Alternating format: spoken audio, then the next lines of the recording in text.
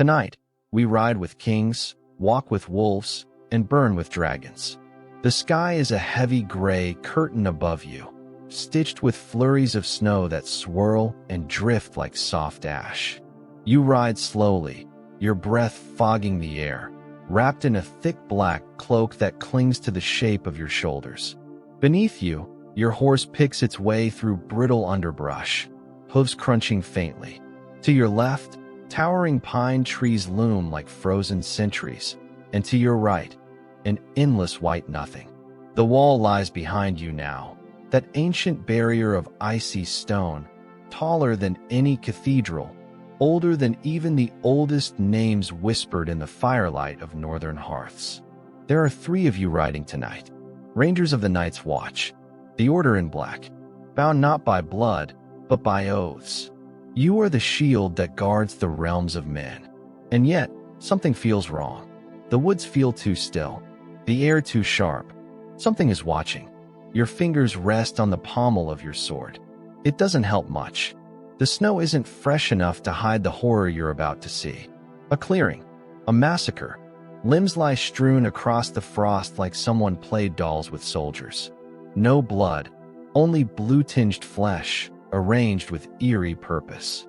The 2 men beside you shift uncomfortably. Then the wind changes. Something moves among the trees. Tall, pale, cold. Its eyes, an unnatural blue, find yours. You want to scream, but your throat has gone to ice. This isn't just a story. It's the end of an era, told slowly, so you can fall asleep to the rise and fall of empires. So, before you get comfortable, take a moment to like the video and subscribe. You'll want to stick around, because this isn't just one story.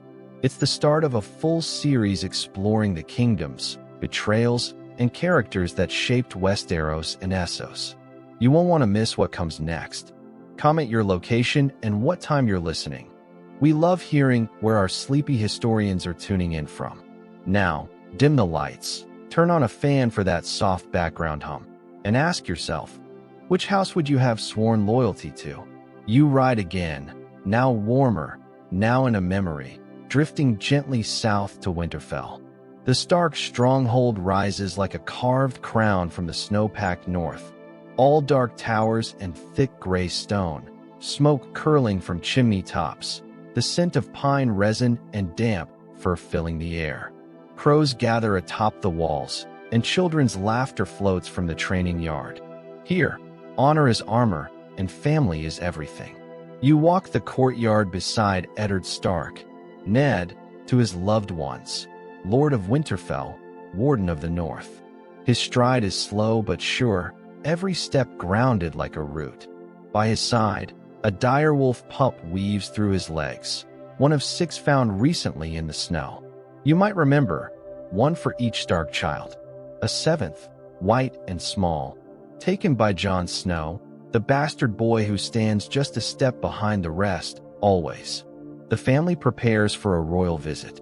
King Robert Baratheon is riding north with his entire entourage, horses, bannermen, and enough gold to make any steward weep. He comes not just as king, but as old friend. He and Ned fought side by side in the rebellion that crushed the Mad King and ended House Targaryen's rule. That was nearly 20 years ago now, but Robert still drinks and boasts like the war ended yesterday. The royal procession is a pageant of silk and steel, gold cloaks, crimson banners, the golden lion of House Lannister blazing beside the stag of Baratheon. You see Cersei, the queen, cold and perfect like marble. Her twin brother Jaime, handsome, dangerous, the Kingslayer. Their younger brother Tyrion, the imp, rides not far behind, small in stature but taller in mind than most. He's already watching everything and everyone with a tilt of his head and a smirk. You feel the tension like threads pulling tight as Robert dismounts. He embraces Ned, slaps him on the back, jokes about their youth, but you see the sorrow behind his eyes. He hasn't come only to reminisce. He's here with a request. Ned is to ride south, to be the new hand of the king. You stand with him later that night, in the Godswood, among the weirwood trees with their blood-red leaves and solemn white bark. The old gods listen in silence as Ned struggles. He doesn't want this. The capital is a nest of vipers. But loyalty, that old Stark code, it compels him. Far above, Bran Stark climbs the broken tower walls, nimble and curious. He wants to see the world from the heights. He hears voices. Curious, he climbs higher. And then, something he shouldn't see. Jaime Lannister pushes him from the tower, a child falling like a leaf from a branch. The boy lies still, and you feel it. The story has cracked open. Outside Winterfell, the dire wolves howl. Far across the sea, under a red sky, a girl with silver hair stares out over the sea. Daenerys Targaryen, the last scion of a fallen dynasty, or so they say. She's not much more than a child, with frightened eyes and a gentle heart. Her brother, Viserys, has dragged her across the free cities, bartering her future for an army. He wants the Iron Throne back. He believes it's his by blood, by fire. Tonight, Daenerys is to marry Khal Drogo, a warlord of the Dothraki, fierce riders who live by the scream of horses and the flash of curved blades. She's dressed in a silk gown with no back. She feels more like an offering than a bride. But something waits in her wedding gifts. 3 petrified dragon eggs. Stone. Cold. But not dead. And somewhere deep in her, a spark flickers. Back in Westeros, Catelyn Stark kneels beside her unconscious son, Bran. He survives the fall, but does not wake. A shadow creeps through the halls of Winterfell. One night, a man tries to kill the boy in his bed. Catelyn fights him off. The dire wolf, Summer, rips out the man's throat. But why would someone want the boy dead? What secret did he stumble upon? Catelyn rides south to tell her husband. Her journey is quiet but sharp with dread. Tyrion Lannister, meanwhile, decides to visit the Wall to see the edge of the world. He joins Jon Snow, who's joined the Night's Watch in search of belonging. But the Watch is not the noble brotherhood of legends. It's criminals, outcasts, and boys like Jon who thought a black cloak would mean purpose. Jon trains with a wooden sword, fights bullies, earns respect, but the cold is creeping in. And beyond the Wall, the dead do not stay dead. You return to King's Landing. Hot sun replaces snow. The capital sprawls like a jewel set in dust, red stone, gold roofs, and the smell of fish and heat. The Iron Throne towers in the Great Hall, jagged, cruel, forged from 1,000 surrendered swords. Robert rules it, but does not love it. Cersei watches. Ned arrives, wary, with Sansa and Arya, who see the city through different eyes. One dreams of princes, the other of swords. Ned finds himself surrounded by liars. Varys, Littlefinger, Cersei. Secrets curl through the palace like smoke. And he begins to ask questions. Too many. He suspects the truth behind Jon Arryn's death, the former hand. And perhaps the truth about Cersei's children. But truths in King's Landing are like daggers in the dark. The game has begun. And far away, in a tent beneath the stars, Daenerys Targaryen begins to find her strength.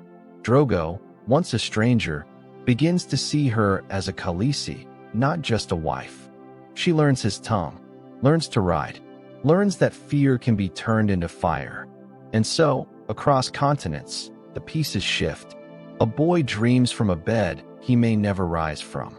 A girl learns to rule from the back of a horse. A man of honor walks deeper into the lion's den. And north of the Wall, the wind carries whispers. Something is coming.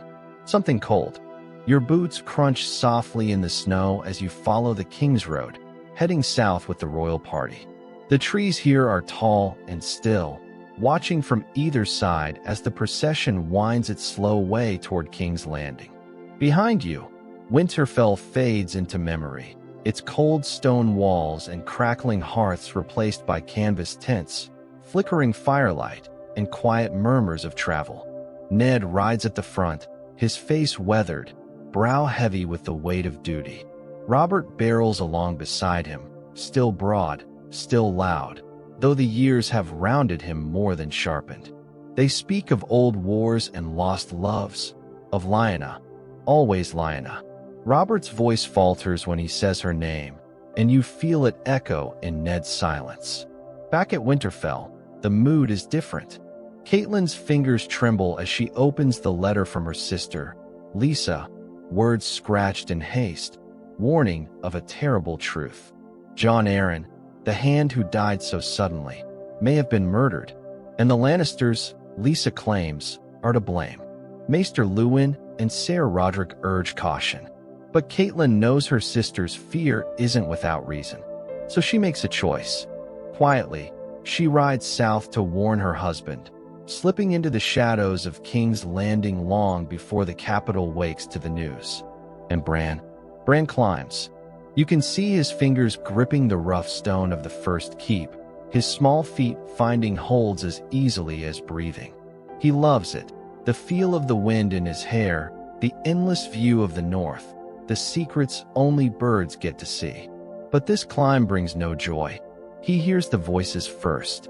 A man, a woman, urgent, heated, tangled in something far more dangerous than words. As he peers through the broken stones, his breath catches. Jaime and Cersei Lannister, brother and sister, locked in a moment that should never be. And then Jaime sees him. There is no time, no warning, just the cold clarity of a decision. The things I do for love. Bran falls. You don't see the ground rise to meet him, only the silence after. And for days, he does not wake. Ned reaches King's Landing, unaware of what's happened to his son. The city looms over the sea, spires glinting in the sun, red stone and gold banners fluttering like flames. The air smells of spice and sweat, and the people never stop moving. It's a far cry from the quiet of Winterfell. He enters the Red Keep with caution. The court is a maze of velvet smiles and whispered knives. Varys, the spider, moves like silk through the halls, always listening. Littlefinger, Peter Baelish, greets Ned with a smirk too wide to trust.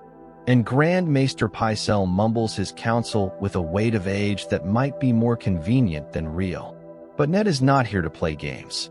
He begins his work as Hand, uncovering ledgers, investigating debts, and questioning choices. Robert is spending coin the realm doesn't have. There's talk of another tourney, more feasts, more spectacle, all while the crown drowns in borrowed gold, much of it from the Lannisters. Meanwhile, Arya explores. She doesn't sit still the way a lady should. She sneaks through the castle, chases cats, and listens behind doors. You follow her down narrow corridors and through servants' passages, where the stones remember things the court forgets. One day, she stumbles across two men, Varys and another with a foreign accent. They don't see her. Their words are hushed but clear. Soon, the wolf and the lion will fight. She runs, heart pounding, thoughts racing. She tries to tell her father, but Ned is buried in scrolls and secrets. His mind is turning over names and bloodlines, trying to understand what Jon Arryn discovered before he died. He visits Gendry, a black-haired boy working in a forge.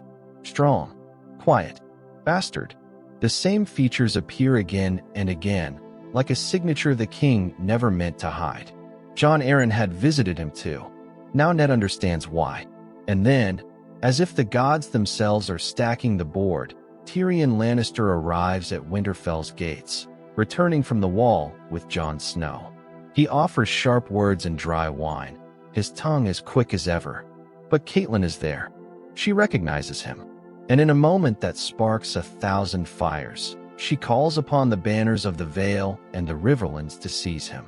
In the name of House Stark, Tyrion is taken, bound, furious. They ride east, toward Lisa Arryn's seat in the sky. In the capital, Sansa dreams of princes and balls. She clutches her betrothal to Joffrey like a precious jewel. But after an afternoon ride turns violent, Joffrey cruel, Arya defiant, everything shatters. Arya's wolf bites the prince. The butcher's boy who tried to protect her is slain. Arya hides, and when Cersei demands retribution, Ned must make the hardest choice.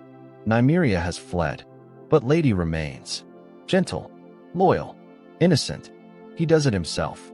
The blade is clean, the death quiet, but the silence afterward weighs like lead. Catelyn and Tyrion arrive at the Eyrie. It's colder here, not just in air, but in welcome. Lisa is changed. Her voice trembles with paranoia. Her boy clings to her side, sickly and wild-eyed. Tyrion is thrown into a sky cell, a prison with one side open to the void. He laughs through the fear, jokes through the hunger, but he survives. And when he demands trial by combat, Bran volunteers. The cell's word wins, fast and brutal, and Tyrion walks free, slipping away with gold and wit, just as the veil closes its gates behind him. Back in King's Landing, Ned uncovers more. He reads Jon Arryn's final book, pages lined with the genealogy of noble houses. Hair colors, parentage, traits passed down like whispers. All the king's bastards share dark hair, strong features. Joffrey, Tommen, and Myrcella do not. The pieces lock together. Meanwhile, across the narrow sea, Daenerys grows stronger. You ride with her across the Dothraki Sea, sunlight on the grasses, her braid long with pride. She eats the stallion's heart, warm, beating, bitter, and the people cheer. A son grows within her, and Drogo names him Rhaego, the stallion who mounts the world. But Viserys grows desperate. He demands his crown again and again, slurring threats in the language of madness. And Drogo grants it. Gold melted, poured. He dies before it cools. Dany watches, unmoved. She does not flinch. Fire licks the edges of her soul, and she does not burn. In the Red Keep, Ned confronts Cersei. He gives her the truth, offers her a chance to flee, to save her children.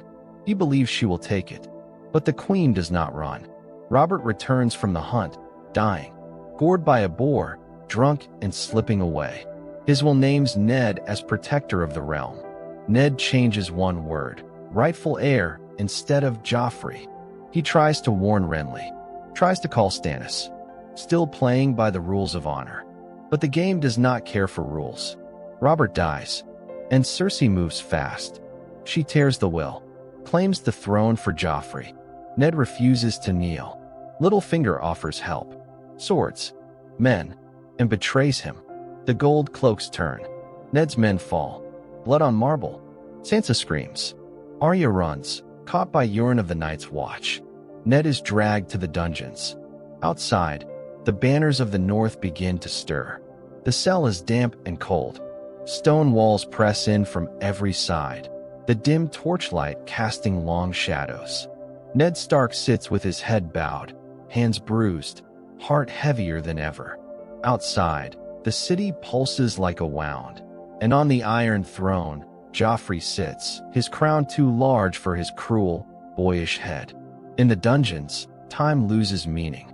Varys visits sometimes, whispering riddles in a voice like water trickling over rocks. He speaks of power and illusion, of what mercy might still be salvaged, if only Ned confesses. Lies dressed as truth. Sansa pleads before the court. She kneels, weeps, begs for her father's life. Cersei watches with unreadable eyes, while Joffrey smiles as though all of this is a game played for his amusement. Arya hides in the city, her clothes dirty, hair shorn short. Euron keeps her close, calls her boy, teaches her to be silent, to survive. She sharpens her blade, needle, and whispers the names of those who've wronged her family. She doesn't know her father is still alive, not yet. In the north, Robb Stark calls the banners. You ride at his side as ravens spread the word across the cold hills and snow-dusted valleys. Karstarks, Umbers, Mormonts. They answer the call, spears and banners rising like forest undergrowth. Winter is coming, and with it, the wrath of wolves. Robb rides south with his direwolf Grey Wind, young but sure, his mother Catelyn advising by his side. She knows war, she knows loss, and she watches her son grow into something hard and sharp with each passing mile. They march fast, seizing Jaime Lannister's scouts and splitting their forces. One host is bait. The other crosses the twins, but only after Catelyn brokers a fragile deal with the prickly Lord Walder Frey. His conditions are strange: marriage pacts, honors for his sons and daughters. Robb agrees, though his jaw tightens. And then comes the Whispering Wood. Night cloaks the trees.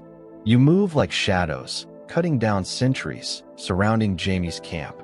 The Kingslayer fights fiercely, golden hair damp with sweat, but he is outnumbered. Robb's sword is steady, and when it's done, Jaime kneels in defeat. A Lannister in chains, a Stark with victory. But victory is never simple. In the capital, Ned is brought before the crowd. The great September looms above, bells tolling like funeral drums. Sansa watches from the steps, eyes rimmed red. Arya is somewhere close, crouched in the press, fingers on needle's hilt.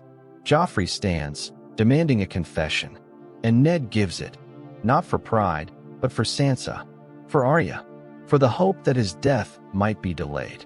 He names himself traitor. He calls Joffrey king, and then the boy king gestures to the headsman. A single command, sharp and cold as ice. Bring me his head. Cersei moves too late. Varys freezes. Sansa screams. Arya watches the sword fall, a blur of steel, before Yoren spins her away into the crowd. The world cracks. Back in the Riverlands, ravens carry the news. Catelyn falls silent. Robb does not speak. When he finally does, his voice is low and final. We will have no king but the king in the north. The banners rise. The men cheer. Wolves howl. And Robb Stark is crowned. Across the sea, Daenerys faces a far different grief. Her son is lost. Rhaego never breathes. And Khal Drogo, wounded in a raid gone wrong, lies still and empty, his spirit gone though his heart beats on. You watch her try to bargain with the old healer Mirri Maz Duur, but the price for magic is never small. A life for a life. When Drogo stirs, it is not him, just a husk, unseeing, unmoving. She ends it herself, softly, gently, and then she walks into fire. You stand among the Dothraki, breath caught, watching the flames rise. The pyre cracks and roars, devouring wood, oil, and flesh. Her arms cradle the dragon eggs as she steps into the heart of the blaze. When dawn comes, the ashes whisper, and Daenerys Targaryen stands unburned, smoke curling around her like a crown. 3 dragons cling to her shoulders, wailing softly. Magic has returned to the world. In King's Landing, chaos thickens. Joffrey rules with petty cruelty. Sansa is kept as a hostage, her spirit bruised. She watches her father's head decay on the walls. She dreams of pushing Joffrey from the battlements. Tyrion is summoned to the capital. Tywin names him acting hand, a surprise to many, perhaps even to Tyrion himself. But the Lannisters need someone clever, someone who can counterbalance the chaos Cersei has unleashed. He arrives with wit in one pocket and danger in the other. And with him, Bran, the Sellsword with quick hands and no loyalties. Tyrion quickly sees what's wrong. A boy king with no restraint, a sister playing queen, and a court bleeding itself dry. He reshapes the small council, sets spies to watch Varys and Littlefinger alike, and begins reinforcing the city's defenses. In Winterfell, Bran wakes. He cannot move his legs. The fall stole something. But he is alive, and strange dreams visit him now. Dreams of a 3-eyed crow, of crypts that whisper, of wolves that see beyond the world. His direwolf, Summer, stays close. So does Hodder, the gentle giant with a single word. And when Robb marches south, Bran becomes the face of Winterfell. But peace doesn't last. Theon Greyjoy, once a ward and near brother to the Starks, sails from Pike to seek his father's favor. Balon Greyjoy scoffs at Robb's crown. He has his own plans. And Theon, desperate to be recognized, agrees. Ironborn strike the north. Deepwood Motte falls. Torrhen Square. And then, Winterfell. Theon takes it with cunning and false smiles. He tries to rule, but the castle does not bend easily. Bran and Rickon disappear. When Theon cannot find them, he burns 2 farm boys and claims their bodies. The people grow restless. Theon grows paranoid. And just beyond the walls, something stirs in the snow. As per the books, Theon's fall at Winterfell is even more psychological, a slow unraveling of loyalty, identity, and fear. The show captures the shape, but the novel bleeds longer, deeper. Meanwhile, beyond the wall, Jon Snow rides with the Night's Watch. You march beside him through cold more ancient than bones. Ghost pads silently through the drifts. They seek Benjen Stark, but find only whispers, wildlings massing, something darker in the woods. Craster's Keep offers brief shelter. The old man has daughters for wives and sons he gives to the woods. Jon sees too much, again, and Mormont reminds him, this is no place for honor. They reach the fist of the first men, ringed by stone and wind. A cache of obsidian is found, dragonglass, ancient and strange. And in the night, the dead begin to stir. In the Riverlands, Catelyn seeks allies. She meets Renly Baratheon, bold and bright, with a golden host and a charming smile. Beside him rides Brienne of Tarth, tall, fierce, true of heart. But Renly is not Stannis. He plays king with banners and feasts. And across the narrow sea, Stannis Baratheon broods in Dragonstone. He is fire and fury, and beside him walks Melisandre, Red Priestess of R'hllor, who whispers of shadows and king's blood. Storms are brewing on every coast, and the dragons are growing. Storms do not wait for men to be ready. On Dragonstone, the sea churns like a beast, waves hammering against black cliffs as firelight flickers within the ancient halls. You walk with Stannis Baratheon through narrow corridors lined with dragon-shaped sconces, each flickering with an orange flame. His jaw is set, his voice low and grave. The Iron Throne is mine by right, he repeats again and again.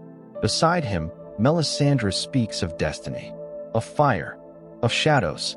You feel the heat in her presence, something more than flesh, more than faith. She burns the 7, the old gods of Westeros, in a ceremony that crackles with heat and symbolism. Stannis watches without blinking. Ser Davos Seaworth, the smuggler turned knight, watches with unease. Then comes the shadow. Under a moonless sky, Davos rows Melisandre into a cave beneath Storm's End. Her breath is calm, her face serene. But then, her body convulses, and from her womb emerges something black and writhing, formed of darkness and flame. It glides from the cave like a nightmare given form. Renly dies before he can raise a sword. In his tent, you stand with Catelyn and Brienne as the shadow pierces Renly's heart. There's no scream, only shock. Brienne drops to her knees, cradling his body, a scream caught in her throat. The others burst in too late. They think she did it. She fights her way out with steel and tears, and Catelyn flees with her. Renly's bannermen scatter like startled deer. Most bend the knee to Stannis, but not all. Back in the capital, Tyrion plays a quiet game of survival. You walk with him through the Red Keep's winding halls, where whispers grow louder than swords. He begins testing loyalties, feeding different stories to the small council. Littlefinger, Varys, Grand Maester Pycelle. Only Pycelle spills the secret. Tyrion has him imprisoned, beard shorn in humiliation. It's a clever move, but the danger only grows. Tyrion knows war is coming to King's Landing. He orders the production of wildfire, the green fire that burns hotter than any forge. You descend with him into the cellars beneath the city, where alchemists whisper and glass jars shimmer with volatile promise. He also secures the city's defenses, forging alliances with the hill tribes, ordering massive chains to be strung across Blackwater Bay. Cersei mocks him, but he doesn't care. He sees the siege approaching like a dark wave. Far to the north, Jon Snow ventures deeper beyond the wall. You ride with him and Corn Halfhand, scouting through jagged peaks and snowy passes.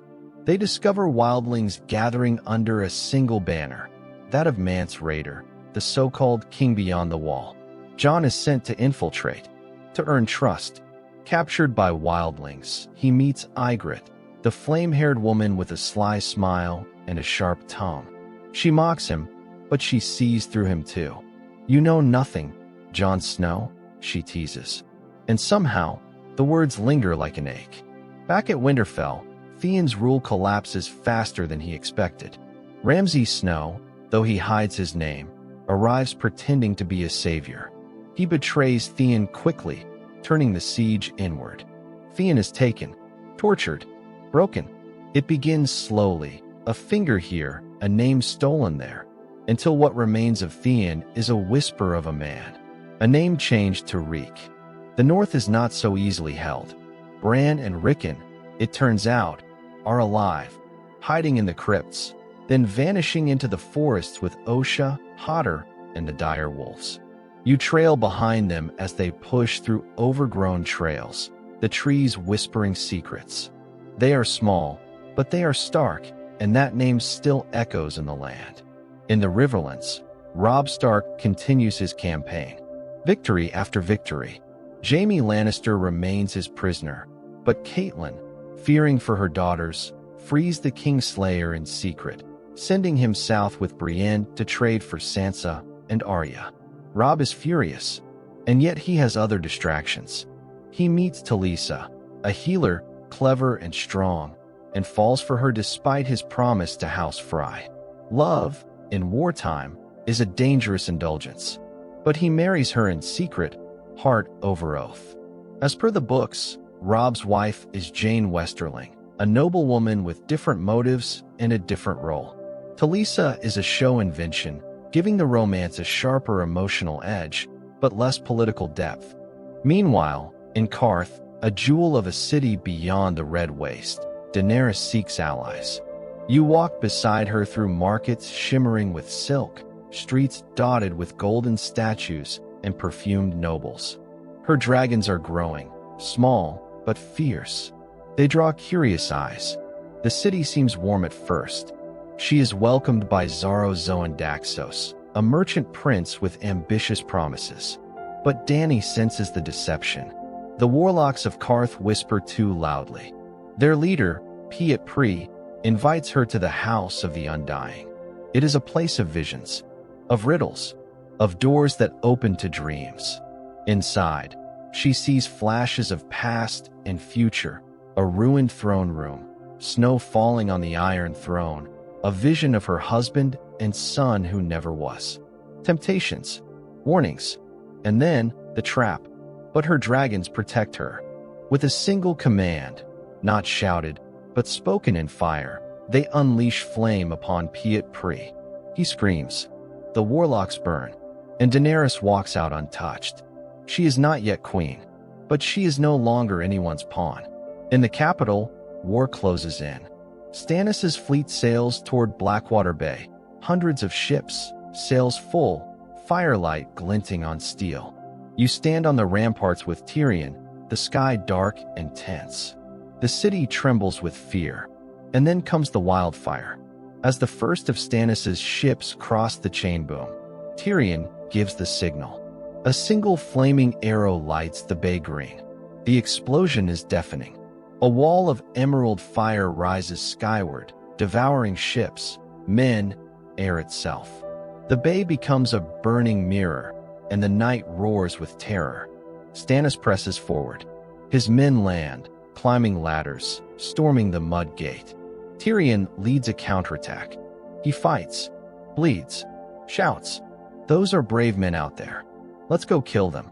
He is struck, not by enemy, but Ser Mandon Moore, a Kingsguard knight turned traitor. Only Podrick's quick blade saves him. Tyrion falls into blackness. When he wakes, the battle is over. Tywin Lannister has arrived, riding with the Tyrells, turning the tide. Stannis flees. The city is saved, but victory has its price. Tyrion lies scarred, his role erased by Cersei and Tywin. Joffrey, ever the puppet, names Marjorie Tyrell his new bride. Sansa is dismissed, but she is still watched. Always watched. And somewhere in the shadow of the throne, Peter Baelish smiles. The Game of Thrones never pauses. Even when the fires go out, the smell of ash still lingers in King's Landing, mixing with the perfume of roses as Marjorie Tyrell steps into the royal court. You drift through the capital like a whisper, noting the shift. The power is no longer balanced on just one family. The Tyrells, with their wealth and fresh soldiers, now stand beside the Lannisters. Lady Olenna arrives soon after, the Queen of Thorns, sharp of wit and tongue. She cuts through pretense like a blade through silk, never raising her voice, but always making her meaning clear. Sansa, once a plaything for Joffrey's cruelty, now finds herself courted with false kindness. Marjorie offers friendship, Olenna offers truths. Joffrey is a monster, she says plainly, and it feels like the first honest word Sansa has heard in months. Elsewhere in the city, Tyrion recovers from his wounds, but not his humiliation. His father has stripped him of his power and dismissed his service. He now shares chambers with Shae in secret, a relationship born in shadow and held together by tenderness and danger. On the other side of the world, Daenerys stands before the walls of Astapor. The red bricks are stained with history and cruelty. Before her stand the Unsullied, soldiers bred for obedience, trained from childhood, stripped of names and mercy. She watches them with a mixture of awe and horror.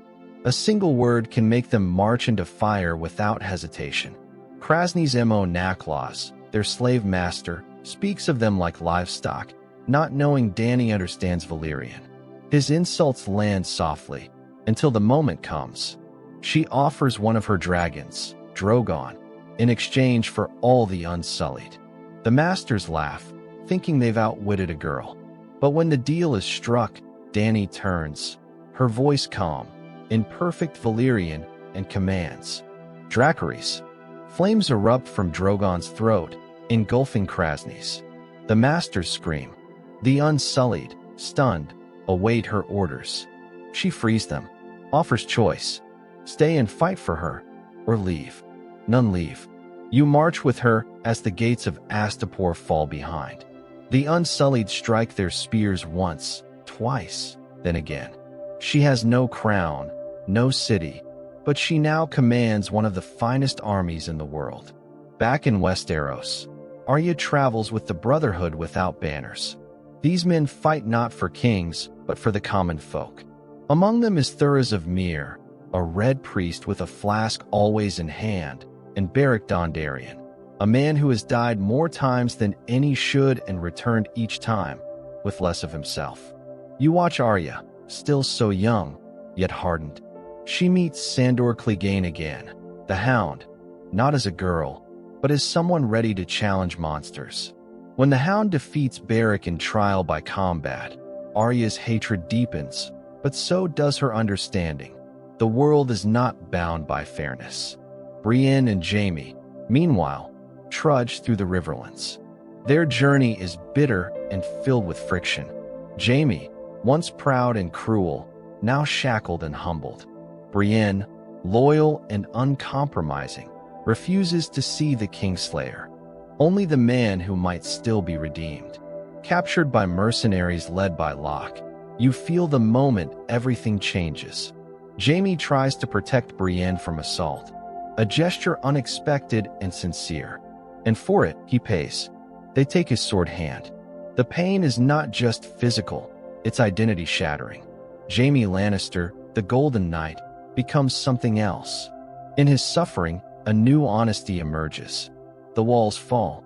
He confesses to Brienne the truth about why he killed the Mad King, not out of cruelty, but to save thousands. It is the first time he says it aloud. The first time he seems human. Meanwhile, north of the wall, Jon walks a narrow line between spy and convert. He climbs the wall with the wildlings, a climb that turns into a battle against ice, wind, and gravity. Fingers bleed. The mountain breathes cold death. Yet Jon and Ygritte make it to the top. hand in hand, as the sun breaks over a frozen world. You stand with them atop the wall, looking out over the expanse. She says at first, softly, full of wonder, "We shouldn't be here." But they are. Together. For now. As per the books, their romance develops more slowly, with Jon's inner conflict pulling harder. But here, on the wall, the simplicity of love against the cruelty of cold wins out. At Harrenhal, Robb Stark's war effort begins to falter. He executes Lord Karstark for treason, a necessary act, but one that costs him half his army. He turns to the Freys to mend the damage, planning to offer his uncle, Edmure, in marriage to one of Walder Frey's daughters. Meanwhile, Catelyn Stark receives news. Bran and Rickon may be alive. Hope flickers in her eyes like sunlight through forest leaves.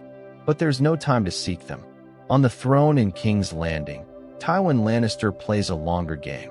He orchestrates two shocking marriages, Sansa to Tyrion, a move to keep the North in check, and Cersei to Ser Loras Tyrell to bind the two great houses. Sansa weeps quietly when she's told. Tyrion, ever decent in the worst situations, promises he will never touch her without consent. Their wedding is awkward, sad, and cold. And yet, there is something brave in how both try to be kind in a world that rarely rewards it. Beyond the narrow sea, Daenerys marches on Yunkai, the next city in her path. Its walls are tall, its rulers smug. You watch her gather allies, including Dario Naharis, a flamboyant and dangerous Sellsword with shifting loyalties and hungry eyes. He pledges his sword, and soon his affection. The battle for Yunkai is swift and strategic. Daenerys sends her men through the back gates. The city falls, not with dragons, but with precision. She stands at the gates, offering freedom again. When the slaves pour out, hundreds, then thousands, lifting their hands to her, calling her Mysa, Mother.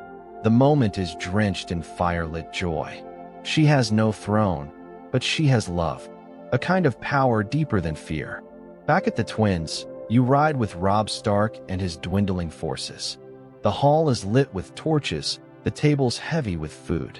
Walder Frey smiles with too many teeth, and his daughters eye Edmure with practiced disinterest. The wedding seems peaceful, almost cheerful, but then the doors close. The musicians change their tune, and the arrows fly. Robb is shot. Talisa is stabbed. Catelyn's scream shatters the music. She grabs a blade, takes a hostage, begs for her son's life. But mercy is not part of the plan. They kill Robb, kill Catelyn. The Freys, the Boltons, all part of it. A slaughter dressed in wedding silks. It is one of the most brutal betrayals in Westeros' long, dark history, and it ripples outward like blood through water. As per the books, the Red Wedding is even more horrifying. Catelyn's throat cut, her body thrown in the river. And yet here, on screen, it reaches millions with such force that even silence feels like screaming. The war for the North ends not with a battle, but with a song, and a knife in the back. In the cold silence after the Red Wedding, the North bleeds without its king. You move like a ghost through the ruined banners of House Stark. Wolves once howled in these forests. Now there is only the echo of mourning. The Freys parade Robb's mutilated body, his direwolf's head sewn crudely to his shoulders, calling him the king in the kennel. A cruel joke meant to send a message. Hope is dead. But hope never really dies in stories like these. It just waits. You find Arya Stark not far from the massacre, close enough to smell the smoke. The Hound carries her away before she can enter the hall, before she sees her mother fall. But she hears the music, sees the horror on the faces of the fleeing men. That night, her eyes become stone. When they come across Frey soldiers boasting of their part in the butchery, Arya says nothing, until her blade is in one of their necks. One death, one name, one step on a long road. Elsewhere, Bran Stark's journey turns stranger still. You follow him beyond the wall now, where trees whisper secrets and crows have three eyes. With Hodder, Mira, and Jojen read. He travels towards something vast and unseen. Jojen tells Bran he is special, a greenseer. He can see into the past and one day, perhaps, shape what's to come. The warging deepens. Bran slips into Summer's body, into Hotter's too, though it frightens him. His powers grow, even as his body weakens. One night, they shelter in a broken tower. Below, Jon Snow appears, just for a moment. He's fighting wildlings, trying to escape back to the Night's Watch. Bran watches in silence. He could call out, but he doesn't. Not yet. Instead, he saves Jon from afar and keeps going north. Jon returns to Castle Black with blood on his face and heartbreak in his chest. He left Ygritte behind, arrows in his back. Her face haunts him, not in anger, but in sorrow. You feel the shift in him, more man than boy now. And that boy loved a wildling woman under the shadow of the wall. Inside the castle, Samwell Tarly also arrives, carrying Gilly and her newborn son. He's seen the White Walkers with his own eyes and carries their tale to the maesters. He also carries the truth that dragonglass kills them. One shard of volcanic glass can stop death itself. Further south, the capital simmers with uneasy alliances. Tywin Lannister, now firmly in control, continues pulling strings like a patient spider. He strengthens the crown through marriages and manipulation, forcing Cersei to accept her fate while continuing to belittle Tyrion at every turn. Tyrion, still married to Sansa, keeps his distance that he drinks more, jokes less. And when he learns that Shae, his lover, is growing restless, he tries to send her away to Tio protect her. She refuses. Love rarely listens to reason. As per the books, Shae's character is less emotionally complex. But here, you sense she truly cares for Tyrion, even as betrayal brews beneath the surface. Meanwhile, the Martells stir in Dorne. Oberyn Martell, the Red Viper, arrives in King's Landing. His walk is smooth, his blade swift, and his temper quicker still. You can't help but be drawn to him. A prince with a grudge and a sharp tongue. He comes for the royal wedding, yes, but also for justice. His sister, Elia, was raped and murdered by Lannister soldiers during Robert's rebellion, and Oberyn has not forgotten.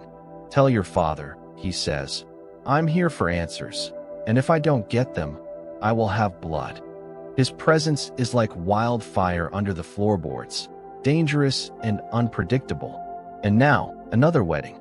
Joffrey and Marjorie marry under golden arches and cheering crowds. The feast is lavish.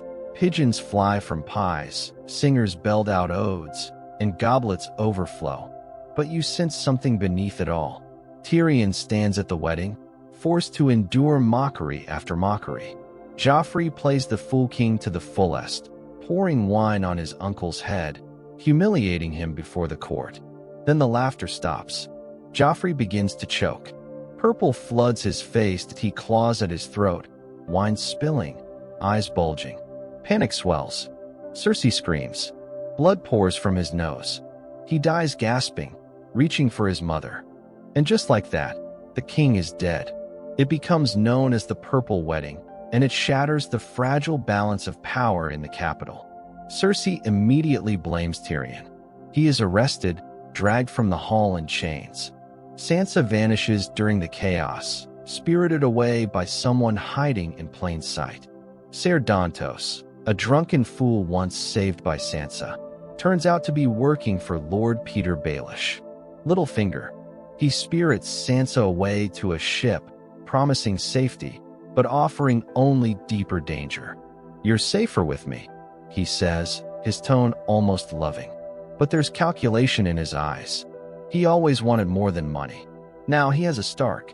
Across the narrow sea, Daenerys prepares to take Meereen. The city towers before her, pyramids shining beneath a dusty sun. Outside the gates, she sends a brutal message, crucifying slave masters in the same way they crucified children as mile markers. Meereen's fall is swift.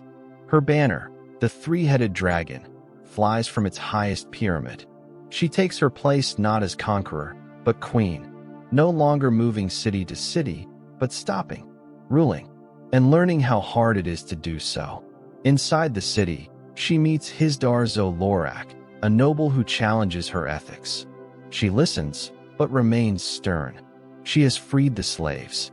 They chant Misa in the streets. But beneath the joy, rebellion bubbles. The sons of the Harpy, masked insurgents, strike at night. Her advisors, especially Ser Barristan Selmy and Grey Worm, urge caution. But Dany learns quickly, peace is harder than war. And her dragons, now caged in Meereen's catacombs, are restless. Drogon, largest and wildest, disappears. She is mother to fire, but can no longer hold the flame. Back in the Eyrie, Sansa is brought to the high mountain castle of her aunt, Lysa Arryn. It is a cold place, stone and wind, and the distant scream of the moon door. Lysa clutches Sansa too tightly. She is jealous, paranoid, in love with Littlefinger, and mad. Baelish manipulates her with whispers and kisses, but when Lysa threatens Sansa in a fit of jealous rage, he acts. Calmly, gently, he pushes her through the moon door. She falls into silence. And just like that, Sansa is no longer a girl in danger. She becomes an accomplice, a player. As per the books, Sansa's transformation is more gradual, but here it's condensed. With one quiet nod, she accepts the role she must play. No more porcelain. She begins to dress in darker colors, to lie gracefully, to survive. In the capital, Tyrion faces trial. The court is cruel theater. Witnesses lie. Even Shae takes the stand, twisting their love into shame. Tyrion's heart breaks not just for his fate, but for her betrayal. When the trial reaches its farcical end, he demands a trial by combat. Oberyn Martell volunteers to fight for him. "I will be your champion," he says, smooth and sure. Finally, a chance for revenge. His opponent, Ser Gregor Clegane, the Mountain, a towering brute, the man who killed Oberyn's sister. The fight is a dance of vengeance. Oberyn's spear whirls with elegance. He wounds the Mountain again and again, demanding a confession. "You raped her. You killed her. You murdered her children." But in his pride, he stands too close. The Mountain grabs him, smashes his teeth, and crushes his skull with bare hands. Tyrion is sentenced to death, and you sit in the stunned silence that follows, heart heavy. Another light has gone out. The cost of truth, again, is blood. The stars over King's Landing flicker faintly, as if even the heavens hold their breath. You slip through the shadows beneath the Red Keep, following Varys, quiet as a ghost, cloaked in silence. The bells haven't rung yet. The city still sleeps, unaware of the shift about to come. Tyrion Lannister, sentenced to die, waits in a dark cell, but freedom comes softly. Varys unlocks the door and nods. There's no time to speak, not yet. Tyrion moves, barefoot and purposeful, but instead of heading for the ship that waits for him, he detours to the Tower of the Hand. He climbs the steps like a man walking toward his own end. In his father's chambers, candlelight flickers against red and gold silks. He finds Shae first, in Tywin's bed. Her voice trembles, but there's no room for pleas. Tyrion strangles her with the golden chain of her necklace. Not out of rage, not even vengeance, but pain. Deep, unspeakable pain. Then, he finds his father on the privy. Tywin Lannister, the most powerful man in the realm, dies not in battle, nor in ceremony, but on the toilet. 2 bolts from Tyrion's crossbow pierce him, and with them, the last shred of their family's twisted bond. You leave Tyrion there, slipping into the night with Varys, the bells still silent. They disappear across the sea. Tyrion a fugitive, Varys vanishing like mist. Far north, at the Wall, another war begins. You rise with Jon Snow as he stares into the trees, waiting for Mance Rayder's final move. The wildlings, tens of thousands of them, surround Castle Black. They come by land and from the cliffs. Mammoths, giants, screaming raiders. The battle is chaos, Fire arrows streak the night sky like stars. Gren and others hold the inner gates, chanting the vows of the Night's Watch as they die. And Jon fights like he was born for it. Sword flashing, black cloak soaked with blood, he leads atop the wall and beneath it.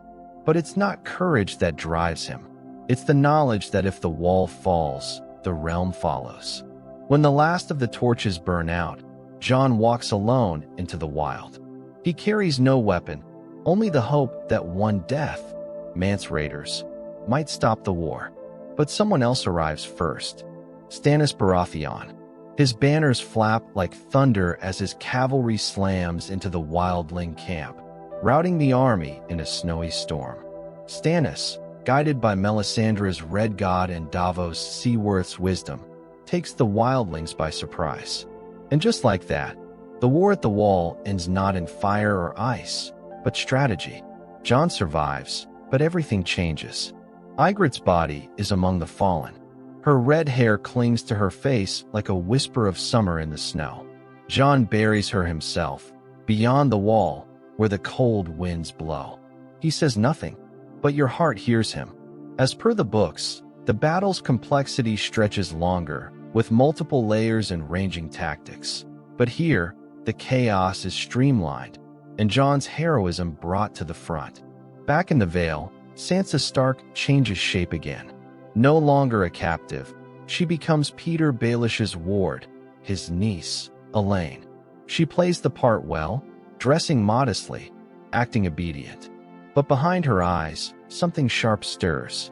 She begins to watch how Baelish speaks, how he lies, how he bends people to his will. And she learns. At the same time, a young boy becomes harder to control. Robin Arryn, Lord of the Eyrie, screeches and stomps, craving milk and coddling. Peter tolerates him for now, but you can tell he has other plans. Sansa stays close, closer than before. She knows Littlefinger killed Lisa, knows he's dangerous. But for the first time, she sees that danger as a tool, one she might one day wield. In Meereen, Daenerys struggles to rule. Her court is uneasy. The freedmen demand justice. The former masters stir rebellion. One of her own, Ser Barristan Selmy, begins to suspect that not all is as it seems. Then, news arrives. Jorah Mormont's betrayal comes to light. He once spied on Daenerys for King Robert, reporting on her every move. It was before he knew her, before he loved her. But it doesn't matter. Betrayal is betrayal. Dany sends him away with fire in her voice and heartbreak behind her eyes. He disappears into the east, riding toward exile. And then, one of her dragons kills a child. Drogon, now the size of a small horse, torches a shepherd's flock and more. Dany is forced to chain the other two, Regal and Viserion, in the catacombs beneath the pyramid. Her face breaks as the gates close. Her children wail. She turns away. This is the price of peace. As per the books, these growing pains of rule are stretched wider, with even more detail about Meereen's politics. But here, the story tightens around Dany's moral grip and the loneliness of a queen. In King's Landing, Tywin's death leaves a void. Cersei steps into it with quiet fury. She places Tommen on the throne, her youngest son, timid and sweet. Marjorie Tyrell closes in quickly, her smile honeyed, her intentions sharp. The queen-in-waiting flirts, flatters, and plays the perfect partner. Cersei sees the danger. She begins laying traps. With Qyburn, a former maester-turned-monster maker, she starts building her own power base. The small council shifts. Cersei manipulates the faith, reviving an old military order, the Faith Militant, to humble her enemies. It's a dangerous game, but it works. Lancel Lannister, once her cousin and lover, returns as a penitent man of faith, shaved head, hollow eyes, full of judgment. The High Sparrow, a gentle-voiced fanatic, rises in influence. Cersei thinks she can control them. She cannot. On the road to Volantis, Tyrion drinks his way toward oblivion. He rides with Varys, though the spider tires of his sarcasm. But the journey is long, and in Volantis, Tyrion slips away, only to be kidnapped by a stranger in a hood. You're a Mormont. He wants to return to Dany. Thinks Tyrion is the key to regaining her favor. They sail down the Rhoyne, then get caught by slavers. Tyrion's what saves them, barely. But their destination never changes, Meereen. Their path is gritty, hot, and full of danger. At one point, Tyrion even confesses he once wanted to die, that he has nothing left. Yura says nothing. Back in the north, Ramsay Bolton tightens his grip. He tortures Theon Greyjoy until nothing is left but a whimpering creature named Reek.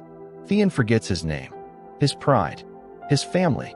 Ramsay breaks him, not in fire or steel, but with time, with twisted kindness and sharp cruelty. Roose Bolton, now Warden of the North, returns to Winterfell and tells Ramsay he must marry to secure power. And so a letter is sent. Sansa Stark is summoned to wed Ramsay Bolton. Littlefinger whispers lies about redemption and legacy. Sansa, hardened by survival, agrees. You want to scream? Don't go.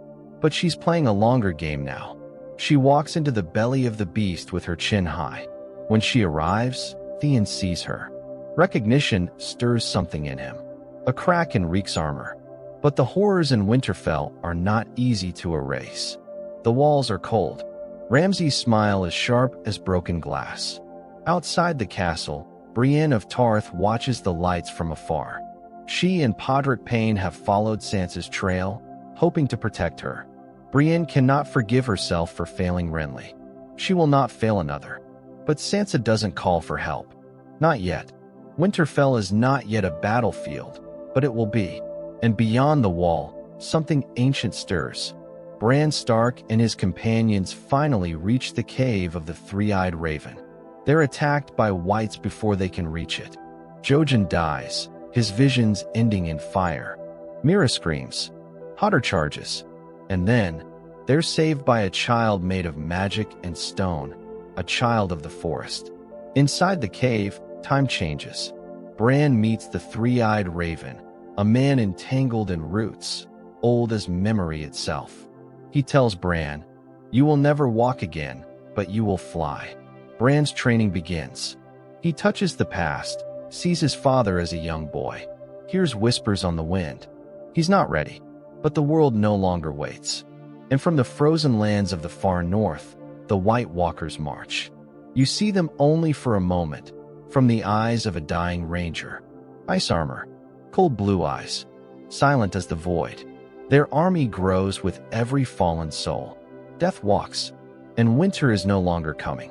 It's here. Snow drifts through the gaping hole in the wall's skybridge, soft as ash, and the cold is no longer just a chill, it's an omen. At Castle Black, Jon Snow wrestles with duty.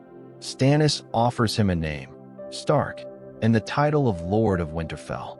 All he must do is kneel. It's the thing Jon has dreamt of since childhood, a home, a name, something real to cling to. But his oath binds him. The Night's Watch is his family now, even if it costs him everything. So he refuses.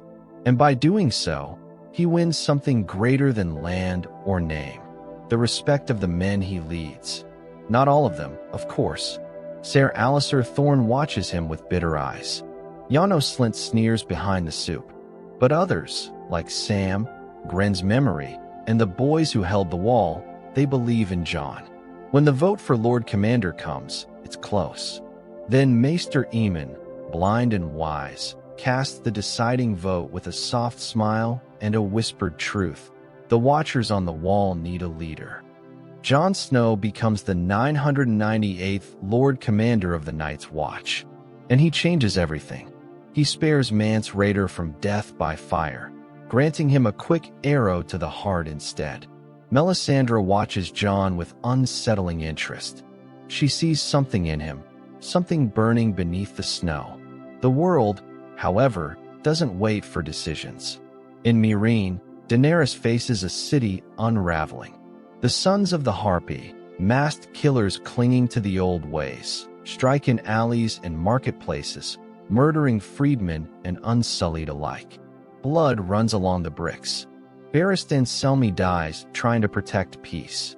His sword, long and noble, is no match for hate masked in gold. Daenerys' anger flares. She responds with fire. She arrests the former masters, sentences one to death, and publicly feeds him to her dragons. The city watches, some with awe, others with growing fear. To heal the rift, Dany agrees to a political marriage.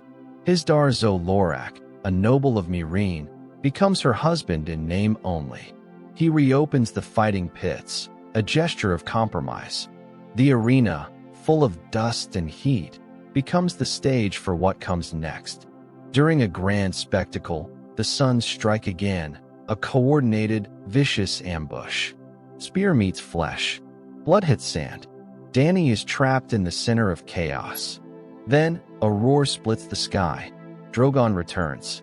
Larger now, wings wide enough to blot out the sun, he burns attackers to ash and snatches his mother in a clutch of claws and flame. Together, they fly from the arena, queen and beast, vanishing into the horizon. As per the books, Dany's departure is even more internal, a slow dissolution of identity among grasslands and hunger. But here, it's mythic, a queen reborn on Dragonback. Back in the north, Sansa Stark endures. Her wedding to Ramsay Bolton is a cold, quiet affair, cloaked in snow and cruelty. Theon, still buried beneath the name Reek, watches with dead eyes. You want to look away, but the pain is the point. Ramsay breaks people, but something inside Sansa hardens. She lights candles in the broken tower, waiting for help. Brienne sees the signals, but Winterfell is a fortress. Podrick steadies their horses. The wind cuts deep. Brienne whispers oaths into the dark, swearing that she'll not fail this time. Meanwhile, Stannis Baratheon marches south from the wall, determined to take Winterfell. The snow turns against him. Supplies dwindle. Horses die. Half his army deserts.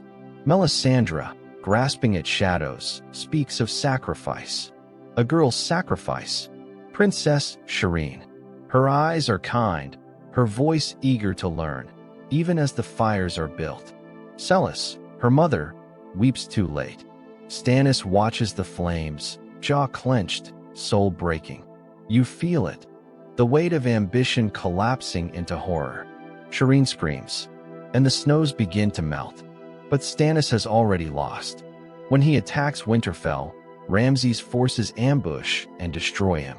Davos, sent away to save the girl, arrives too late. Stannis dies beneath the trees, alone, defeated. Brienne swings the sword, fulfilling the promise she made to Renly years before. Sansa, seeing the chaos, finally escapes, leaping from the battlements with Theon, snow swallowing their fall. Somewhere in the east, Tyrion arrives in Meereen. He's ragged, sunburned, and bitter, but when he learns Daenerys is missing, something flickers inside him. The game is back on. He meets Grey Worm, Missandei, and Hisdar, and quickly proves he's the sharpest tongue in the room. When Hisdar is found murdered, a vacuum forms. Tyrion steps into it. He begins running the city in Dany's absence, aided by Varys, who returns like a spider crawling through smoke. Yura, meanwhile, earns his redemption the hard way. Captured again, he fights in the pits to win a place in Dany's court, only to find her gone. He contracts grayscale, a death sentence. But he fights on, always moving forward. That's who he is. In Bravos, Arya begins to forget her name. She trains with the faceless men, learning to lie, to listen, to fight. But when she kills a man for vengeance instead of duty, her punishment is blindness. Not as cruelty, but as training. She walks the streets blind, hearing the city in ways she never did before. As per the books, Arya's arc in Bravos is richly complex, woven through with dreams and whispers from her past lives. Here, her journey is streamlined into silence and stark discipline. In King's Landing, Cersei's schemes finally snap shut around her own neck. She empowers the faith militant to humble Marjorie, but But the High Sparrow turns his eyes on her as well. Lancel speaks. The whispers become confessions. Cersei is arrested, imprisoned, and stripped of all power. Her cell is cold and silent. Her pride is no armor here. Eventually, she confesses, part of the truth, not all. It's enough to earn her release, but not her dignity. The Walk of Atonement begins. She's marched naked through the streets of King's Landing, crowds jeering, spitting, throwing filth. Her feet bleed. Her face does not. Shame, shame, shame, the bells cry, and she walks, one step at a time, back to the Red Keep. Qyburn waits, and so does the new King's Guard. A monstrous knight, silent and unkillable, with pale blue eyes and no voice. Sir Robert Strong. But we know better. The Mountain lives, in another form. Far to the north, Jon Snow tries to bring peace with the wildlings. He sails with Tormund to Hardhome, hoping to convince the last of the free folk to come south through the wall. Many agree. Mothers clutch babies. Elders nod grimly. But some resist, especially the Thens and the hard-blooded warriors of the far north. And then the dead arrive. Hardhome becomes a nightmare. Whites pour down the mountain like a living avalanche. Screams echo. Ice shatters. Jon fights with Longclaw, his Valyrian steel blade, cutting through death itself. The battle rages, brutal and hopeless. And then, from the cliff above, he appears. The Night King. His eyes are frost and silence. He raises his arms, and the dead rise with him. Friends, children, warriors, all now walk in his army. Jon barely escapes by sea, but he has seen the enemy now, truly seen it. And no crown, no kingdom, no throne matters more than stopping him. He returns to Castle Black changed, but not safe. Many of his brothers see his mercy to the wildlings as betrayal. They whisper in corners, plot in shadows. Even Ollie, the boy who once saw Jon as a hero, cannot forgive. One night, they lure him outside. Lord Commander, they say one by one. For the watch.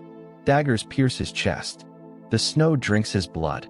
Jon falls, eyes wide, breath still. And the night is silent. But only for now. Because some deaths in Westeros do not stay permanent.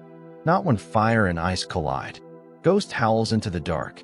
The dire wolf scratches at Jon Snow's door, pacing restlessly in the cold corridors of Castle Black. Inside the room where Jon's body lies, the air is still, save for the faint crackle of fire and the slow drip of blood on stone. Davos Seaworth finds him first. The smuggler's hands tremble, not with fear, but with rage, with disbelief. He calls for trusted brothers. They lift Jon onto a table, wrap his body, and lock the door. Melisandre watches from the shadows. Her eyes, once full of flame and prophecy, are dim. She has seen the flames lie. She has seen Shireen burn and Stannis fail. And now, she sees a body that should not die. She touches Jon's cheek. There is power in King's blood, she murmurs, but there is something else in her voice, doubt. Still, Davos begs her to try. You believe in something. Believe in this. So, the Red Woman gathers her tools. Oils. Words. Fire. She chants in a tongue older than the wall. She cuts Jon's hair, washes his wounds, places her hands on his chest. Nothing. Even Tormund, hardened by 1,000 winters, looks away. They leave. Ghost remains. And sometime later, in the deep of night, Jon's chest shudders. A gasp. Eyes open. He lives. Jon rises slowly, each breath like a forge bellows reigniting. His scars burn. His hands shake. But he's alive, and it haunts him. Death is not what he expected. There was no warmth. No peace. Just nothing. And now he's back. He calls the men who murdered him, one by one. Even Ollie. They hang from the gallows, their faces still. The wall offers no second chances. And then Jon sheds his black cloak. My watch has ended. The moment echoes across the land like a bell tolling.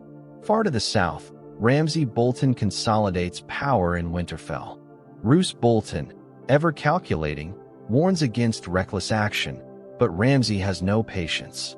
When Roos's wife gives birth to a trueborn son, Ramsay hugs his father, then stabs him through the heart. Cold. Quick. He feeds the mother and newborn to the hounds. Westeros has seen monsters before, but Ramsay? He enjoys it. That's the part that curdles the blood. Outside Winterfell, Sansa and Theon stumble through snow and fear. They're hunted. Every crack of a branch could be Ramsay's men. But fate brings them to Brienne, the Oathkeeper. With Podrick at her side and steel in her hands, Brienne strikes down the Bolton soldiers and kneels before Sansa, swearing her blade once more. Sansa accepts. Hope, once flickering, starts to catch flame. Jon, meanwhile, reunites with Sansa at Castle Black. The moment is quiet, emotional. Two siblings, not siblings, but close enough, finally safe in the same place. They eat together, laugh for a moment, and then begin to plan. Ramsay holds Winterfell. He must be stopped. Jon is reluctant at first. He's seen enough death. But Sansa insists. He won't stop until we're all dead. So they begin gathering allies. The Wildlings. House Mormont. Young Lyanna Mormont. Fierce and unshakable. The smaller northern houses, slow to bend the knee but stirred by the name Stark. On the other side of the world, Daenerys has been taken. Captured by the Dothraki, she walks barefoot again, a widow once more, forced to live among the crones of V's Dothrak. They try to break her spirit, tell her she is nothing without a call. But Dany doesn't bend. She sets the temple alight. Flames consume the elders who doubted her, and when she walks out of the inferno, naked, unburned, the Dothraki kneel. A sea of horses parts before her. She has a Khalasar again. And now, it numbers in the tens of thousands. As per the books, Dany's path to power among the Dothraki is slower, more mired in diplomacy and tension. But here it's myth. She is fire incarnate. She rides to Meereen with Drogon and her new army, just in time. The city is under siege. The masters have returned with ships and fire. Tyrion, outnumbered and cornered, stands on the battlements, sipping wine, buying time. But the queen returns, and this time she burns. Drogon, Regal, and Viserion soar across the sky, tearing through ships and sails. The battle doesn't last long.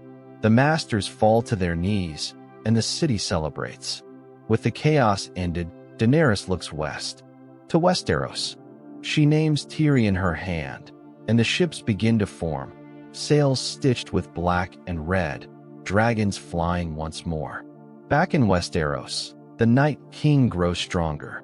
Bran Stark, now beyond the wall, trains with the three-eyed raven. He sees visions of his father at the Tower of Joy, of young Hodder, of the creation of the White Walkers by the children of the forest. But curiosity is dangerous. Bran wargs into a vision without guidance and sees the Night King. And the Night King sees him. The mark on Bran's arm shatters the magical protections of their hideout. The dead descend. Leaf, the last child of the forest, sacrifices herself. Summer, Bran's dire wolf, dies holding the cave. Hodder, dear Hodder, dies holding the door. Hold the door, Mira screams. And we understand. Hodder's entire life, his broken voice, his name, it all led to this.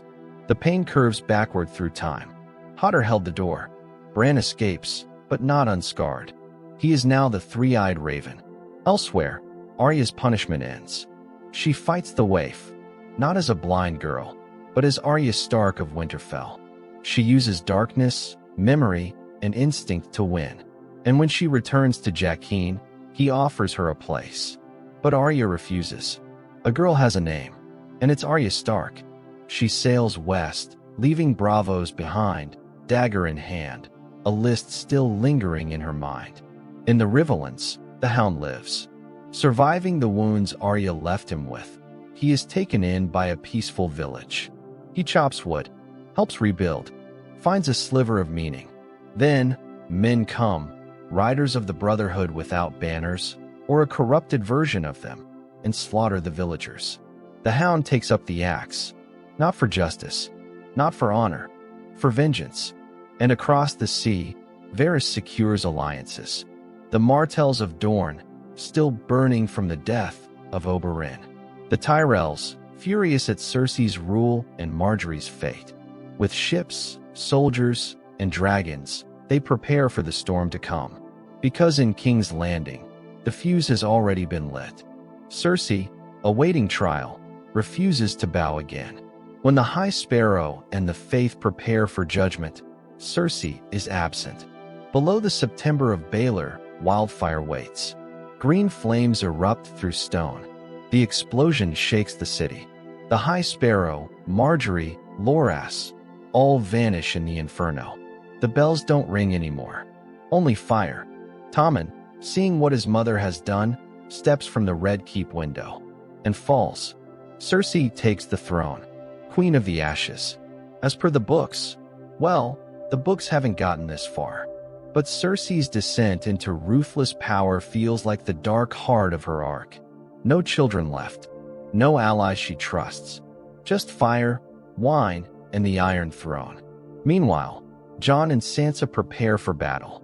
The army is small, but stubborn. Ramsay sends a letter, mocking, threatening. He brings Rickon Stark out, just long enough to murder him with a bow. And then the Battle of the Bastards begins. Snow churns with blood. Cavalry charges. Arrows blot the sky. Jon is nearly trampled, suffocated beneath bodies, drowning in mud and fear. Then the Knights of the Vale arrive. Littlefinger's whisper made real. The Bolton army shatters.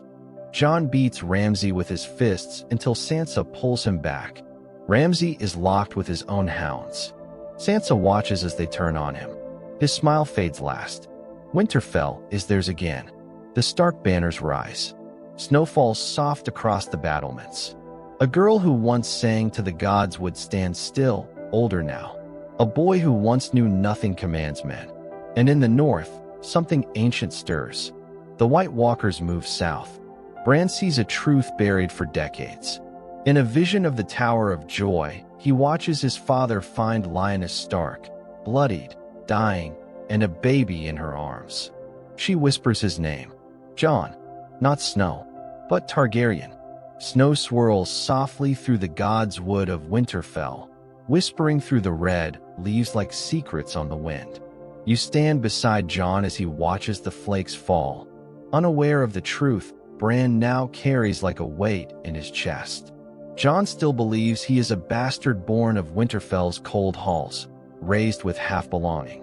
But south of the wall, beyond blood and bone, the truth breathes fire. Bran Stark returns to Winterfell at last, carried by Meera, hollow-eyed from loss. He greets Sansa with a distant calm, his voice no longer that of the boy who fell from a tower. He tells her he's the three-eyed raven now. He can see everything, past, present, glimpses of what might come. He isn't fully Bran anymore. It's hard for Sansa to understand, to accept the way he speaks with cold detachment.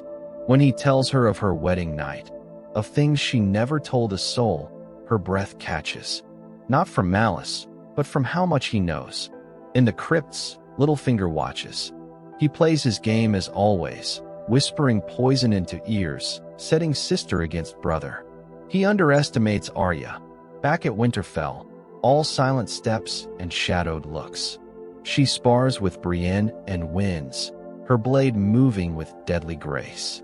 And Littlefinger watches her, too.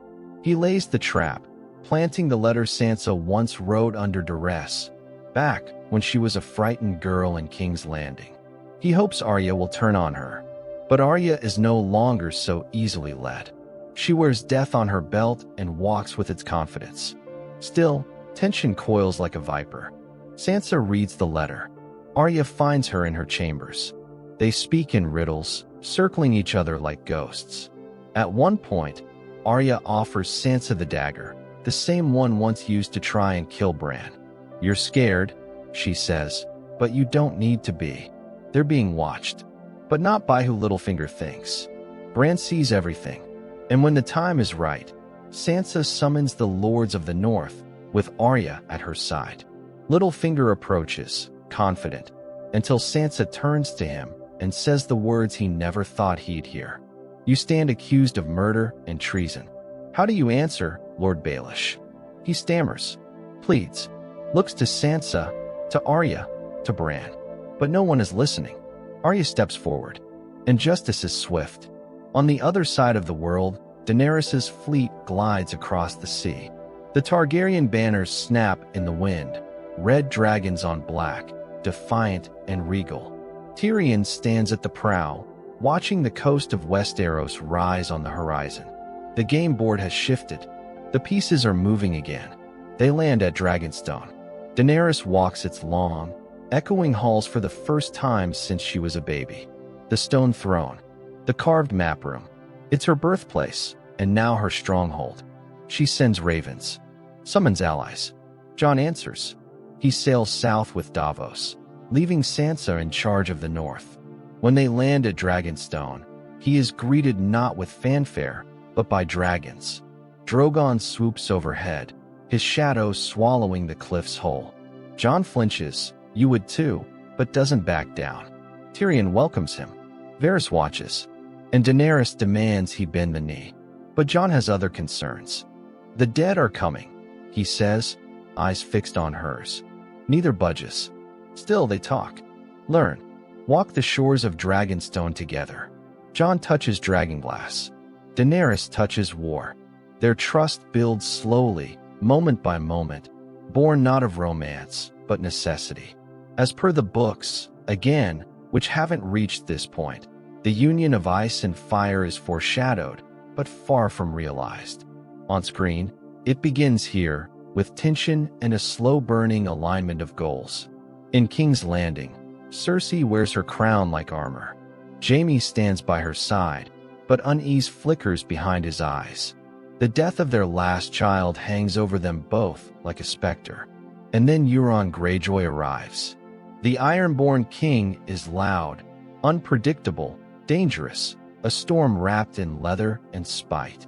He proposes marriage to Cersei, promising ships and violence. She accepts his aid, if not yet his hand. He captures Yara Greyjoy, Illyria Sand, and worst of all, her daughter, the last of Oberyn's line. Cersei has her revenge, watching Illyria weep as the same poison that killed Myrcella takes her daughter. It's quiet, cruel, surgical, but cracks appear.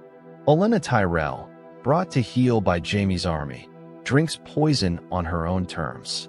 "Tell Cersei," she says, her voice calm. "I want her to know it was me." Referring, of course, to Joffrey. Even in death, Olenna delivers the final blow. Back at Dragonstone, Jon receives word. A white must be shown to the south. Proof. So a party is formed. Jon, Jorah Mormont, Tormund, the Hound, Gendry, and others venture beyond the wall. They face snow, shadows, silence, until the army of the dead finds them.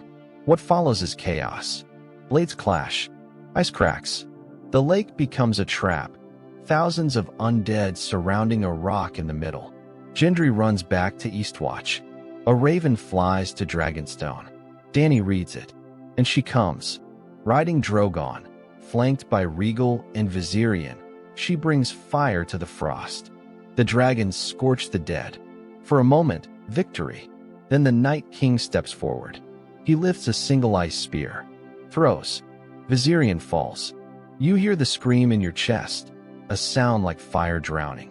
The dragon crashes through the ice and sinks into the black. The others flee. Daenerys sees the cost. Jon almost doesn't escape, dragged under the lake, only to claw his way back through frostbite and death. Dany pulls him aboard. Later, in her cabin, Jon calls her my queen. They hold hands. There's no courtship, no long speeches, just quiet trust born from fire and ice. The dragon, though, the one that fell, rises again. Eyes blue, wings torn. The Night King has a mount. With it, he leads his army to the wall. At Eastwatch, Tormund watches in disbelief as the dead approach. Viserion, now undead, breathes ice fire. a blast of cold blue flame that shatters the wall like glass. Ice crumbles, rock falls, and the dead walk through. The wall has fallen. Bran sees it all.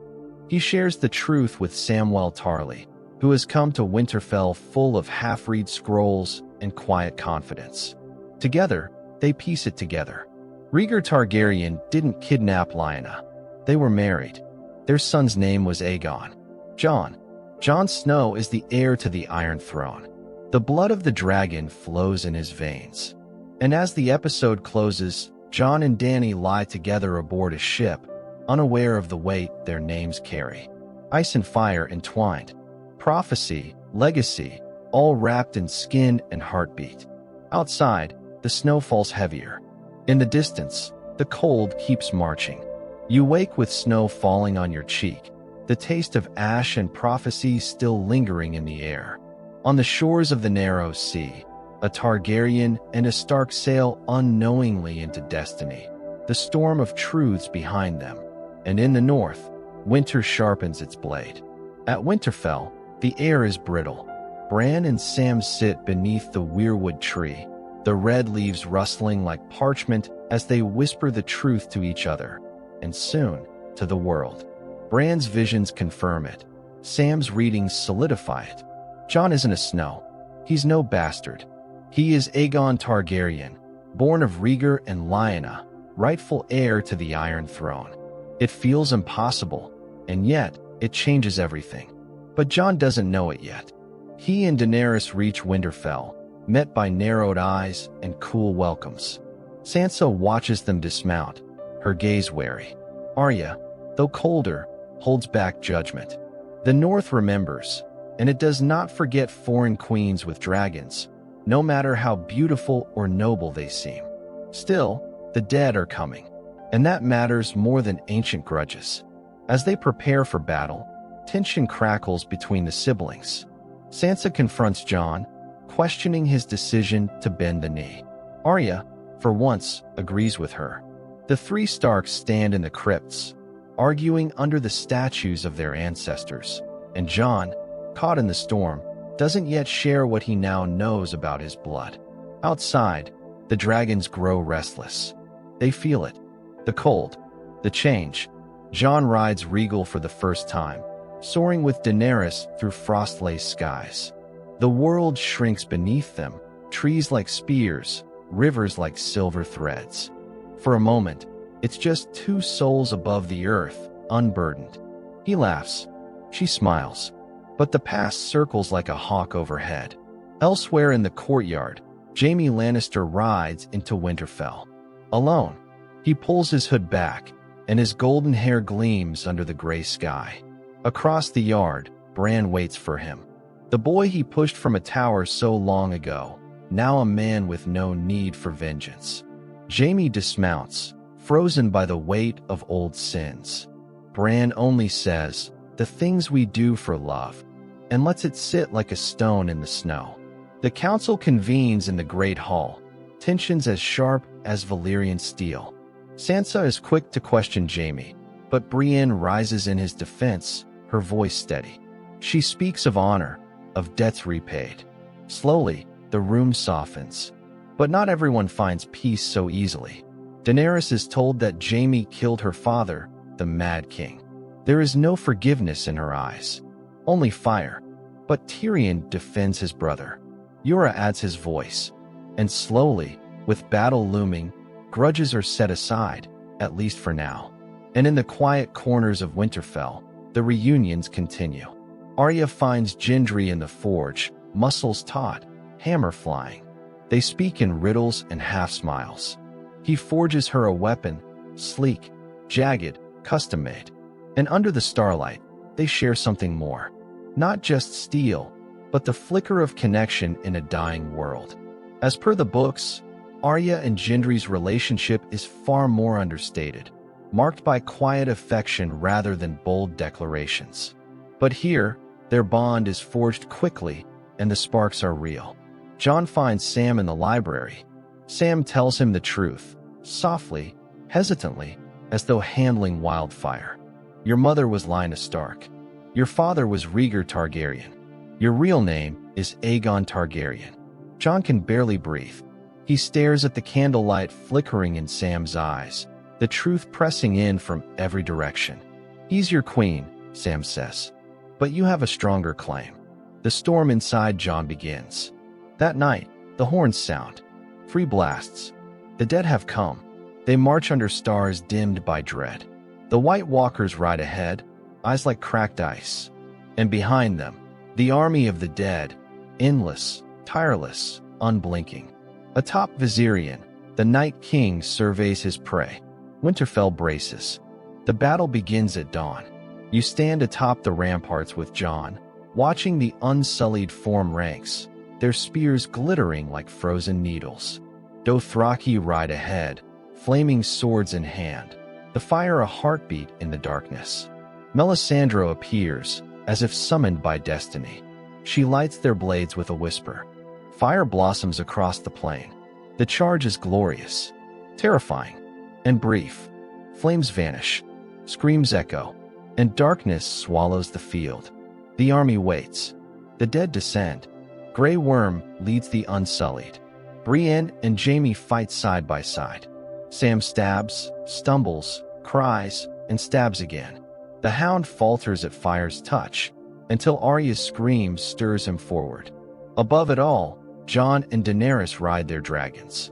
Drogon and Rhaegal tear through clouds, spewing fire across the snow. They seek the Night King, who flies with cold stillness, untouched by the chaos below. Arya darts through Winterfell's halls, hunted, wounded, breath ragged. She fights like a shadow, silent and deadly, but even she tires. She hides in the library.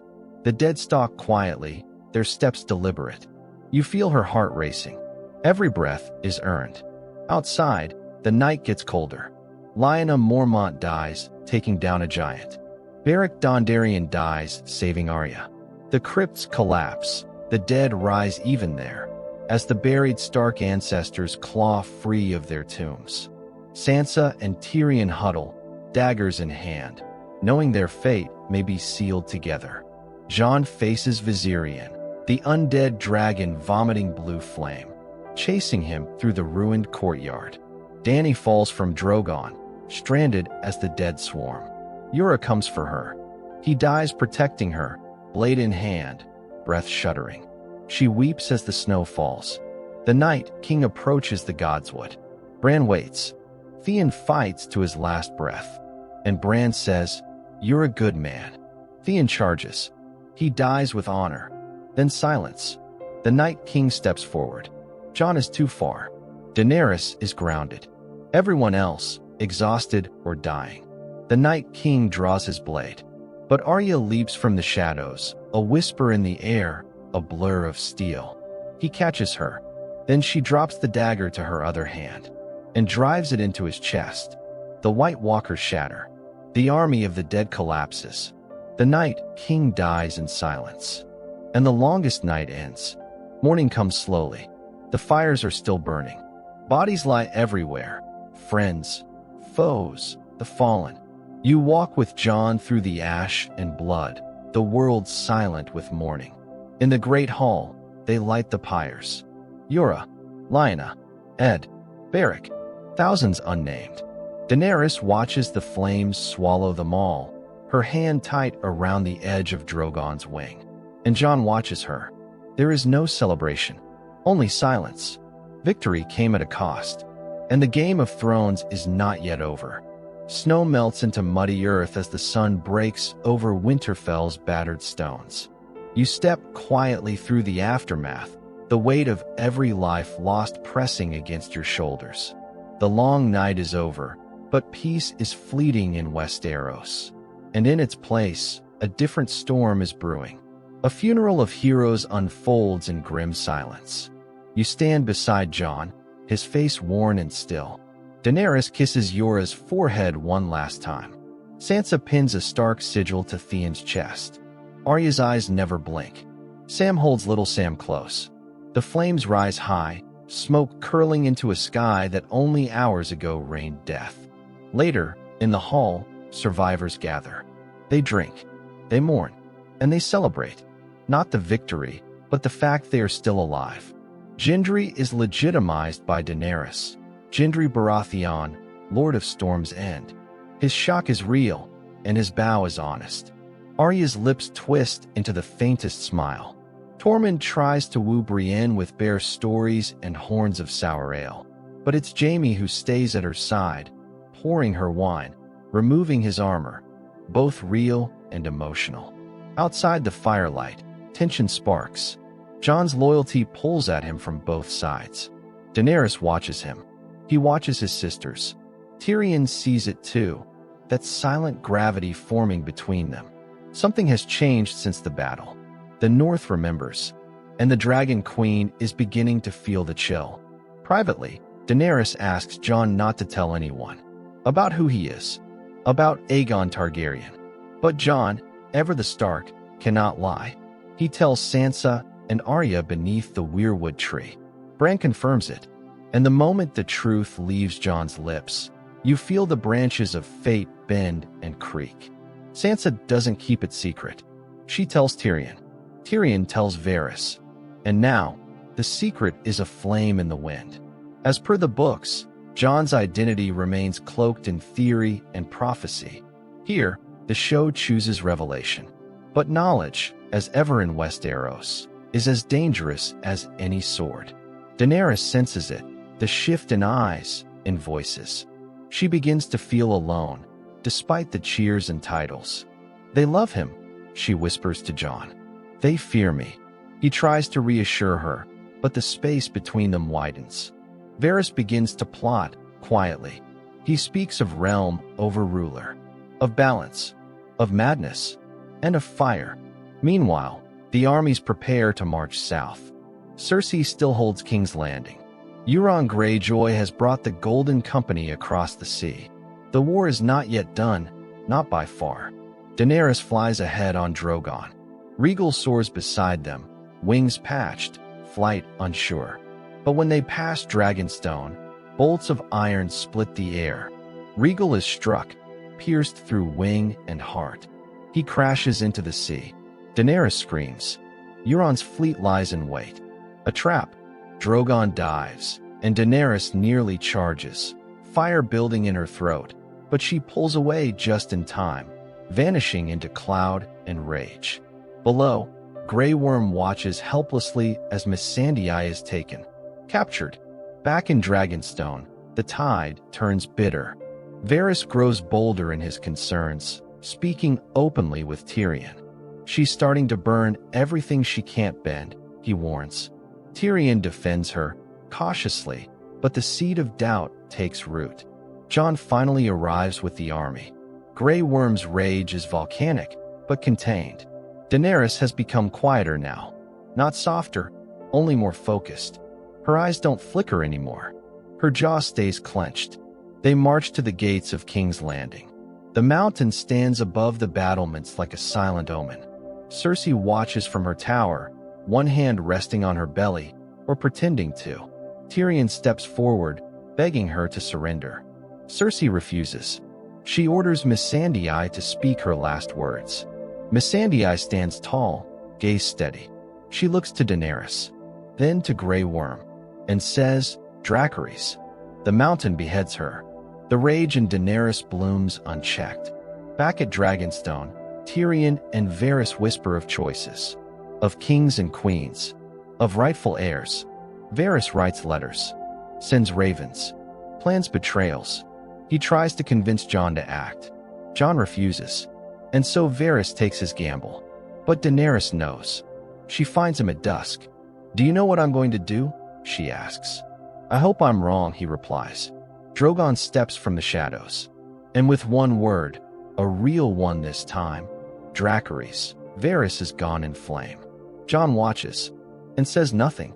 That night, Daenerys pulls Jon close. He does not return her kiss. In that small rejection, her world begins to burn. The next morning, Tyrion begs her to spare King's Landing. If they ring the bells, he pleads, call off the attack. Daenerys nods, barely. Tyrion sets Jaime free from the unsullied camp. Caught trying to sneak into the city, he's gaunt but determined. He hopes to convince Cersei to flee, to end the war, not win it. Tyrion's goodbye to his brother is quiet, tearful. You were the only one who didn't treat me like a monster. Then, the sky goes dark. Drogon flies above the sea, silent, terrible. The gates of King's Landing open. The Golden Company waits. And the city braces.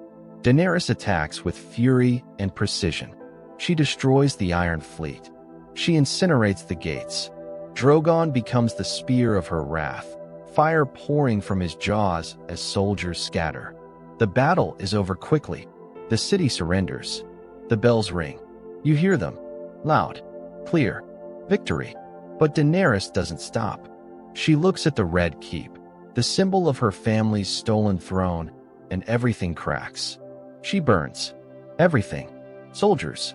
Civilians. Mothers with children. The very stones of King's Landing begin to melt beneath dragonfire.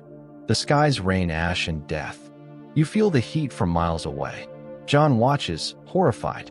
Grey Worm continues the slaughter, blade flashing. The Northmen follow suit, caught in bloodlust.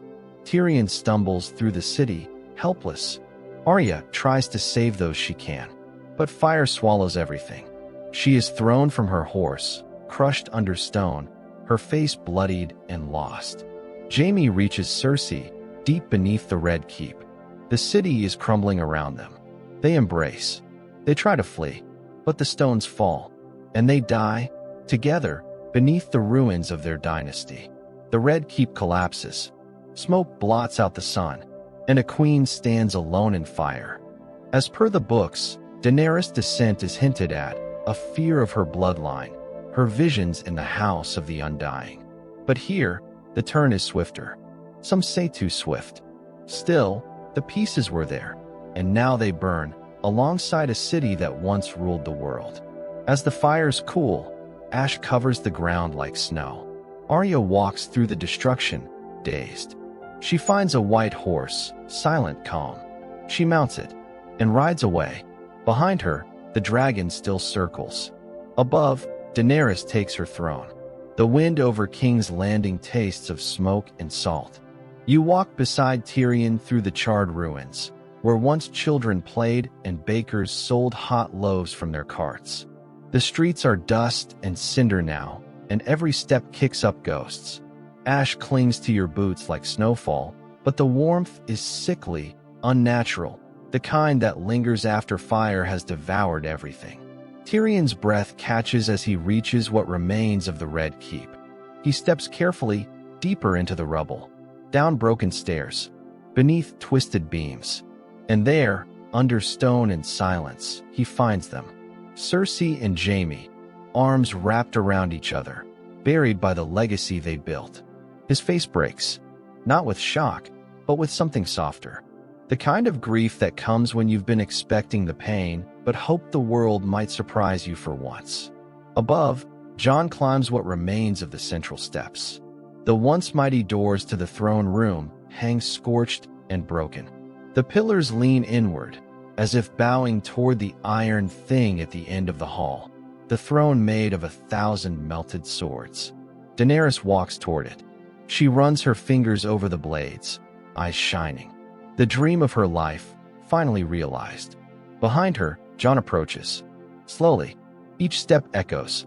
He calls her name. She turns, smiling. "It's not easy to see something you've always imagined," she says softly.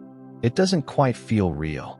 Jon's expression is hard to read, even for you, standing so close. He talks of mercy, of the children who screamed, of the city that begged. Daenerys answers with passion, conviction, and the fire of a dreamer. "They don't get to choose," she says. "We do. We break the wheel." He kisses her, and then stabs her. A quiet gasp leaves her lips, more shock than pain. She looks into his eyes, confused, even as the light fades. Then she falls, dead in his arms. You don't breathe. You can't. The silence after her death is a deep, terrible thing. And then, a roar. Drogon lands outside, his massive wings beating dust and blood into the air.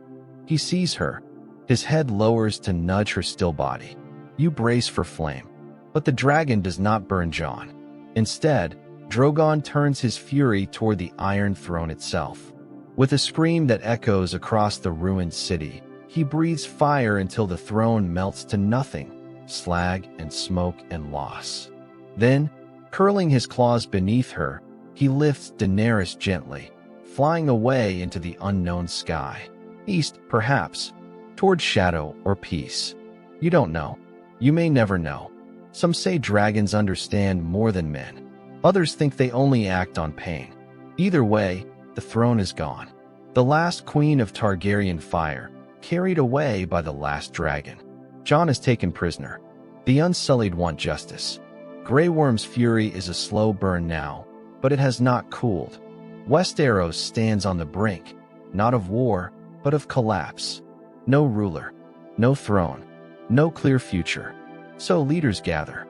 Sansa, Arya, Brienne, Gendry, Davos, Samwell, Edmure Tully, nervous as ever, Yohn Royce, and Bran, silent and watching. Tyrion is brought before them, a prisoner still, but always the voice in the room. They must choose a ruler. Sam suggests democracy and is met with polite laughter. But then Tyrion speaks of stories. Nothing in the world is more powerful than a good story, he says, turning toward Bran. The boy who fell, the cripple who journeyed beyond the wall, the three-eyed raven. Who has a better story than Bran the Broken? You feel the air shift, and one by one, the lords and ladies of Westeros cast their votes. Bran is chosen, king of the Six Kingdoms, for the north, under Sansa's steady hand, declares its independence. Queen in the north. She says it proudly, and no one dares challenge her. As per the books, Bran's power as the three-eyed raven remains mysterious, distant, possibly more magical than political. But here, the show crowns him, not for his strength, but for his detachment, his lack of ambition, his neutrality in a realm hungry for it. Bran names Tyrion his hand, a lifetime sentence to fix what he helped break. Tyrion protests. Bran insists. And so, Tyrion sets about forming a new council. A new way.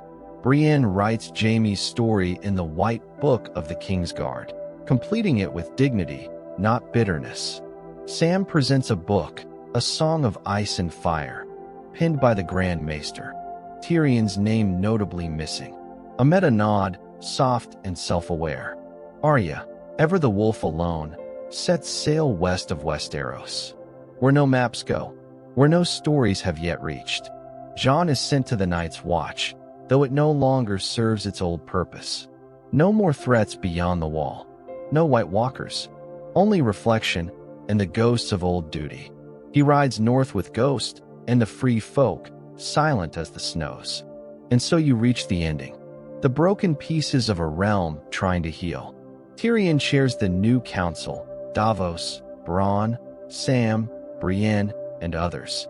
They argue about brothels and ships, but the tone is different. Gentler, less cruel. Bran searches for Drogon. Sansa wears her crown in Winterfell. Arya watches the horizon. And Jon disappears into the trees. The gates of the wall close behind him, but you follow still. Because the story doesn't stop. The wheel may not be broken, but it turns slower now. And maybe that's enough. Behind the scenes, the series finale stirred passionate debate. Some fans felt peace. Others, deep dissatisfaction. The pacing, they said, betrayed the setup. Yet within the ashes, many still find truth. That power, untempered, destroys. That duty isolates. That even in fantasy, the heart wants more than war. It wants meaning. As you stand at the edge of this long journey, with dragons gone and thrones melted, you realize this wasn't just about who would win. It was always about who we become. When the storm passes, when the fire dies down, when the songs are all sung, the snow north of the wall is quieter than you remember. Not the icy stillness of terror or the crackling tension before battle, but something else. A quiet you feel in your chest. You follow Jon as he rides through the open gate, the black of his cloak stirring behind him like the last trailing shadow of his past. He doesn't look back. Ghost trots beside him, finally whole. His red eyes glance up occasionally, as if to check. Are you still following? Are you still with us? You are. The free folk greet Jon not with fanfare, but with familiarity. Tormund nods, then clasps his shoulder. It isn't a welcome. It's an understanding. A man returning to a place that makes more sense than the one he left. Together, they move northward. No destination, no mission. Just movement, away from thrones and whispers and fire. You pass familiar trees, now thawing slightly in the pale spring sun. You glimpse the bones of watchtowers long abandoned. The wall looms behind you, growing smaller, like a dream finally waking. Far to the south, life begins again. You drift there on the wind, following whispers rather than characters now. The small council in King's Landing is rebuilding. Bran, yes, Lord of Highgarden, improbably, bickers with Davos about coin and contracts. Brienne straightens her armor at the table's edge, always noble, always watching. Samwell is now Grand Maester, too young in the beard, but already wiser than most who came before. They are flawed, often ridiculous, but they are trying. And maybe that's the point.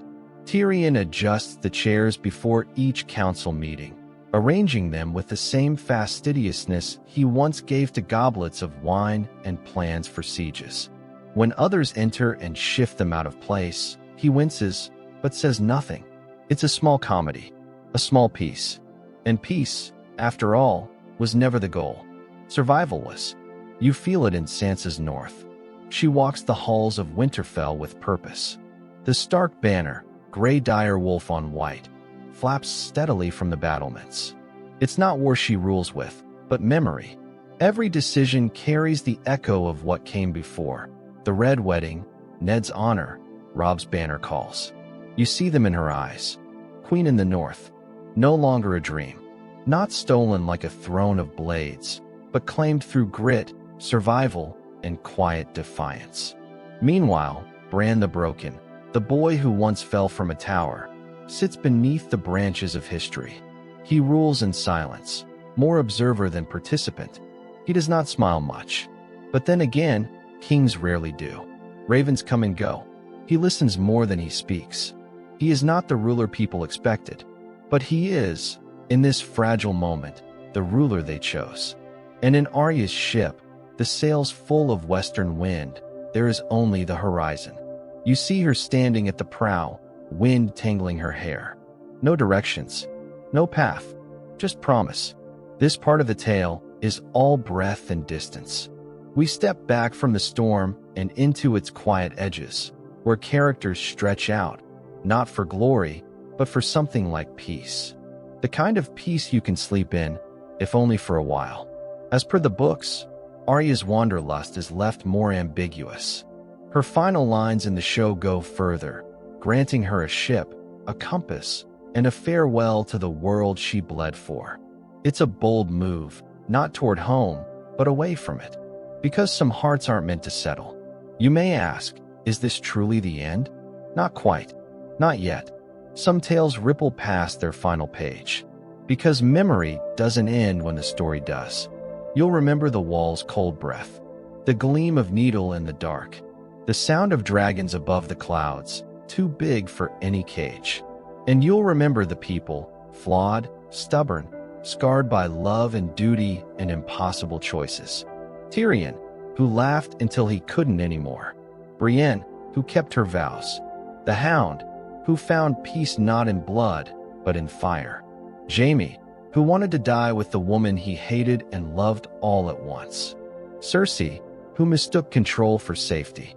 Varys, who served the realm until his whispers failed. Yura, who believed too late he was worthy. Missandei, who stood proud at the edge of her world. Grey Worm, who turned pain into steel. Daenerys, who dreamed too brightly and burned too far. Jon, whose true name never really mattered. And you, traveler through it all, who watched as the wheel turned. Behind the scenes, many of the actors filmed these final days with tears and long embraces. Emilia Clarke, wrapped in ashes and robes, hugged crew members after her last scene, eyes red. Kit Harington, in interviews, struggled to express the weight of Jon's journey, how it clung to him long after the final cut. Even the set of King's Landing, a full city replica built in the deserts of Northern Ireland, was quietly dismantled. A kingdom erased with the same precision it was created. Yet you can still see it, can't you? The shadows of towers, the sparkle of armor, the flutter of cloaks in the cold wind. Westeros is never fully gone. Not while you remember it. Not while you let yourself dream of dire wolves and broken swords and frozen lakes. Even now, as Jon reaches the edge of the world, where green begins to return to the snow-covered woods, you wonder if he feels it too. The closing of something. He dismounts. The free folk fan out around him, murmuring to one another, laughing softly. Children roll snowballs. An old woman brews something pungent over a fire. Jon kneels and touches the earth. No banners, no titles, just soil and sky and something that sounds like freedom. The gate behind him closes, but he doesn't turn. He walks forward. And for the first time in a long while, you believe he's not running from anything. He's walking toward it, whatever it is. And that's where you leave him. That's where you leave them all. Because their battles are over. And yours, at least for tonight, can rest too. Time passes strangely in Westeros after the war, not in years or seasons, but in silences. You feel it in the way the ravens take longer to return, in the way fewer horns sound from tower tops. It's not a hush of fear anymore, but one of waiting. The realm is still, as if holding its breath. At the edge of the known world, Jon Snow disappears into snow and pine. You follow him and the free folk as they journey deeper into the far north, past crumbling watchposts, frozen rivers, and lands that not even maps dared name. Every step forward feels like a step away from history. No thrones, no blood feuds, just cold and quiet, and the hint of something older than all the kingdoms combined.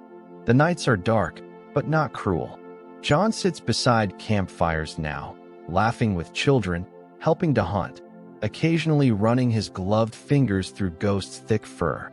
You watch him settle into the silence, not as a prisoner, not as a lord, just as a man with too many ghosts and no more battles left to fight. But across the narrow sea of winter and soot, the wheel still creaks forward. In King's Landing, Bran the Broken sits the throne, not of swords, but of wheeled wood and thoughtful pauses. His court is unlike any before, rarely crowded, rarely loud. It is a place of listening more than ruling. Decisions are made, but slowly, with care. You drift into one such meeting. Tyrion stands at the center of the small council chamber, parchment in hand, brows knitted. His hair's gone grayer, not from age, but from the weight of what's left. Samwell sits beside him, offering a book, a theory, a thought too long-winded to finish without interruption. Bronn, Lord Paramount of the Reach, yes, still somehow, sighs audibly and demands coin for repairs and brothels. You smile. Even in rebuilding, some things remain the same. Brienne keeps her vigil near the throne. Her armor, polished and worn, gleams under the new stained glass light. Her presence is quiet, but absolute. No one forgets who she is, or what she gave up to be here. She reads reports from the outer castles, manages the growing guard, and still finds time to visit the White Book. Jaime's page already filled, her own slowly beginning. Sansa's north stands proud and distant. She rules with the cold decisiveness of someone who learned power not from books, but from wounds. Grain stores rise. Roads are paved. She ensures Winterfell is never forgotten again. Letters between her and King's Landing are frequent, though formal, thick with language that says much but reveals little. Arya remains a shadow in thought, but her name lingers like a whisper. Every now and then, someone in Braavos or Old Town claims to have seen a ship sailing west, sails marked with a direwolf's head, a girl at the helm with eyes like ice and storm. But no raven confirms it. No tale repeats exactly the same. As per the books, Arya's story had less finality, more ambiguity. She left Westeros with a name and a needle, her path uncertain. But the show gave her a ship and a compass pointed toward wonder. And you, watching from beyond the map's edge, feel that spark still. One of the most human things left in this world. Curiosity. Far south, in Dorne, Prince Quentin's line, gone from the show, still pulses faintly in book readers' memories. But in the series, the Dornish simply nod their assent at the Great Council and disappear, mostly unbothered. A land too warm, too proud, to play by northern rules. You catch glimpses of other fates. Gendry, now Lord of Storm's End, struggling to wear lordship like armor. Yara Greyjoy, tending to the Iron Islands, rebuilding ships and grudges. Podrick Payne, now a knight, wheeling Bran's chair with silent grace. And somewhere in Essos, perhaps, Drogon flies still. No one knows where. But once in a while, people on distant shores look up and swear they saw wings blacken the moon. Behind the scenes, you'd be surprised to know that Drogon's final flight, the ashes, the melting of the throne, was rendered in painstaking digital fire, with months of reanimation just to make the metal warp correctly. Daenerys' final scene was one of the most emotional filmed, with Emilia Clarke wrapping her arms around the crew in gratitude and grief. And yet here you are, walking through the ruins and the quiet rebuild with ease. There's something soothing about watching power fade. Not with a scream, but with a sigh. You see that in the new world Bran shapes. He does not order executions. He does not attend feasts. Instead, he listens. His courtiers grumble, but none can say he does harm. He sends ravens. He studies the land. And in that stillness, the kingdom doesn't thrive exactly, but it doesn't fall either. It holds. And maybe, after everything, that's the most anyone could ask for. You wonder, sometimes, if the story truly needed an end at all. Maybe this was always meant to be a cycle. From conquest to collapse to cautious hope. From fire to frost to flickering light. You remember what Sam once said, quietly, to Jon in the crypts of Winterfell. We're all just pieces in someone else's story. But what if we're the ones who remember? What if we're the ones who tell it again? You tuck that thought into your pocket like a coin, just in case the fire burns again someday. And for now, you rest. Because the tales may sleep, but the world does not. Somewhere beyond the shattered ruins of Valyria, past storm-racked waters and uncharted coastlines, a ship crests over the edge of the known world. Its sails are pale gray, emblazoned with the dire wolf of House Stark, not snarling, but running, as if caught mid-leap. You find Arya at the bow, hair swept back by ocean wind, needle at her side. She is not hunting now, nor fleeing. She is exploring. The water is calmer than the seas she once crossed. Fewer tempests, more stars. Nights here feel wide and ancient, the kind of darkness that welcomes you instead of hiding monsters. Her crew respects her silence. She's no captain by title, but no one questions when she points and says, "That way." You linger on her ship for a while. Watch her trace maps with ink-stained fingers. Listen to her hum quietly at dusk, sometimes singing snatches of songs her father never got to finish telling her. The Arya who left Winterfell long ago, the girl chasing vengeance, is still in her, yes. But now, she's shaped like wind and possibility. Back in Westeros, the passage of time is marked by rebuilding more than war. King's Landing, though still scarred from dragonfire, rises again. The ruined Red Keep is partially cleared, its broken stones salvaged to pave new roads. The old throne room is left empty, a quiet garden now, where ivy creeps along melted columns. No new iron throne is forged. Power isn't quite so ceremonial anymore. You glide past the harbor, now bustling with cautious trade. Merchants speak of a new age, though they don't agree on what that means. Goldcloaks patrol more gently than before. And in the marketplace, people laugh again, not the hollow kind that hides fear, but the real, tired, grateful kind. Tyrion walks the streets of the city often now. No longer hand, not really, but still its quiet steward. Children wave to him. Some whisper his name with reverence. Others shout it like a joke. He takes both with the same small smile. At night, he returns to the council chambers, where Brienne and Davos go over trade ledgers and guard rotations with a kind of comfortable grumbling. He sleeps better these days. Sometimes he dreams of Shay, sometimes of wine, sometimes of the day he killed his father, and wonders if that truly set anything right. In the north, snow falls late this year, but Winterfell is warm within. Sansa walks the godswood often, speaking to no one, listening to everything.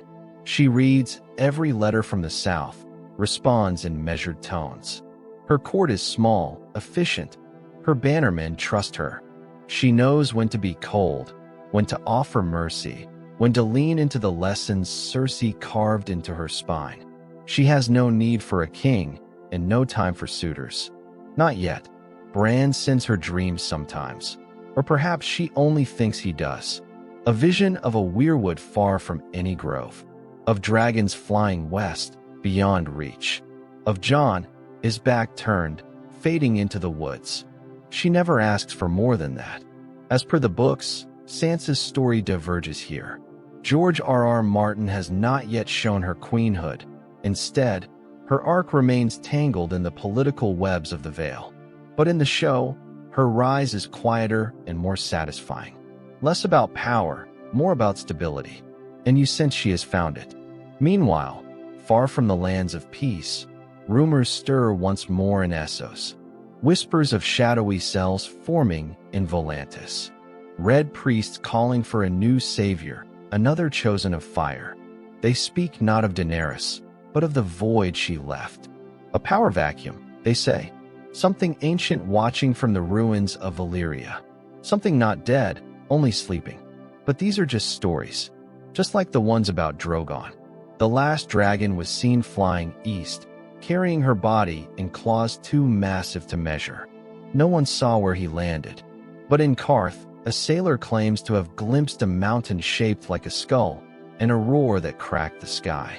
In Ahai, a child prophet says the mother of flame will rise again when the stars bleed and the world needs her most. You do not dwell on it, because the realm does not need saving. Not yet. It is breathing, healing, letting roots grow beneath the ashes.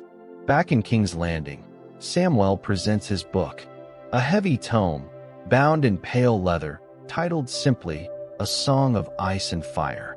Tyrion flips through the pages, searching for his name and not finding it. Sam only shrugs. Not enough room, he says, with a small grin. The moment is soft, human, funny, and it tells you something important. The story isn't about any one person. Not Jon, not Dany, not even Bran, the boy who became a tree and then a king. It's about all of them. The great houses, Stark, Targaryen, Lannister, now feel less like banners and more like memories. Their sigils still fly, but they're no longer the be-all of identity. People care about roads and harvests, and whether winter wheat will grow strong. There's beauty in that. And yet, not all wounds are gone. In the Riverlands, some say they still see Arya's face among the trees, a phantom justice for those who've escaped retribution.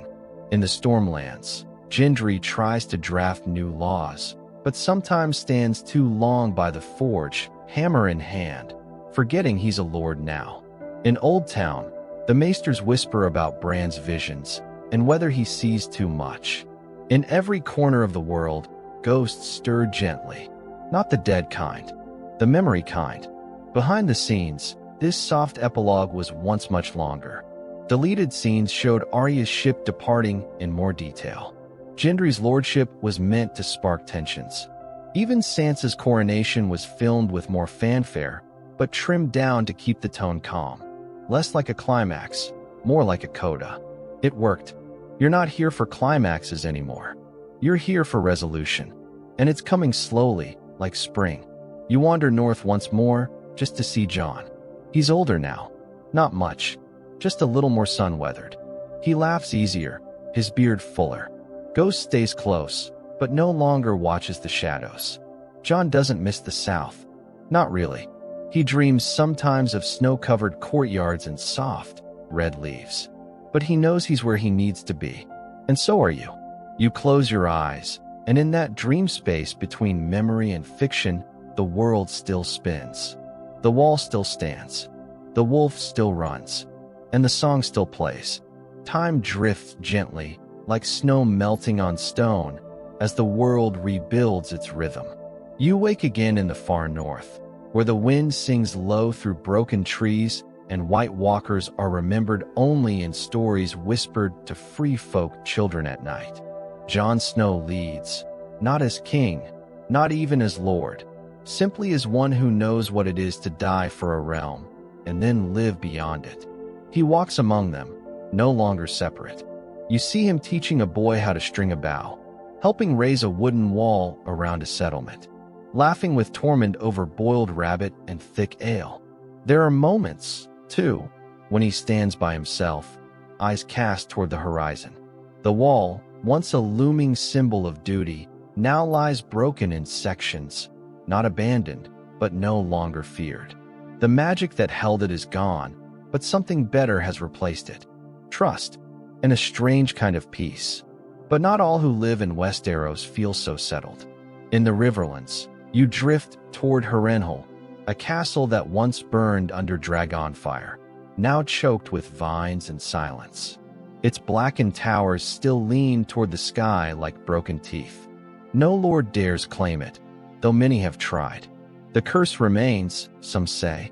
Others whisper of shadows that move without sound.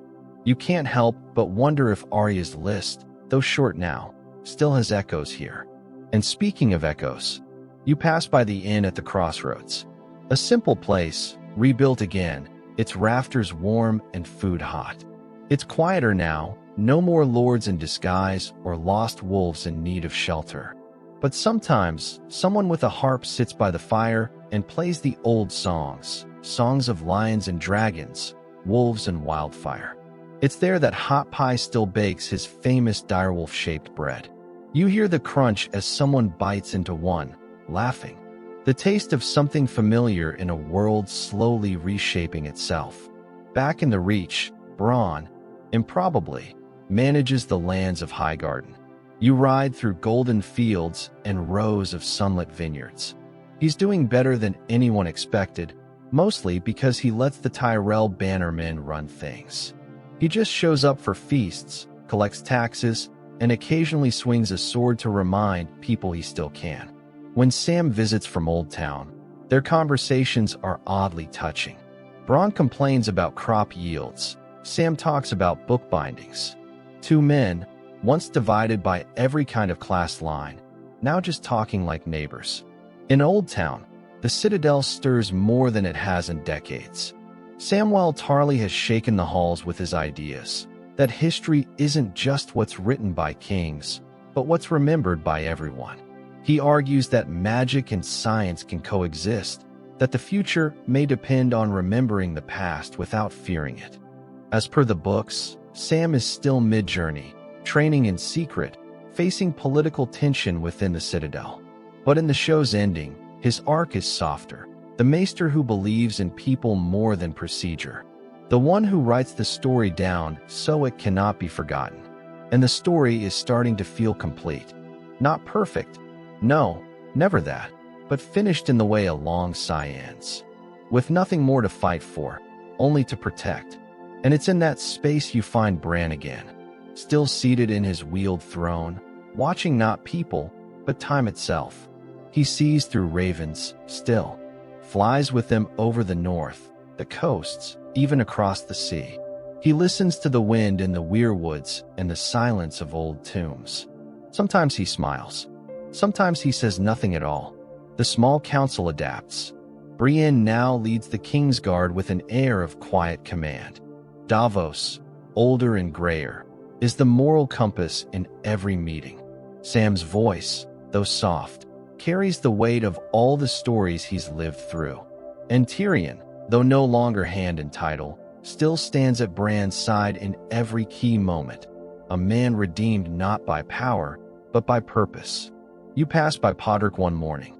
He hums as he leads the king's chair down a corridor filled with stained glass light. He's grown into himself, no longer the nervous squire, but a knight others look to. He once sang for Brienne in the dark. Now, he carries history forward with every step. And through all this, you sense it. Westeros is not the same. Its fire has burned low, but its heart beats on. In the Vale, young Lord Robin Arryn now rules with the quiet confidence that surprises everyone. He writes regularly to Sansa, seeking her advice. Occasionally, he even gets it. The once pale boy obsessed with moon doors now signs trade deals and plans roads. Who would have thought? In Dorne, the ruling family remains intentionally distant. Their warm, dry lands are mostly untouched by the realm's recent chaos, and they like it that way. But they send emissaries to every great council, every harvest summit. The message is clear, they're watching. They remember. And then there's Gendry. You find him once more at Storm's End, hammer in hand, sweating beside a forge. His lordship doesn't fit perfectly, but leadership doesn't always need polish. He builds ships, helps reinforce the castle's sea walls, speaks with nearby villages.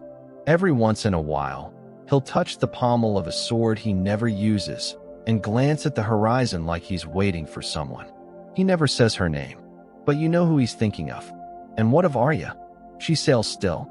One morning, the mist breaks, and her crew sees something new. Towering cliffs shaped like hands, covered in moss and strange birds. The land is untouched, wild. No flag has ever flown here. No house has ever ruled. She steps ashore with needles sheathed and eyes wide. A whole new world. She does not plan to conquer it, only to see it. Behind the scenes, Arya's ending was hotly debated. Some writers wanted her to stay. Some thought she should die. But Maisie Williams pushed for something different, something true to Arya's restlessness, her craving for freedom. West of Westeros became more than a line. It became her escape from every label she'd ever worn. And now, you follow her not out of duty, but curiosity. You wonder what new names she'll find, what new stories she'll hear. You're nearly at the end now. Nearly. But there's one more quiet truth you should carry. For all the fire and blood and betrayal, the greatest victories in Westeros were small. A child born healthy, a letter received safely, a loaf of bread that didn't run out in winter. These were the real triumphs, the ones no bards ever sang of. And as you walk back through this world one last time, through snowy forests, sun-drenched fields, halls of stone and shadow, you realize something simple. The Game of Thrones didn't end with a winner. It ended with people choosing to stop playing. In the quiet that follows war, the world learns to exhale. You linger in the north a while longer, breathing in the scent of pine and snowmelt as winter loosens its grip. Settlements beyond the wall grow slowly. Not cities, not castles, just clusters of huts and warm fires, where free folk and former crows share food, stories, and silence. Jon Snow helps build more than homes here. He builds a way of life. No thrones, no lords, just people trying to live without fear. One evening, he walks through falling snow with Ghost padding beside him, the direwolf's red eyes soft in the pale dusk. They don't need words. They've been through death together. Now, they move like twin shadows across a world that almost forgot them. And then, one morning, Jon looks south again. Not with longing, but with memory. A kind of distant affection. You see it when he closes his eyes by a campfire and murmurs a name. Not Ygritte, not Daenerys. Just Sansa, Arya, Bran. Family. The ones still alive in the pages of this long, winding tale. The story now threads between people rather than nations. In Winterfell, Sansa walks the castle halls with a parchment in hand. Grain reserves, militia rotations, letters from the Vale. The work of a ruler without spectacle. She's good at this. Not cold, just composed. The North trusts her not because she rules with an iron hand, but because she listens and she remembers. Once, she stands alone in the crypts beneath Winterfell, brushing dust from her mother's statue. Her face is unreadable, but you hear the words she doesn't speak. "I kept us safe." And in a way, she did. Back in King's Landing, the small council chamber is brighter now. Windows no longer barred. Tapestries hung with care, not for pomp, but to make the place feel less like a fortress and more like a home. Brienne records the deeds of knights gone and living. Davos negotiates trade from Dragonstone. Tyrion talks too much, as always. But this time, everyone lets him. It's not that everything's fixed. Far from it.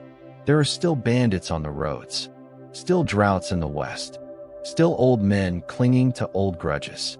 But for the first time in a long time, the realm is not tearing itself apart. That counts for something.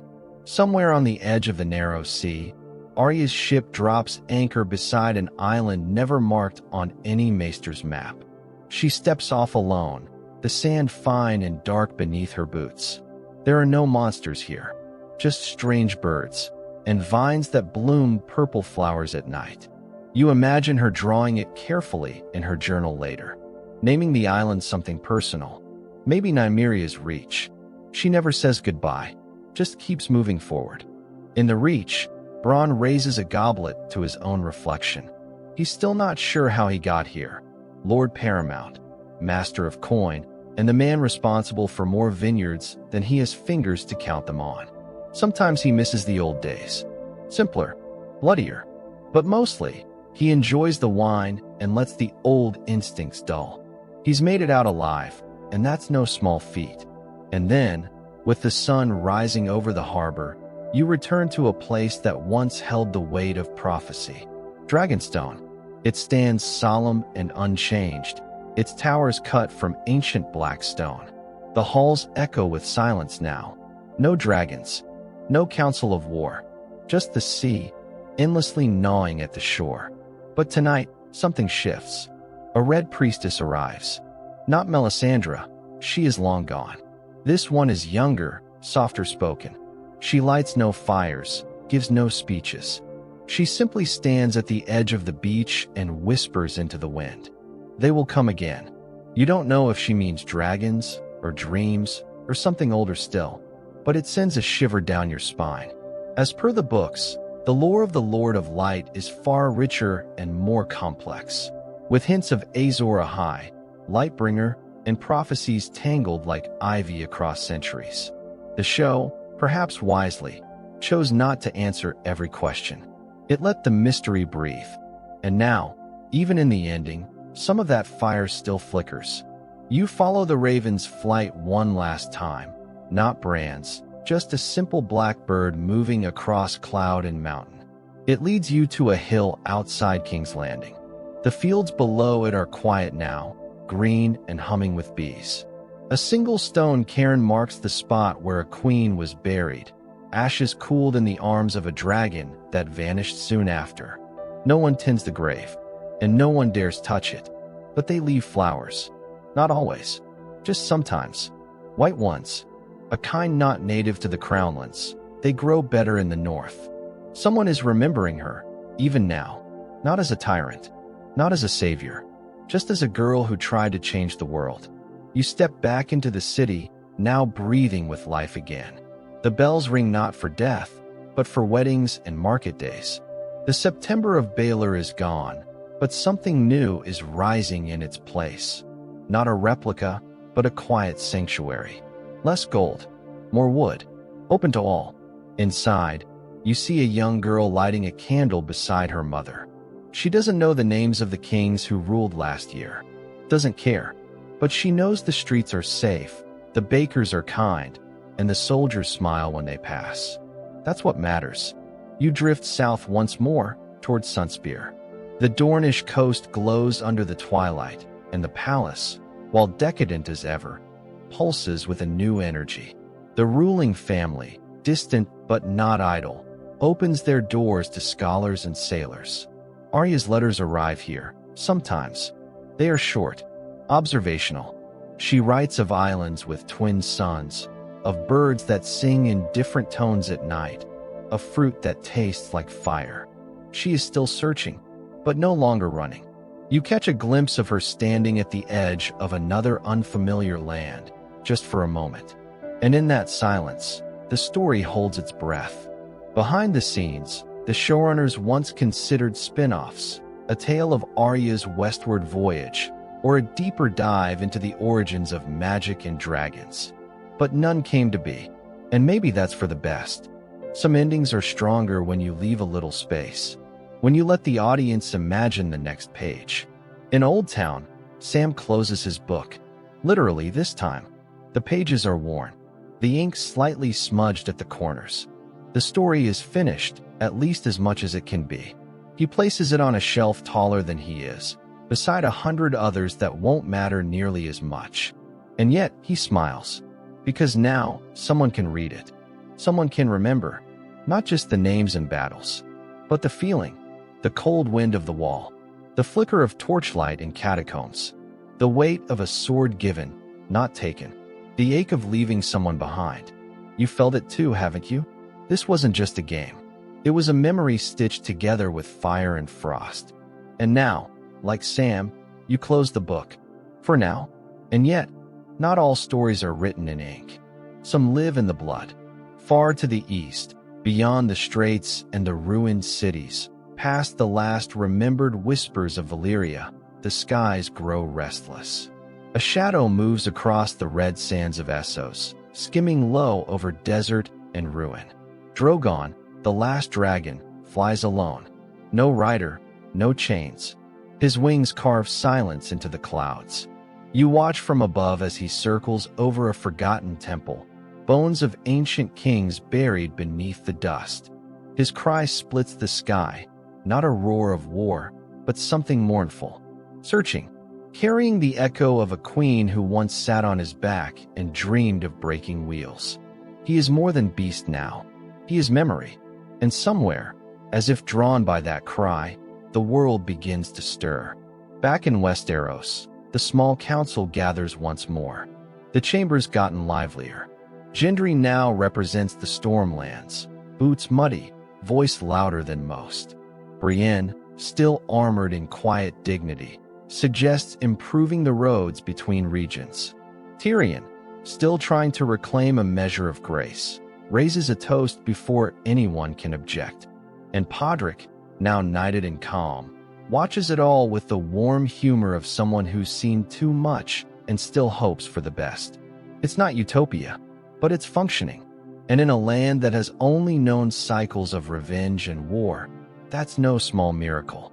Beyond the Red Keep, you drift down narrow streets filled with laughter and spices. There are jugglers in the square again. Someone strums a lute on a rooftop. And in a darkened tavern, a bard sings of a silver-haired queen and her fire-breathing sons. He doesn't get the lyrics quite right, but the audience doesn't care.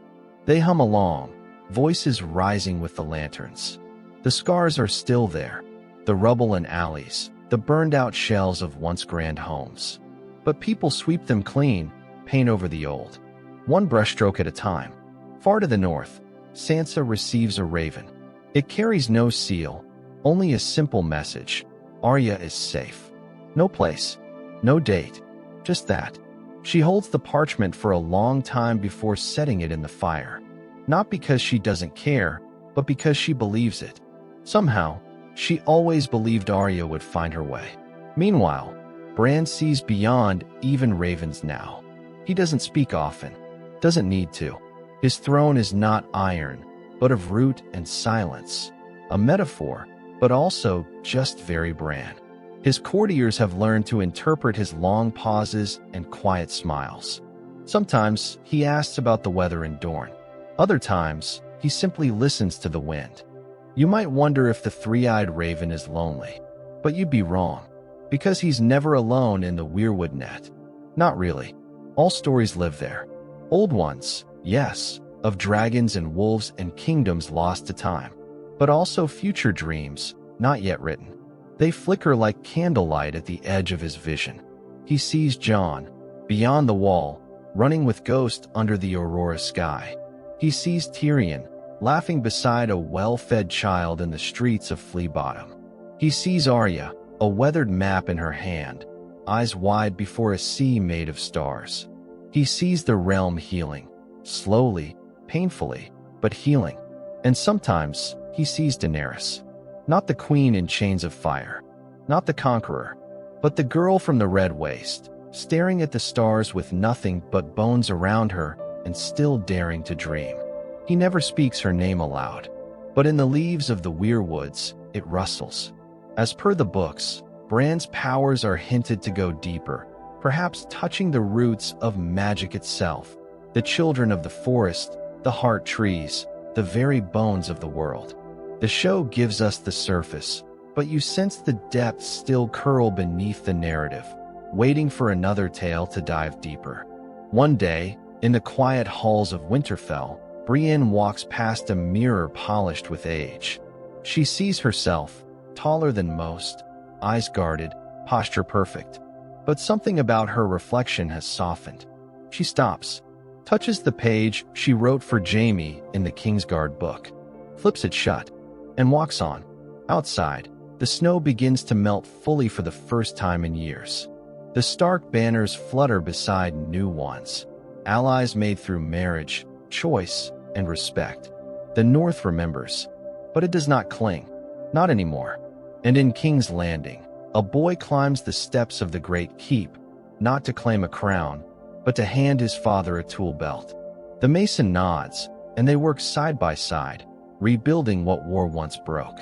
Above them, gargoyles return, less terrifying than before. One of them even has a smirk that reminds you of Tyrion. The people, it seems, are ready to laugh again.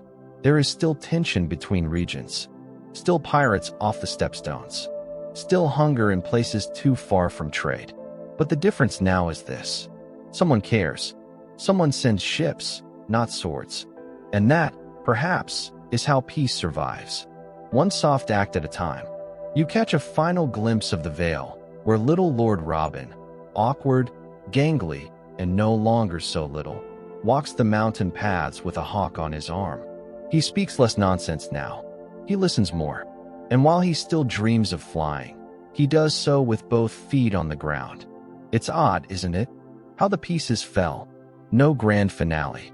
No sweeping throne room climax. Just a series of lives, stitched together by blood, loss, and choice. There are no more kings or queens who rule everything. Only stewards, caretakers, people trying their best not to repeat the mistakes of those before them. That is its own kind of revolution. On the westernmost edge of the known world, Arya stands at the bow of a new ship. The sails are dark green now, the crew more seasoned. She holds no sigil, claims no flag. But when asked, she calls herself a Stark. She doesn't fear what lies beyond. She welcomes it. And as her ship vanishes into mist, you're left with the sense that this story, long, winding, tragic, beautiful, has not ended. It has merely turned a page. Somewhere, someone still tells tales by firelight of White Walkers and wolves, of a boy who fell and flew, of queens who dreamed too brightly, of dragons who came and went like storms. And someone listens, wide-eyed, just like you did. But stories like this don't go quiet forever. They settle, like dust on old armor. They wait, like wolves in tall grass. And sometimes, when the wind shifts just right, they stir again. You're standing now in the crypts of Winterfell, not alone. Sansa walks beside you, her torchlight dancing across the stone faces of generations.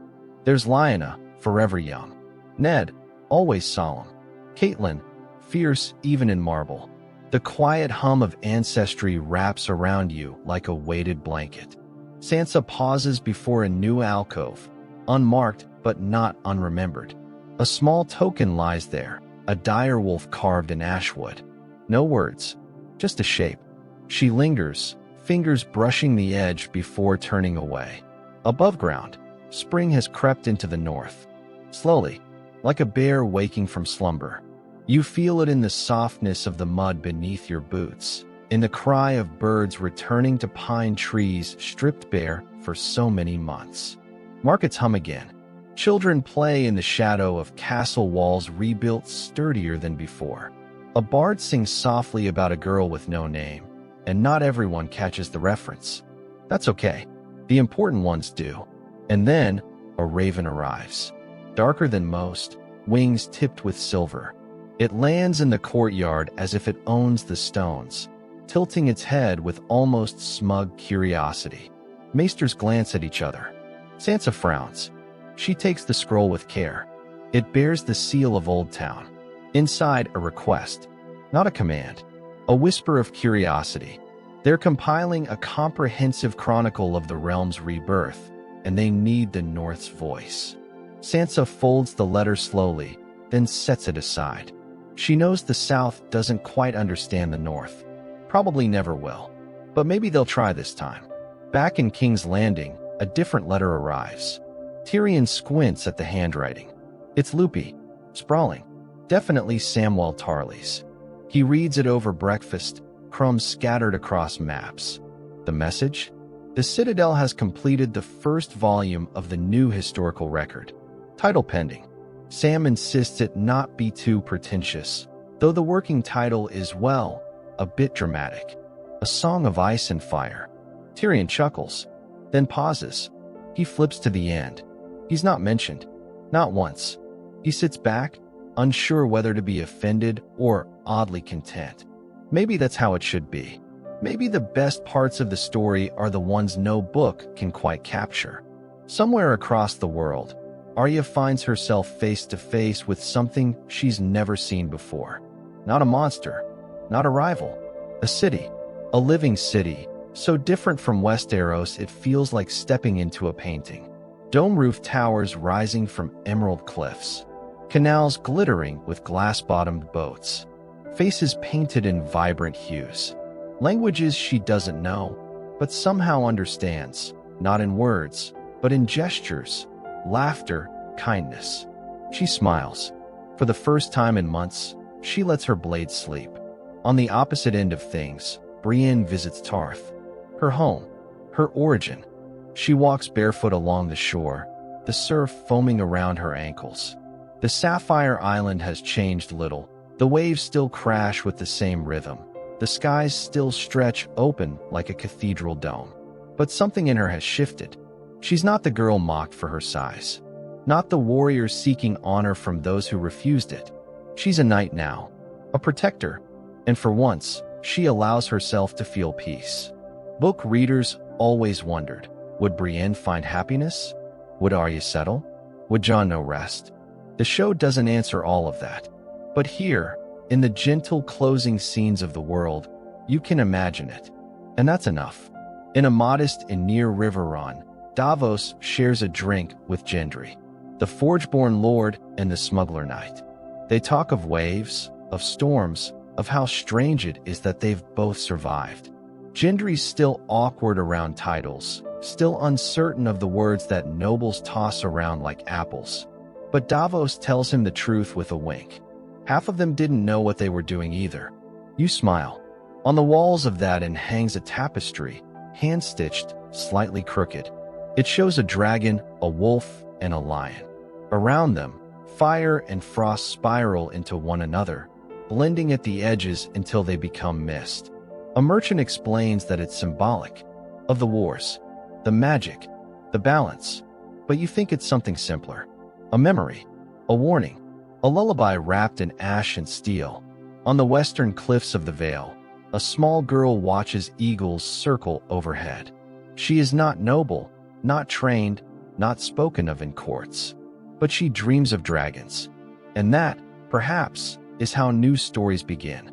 In the libraries of Old Town, Sam oversees young maesters as they dust off tomes older than kingdoms.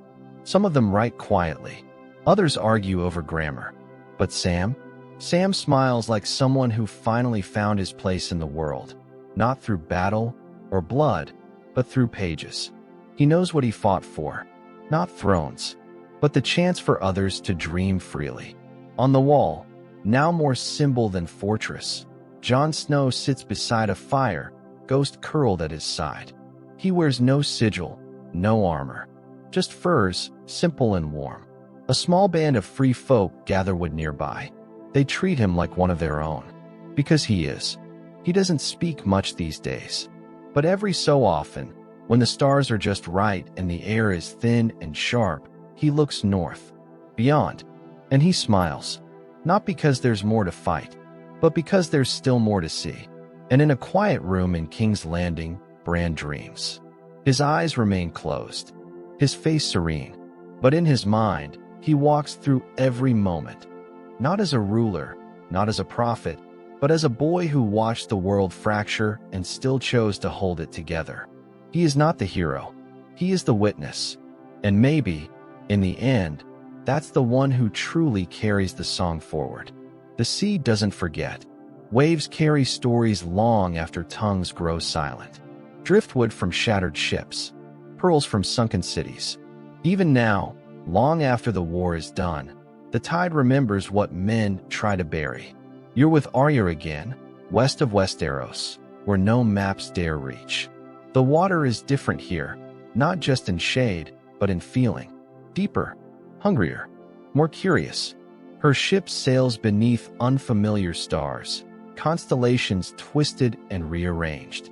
There's no North Star here, only the rhythm of instinct and the creak of well-oiled wood beneath her boots. She charts, not because she must, but because someone will one day ask, and she'll want to remember. Here, she'll say, pointing at a loop in her scroll, is where I saw the glowing fish. Hundreds of them, trailing the boat like ghosts. On deck, the crew speaks 6 languages between them and trusts none of them to fully capture what they see. There are mountains rising directly from the sea like blades. Birds that don't flap but glide for hours, silent and silver. Floating islands, or perhaps tricks of the mist. Arya doesn't chase the difference anymore. She just watches. Each night, she adds 1 line to her journal. Just one. Sometimes it's a description. Sometimes it's a question. Sometimes it's a name she wants to remember. She never writes the word Stark, though. Not because she's forgotten, but because it's part of her skin now, not something she needs to name. Meanwhile, in the Citadel's quietest chamber, Samwell Tarly reads over the final draft of Volume 1. He's found a balance, not just between ice and fire, but between truth and feeling. It wasn't easy. The temptation to polish too much, to cast heroes in perfect light and villains in shadow, was strong. But he didn't. He left room for mess, for questions, for gray. The ink on the last page is still drying. He stares at the final sentence, wondering if it says enough, or too much. Then he sets down the quill and walks out into the morning sun. Somewhere, in a grove near the Stormlands, Brienne of Tarth teaches a squire how to hold a blade. Not to kill, not to win, to protect. The young girl, lanky, fierce, and a little wild, mirrors Brienne's movements. Her swings aren't perfect, but her spirit is. Brienne nods with quiet pride. She remembers herself at that age. Alone, dismissed. Now, she is the example she never had. At her belt, a sword gleams. Not Oathkeeper, that rests in Winterfell now, beside another blade long buried, but one forged from her own honor. Gendry made it, called it Shieldfire. She had rolled her eyes, of course, but she wears it anyway. In the Dornish capital, things are louder. Sunlight spills across mosaic tiles and perfumed courtyards.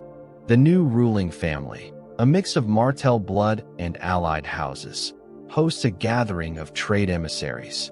Spices, silk, and rare books exchange hands. But so do ideas. A school of philosophy opens here. A woman in purple robes speaks on freedom of choice, quoting both Maester Aemon and a free folk elder in the same breath. The crowd applauds, and in the distance, watching it all from behind a painted screen, is a young man with a curved dagger and a sharper smile.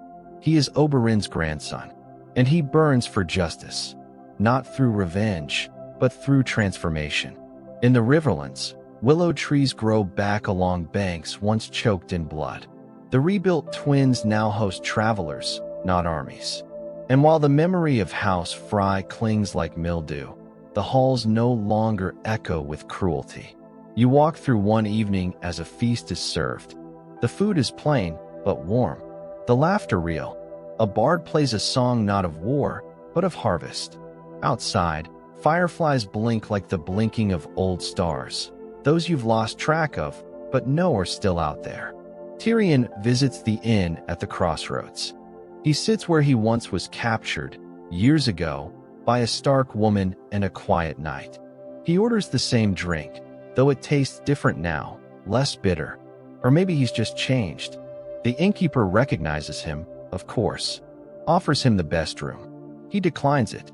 Instead, he stays in the common bunk, where he listens to a young couple argue about whether giants ever existed.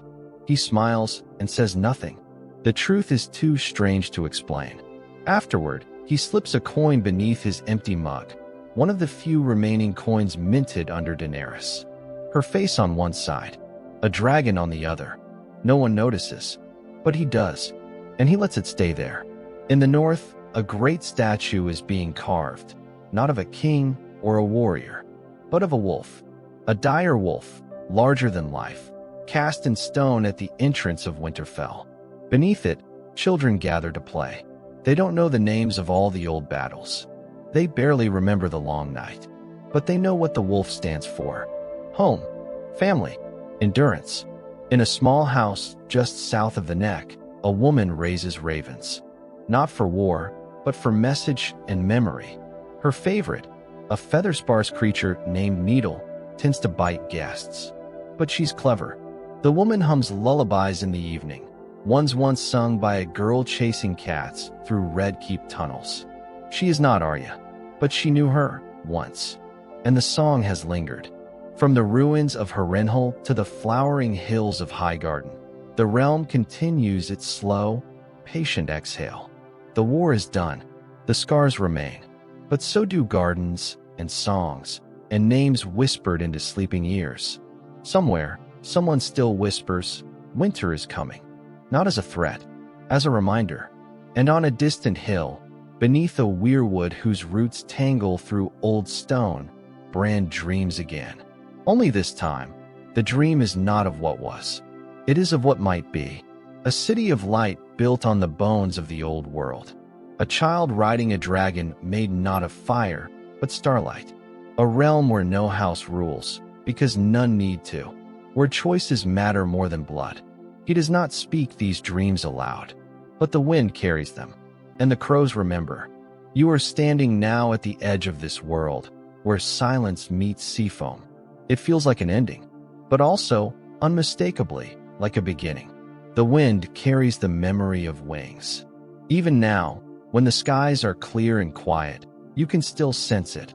A shift in the air, a pressure like thunder not yet born. You stand at the edge of a cliff, high above the waves somewhere off the coast of Valyria, watching the clouds drift lazily across the sun. The horizon blurs. You blink, and for just a second, you think you see her. A shadow, long, vast, gliding, far above against the light. Not a ship's sail, not a bird, something older. Drogon. You don't chase the vision. You just sit, because the world doesn't need to follow him. It only needs to remember he's out there. That some fire never dies. It just finds sky wide enough to stretch into. Somewhere in Essos, deeper inland, ruins speak. They crumble slowly, but they murmur all the same. The bones of old Valyria, blackened and burned. The doom's breath still lingers in the air, sulfur and sorrow mixed with sea spray. No one lives here, not for long. But rumors say a few brave scholars still journey in, cloaked in maester robes, but walking like ghosts. Hunting history, or maybe just themselves. One of them carries a blade etched with High Valyrian script, not for protection, but for remembrance. Meanwhile, the free cities are shifting. Braavos, once silent in mourning after the wars of the West, has reopened its iron bank with a renewed ambition. But it's not conquest they seek now, it's influence, investment. Quiet control through coin, not crown. The faceless men, of course, remain beneath the city's skin. They move like breath, unseen, but never absent. Some whisper they've changed, grown even more selective. Others say they're watching a new kind of target. Not lords, but liars. Not kings, but ideologies. Across the narrow sea, in Pentos, a new temple has been built. Not to the old gods, nor the Seven, nor even the Lord of Light.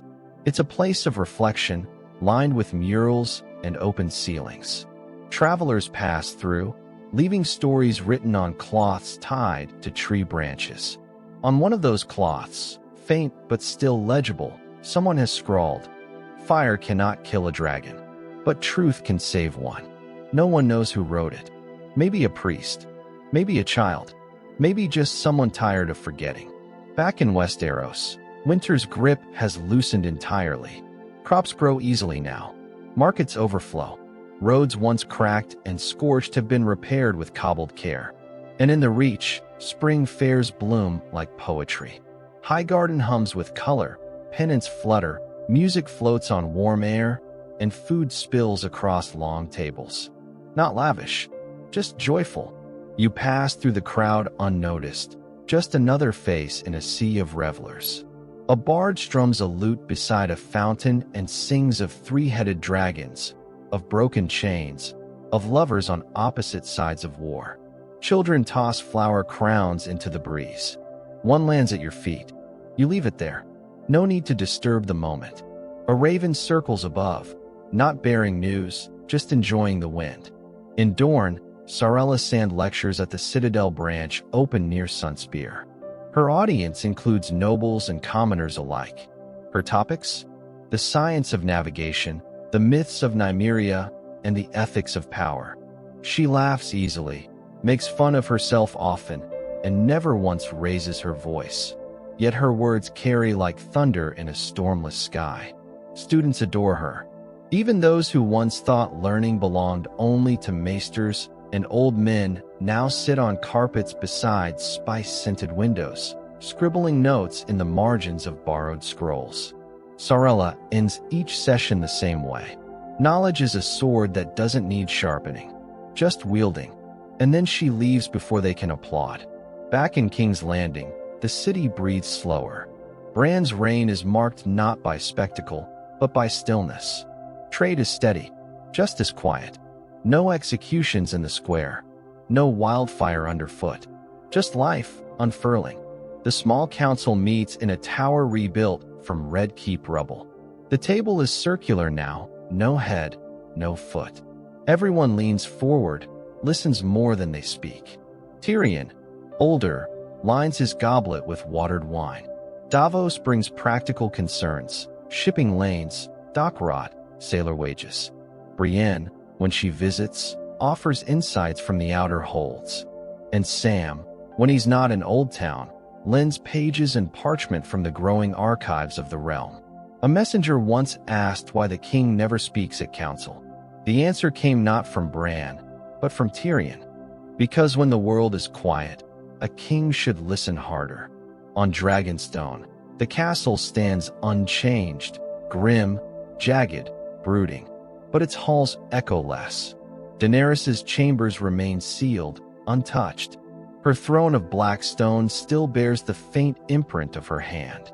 Some say the sea still hisses when it strikes the cliffs, as if mourning. Others claim the wind carries whispers in High Valyrian at night. A few brave souls stay on the island, caretakers mostly.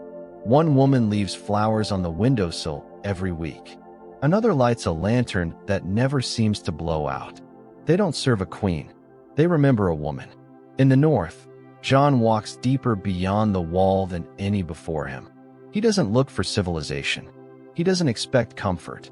He finds moments, instead. A frozen waterfall glowing blue beneath moonlight. A bear that doesn't flee but simply watches. A valley where the aurora swirls like a banner across the stars. Ghost stays close, aging with grace, fur still white as snowfall. Jon speaks little, but he hums sometimes. Old tunes, northern ones. He leaves cairns behind him, markers, perhaps, or prayers. And on one particularly silent night, he builds a fire in a cave. Inside, the walls bear scratches, symbols, marks left by those who came before. Children of the forest, maybe, or something else. He doesn't disturb them, just sits and warms his hands. There's peace in the wild. Not safety, not comfort, but peace. Far south, in a vineyard near Lannisport, a girl with golden curls balances on a barrel and declares herself queen of the grapes. Her parents laugh. The neighbors cheer. It's a silly moment, but it ripples. Because her house once carried lions. Her ancestors once ruled with teeth and steel. Now she rules with laughter. And that is the truest rebellion. You feel it now, the edges of this world softening. The great game is no longer played on battlegrounds or council rooms. It's played in classrooms, in markets, in the quiet decisions of people choosing not to repeat the past. And yet, there's still wonder. A trader claims he saw a dragon's silhouette above the shivering sea. A sailor swears there's a city of light in the east where no one lies. A whisper comes from the haunted forest. The trees are speaking again. And somewhere, in the space between dreams and memory, a boy climbs a tower once more. Not to fall, not to fly, but to look, to see everything, and to remember. Because in the end, the story isn't just about swords and crowns. It's about the people who lived through them. And you've walked beside them. The wind shifts, carrying the scent of pine and earth as you step once more beneath the ancient trees of the Wolfswood. The north breathes slow and deep, like an old dire wolf napping in the sun. It isn't sleeping, though. Not fully. It's just watching, waiting. The land is at peace, but you can still feel the heartbeat of something older, something watching with green eyes from within the leaves. A raven calls overhead, not with urgency, just acknowledgement. You're not alone. You never really were, not here. Especially not now. Jon Snow has wandered far, beyond where even maps dare to trace. But he isn't lost. Not anymore. He walks beside free folk who have made new homes near hot springs tucked between the snow-draped hills. Little settlements, sturdy and quiet. No banners, no thrones. Just fires lit at night and laughter rising into the cold sky. He doesn't speak much, but he listens, and they respect that. When a child offers him a carved wolf from Ashwood, he accepts it with a faint smile. Not for himself, perhaps, but for all the lives that brought him here. Ned, Benjen, Ygritte, ghosts still padding silently at his side. He tucks the little carving into his cloak pocket and presses on. Meanwhile, far to the south, Samwell Tarly stands in the halls of the new Grand Library of Old Town. Light streams through stained glass, painting long rainbows across shelves stacked with knowledge rescued from fire and time. He runs a finger down the spine of an ancient book on Valyrian metallurgy and exhales with quiet wonder. The past is finally being preserved, not as weapons or warnings, but as understanding. The Archmasters once ruled with skepticism, but Sam's return, now Maester Samwell, first archivist of the realm, changed that. The realm doesn't just respect knowledge now. It values it. Students come not just from Westeros, but Essos, too. They wear all colors, speak all tongues. In one sunny corner of the library, a child of Dothraki heritage teaches High Valyrian to a Braavosi boy. Their tutor, a woman in green robes, smiles to herself. Once, their ancestors rode into battle on opposite sides of the world. Now they share books and ink-stained fingers. Sometimes, Sam still reads Jon's last letter. No title, just, I'm all right. I'm North. I'm still me. That's all he needed to know. In the Stormlands, the rebuilding of Storm's End is nearly complete. The sea pounds the rocks below the castle walls, just as it always has. But inside, the mood has shifted. The halls that once echoed with Baratheon tempers now hum with conversation and warmth. Gendry, no longer just a blacksmith and not quite a lord in the traditional sense, walks the battlements every morning with his sleeves rolled up and grease still on his hands. He's not interested in ruling, just building. The wind carries the clanging of hammers, and children race through the yard, pretending to duel with sticks. They call him Lord Smith behind his back. He laughs when he hears it. "I'll take that over, Your Grace, any day," he says, wiping sweat from his brow.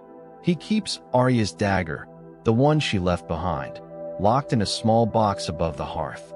Not as a relic, but as a reminder. Some blades forge peace, others paths. As for Arya herself, her ship charts further west with each passing week. The crew has mapped several unknown islands now, their parchment scratched and patched and full of inked legends. One island blooms with bioluminescent vines that glow soft blue when touched. Another holds ruins made of coral, signs of a civilization swallowed by the sea and time. Arya doesn't name them. Not yet. She says names have power, and she'd rather understand than label. She writes letters sometimes. Never long. A few lines to Sansa, to Gendry, even once to Tyrion. They all end the same way. Still sailing. Still free. You can almost see her now, leaning against the bow of her ship, wind in her hair, needle at her side. Not hunting, just exploring, and smiling more than she ever used to. In the Vale, sweet Robin Arryn has grown, miraculously, into a thoughtful young lord. Taller, calmer, and still fond of birds. But he no longer needs others to speak for him. Under the quiet mentorship of Lady Brienne, who visits seasonally to spar and advise, Robin has learned to speak softly and make decisions with care. The Eyrie hasn't changed much, still perched atop the world like a nest above the clouds. But the atmosphere inside is lighter. There are more visitors, more debates, fewer executions. Robin once offered Brienne a seat at court permanently. She declined. "I'm better on the road," she said, "but I'll always return." Sometimes he watches the sky after she leaves and wonders if nights are born or made. Speaking of Brienne, she continues to ride across Westeros, acting as a kind of silent knight-errant. Where disputes grow tense, she appears. Where landowners try to squeeze too much from the small folk, she intervenes. She writes her reports to the council with simple honesty. And in her quiet moments, she still visits Jaime's statue in the quiet gardens of King's Landing. She keeps the sword he gave her, Oathkeeper, always polished, never drawn unless needed. One day, she places a single rose on the statue's pedestal and whispers, "He kept more vows than most." Meanwhile, the Brotherhood without banners have reformed under new purpose. No longer vigilantes, they've become a band of roving builders. With wagons full of timber and stone, they help rebuild bridges, barns, and even parts of Harrenhal, the cursed keep. They wear no sigils, but each carries a cloth armband dyed with orange and yellow, the colors of sunrise. Not for war, for hope. In one village, they leave behind a carved plaque with these words: "We tore down too much. Now we build." In the Riverlands, the old Tully holdfasts have been reclaimed and gently repaired. Edmure Tully, gray-haired but full of gentle pride, teaches his children to fish in the same streams where Cat once played with her sisters. The rivers whisper. They remember. And sometimes, when the mist is just right, you could swear you see Hoster Tully sitting on the banks, nodding with contentment. You blink. It's just a trick of the light. But it warms you anyway. As the sun sets over Westeros, lighting the waters around Dragonstone with golden fire, a lone figure steps out onto the rocks. It's Davos Seaworth. He's older now, his beard gone mostly white. But his eyes, always sharp, always kind, still hold the weight of every voyage. He walks slowly, stopping to gaze at the tide. And then, as he does every year, he lights a lantern and sets it adrift on the sea. For Shireen, he murmurs. It floats gently, bobbing with the rhythm of the waves, until it disappears into the dusk. And you, standing quietly at his side, feel the tug of all those stories, the ones that ended, the ones still going, the ones you've carried with you since the very beginning. You've seen dragons fall and queens rise. You've walked beside kings and whispered with ghosts. You've watched a world remake itself, not with fire, but with small, steady hands. And still, the wind blows soft from the west, promising more. You sit with Davos a moment longer, letting the last of the daylight sink behind the black silhouette of Dragonstone. The sea reflects the stars now, not fire. For once, not fire. His lantern, no bigger than a firefly in the dark, bobs along the gentle waves until it vanishes into night. Behind you, Dragonstone's towering spires loom, no longer haunted by war councils or the whispers of sorcery. Now, the great halls are mostly empty, watched over by quiet stewards and the occasional raven perched in stillness. It's a strange kind of peace, and yet it holds.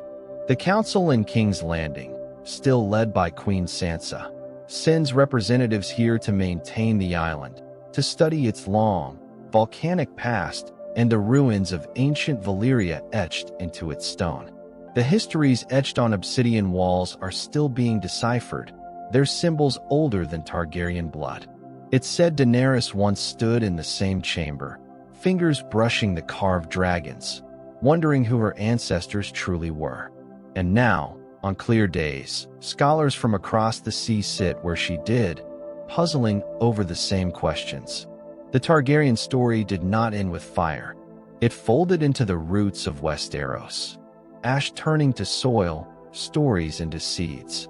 The hand of the queen, Tyrion Lannister, still walks the halls of the Red Keep. What's left of it? Much of the palace was rebuilt, but deliberately humbler. No spires piercing the sky, no iron throne dominating the room. The new council chamber has rounded windows and open walls that let in the breeze from Blackwater Bay. There's light here now, and choices. Tyrion rarely sits on the chair at the head of the table. Let the room guide us, he says with a shrug, and so it does. He drinks less, talks more, teaches sometimes, mostly about governance, but occasionally about wine or history or the importance of always having at least one emergency exit. One evening, after a long session settling trade disputes, he stands at a balcony and watches the stars shimmer across the water. He murmurs, almost to himself, "I once thought I'd die in a brothel, drunk and full of jokes." A pause. "Turns out I lived." Bran, now Lord of Highgarden and Master of Coin, snorts from behind him. "And somehow spent all my coin doing it." They both laugh. The small council itself has become an oddly functional mix of past enemies and unlikely friends.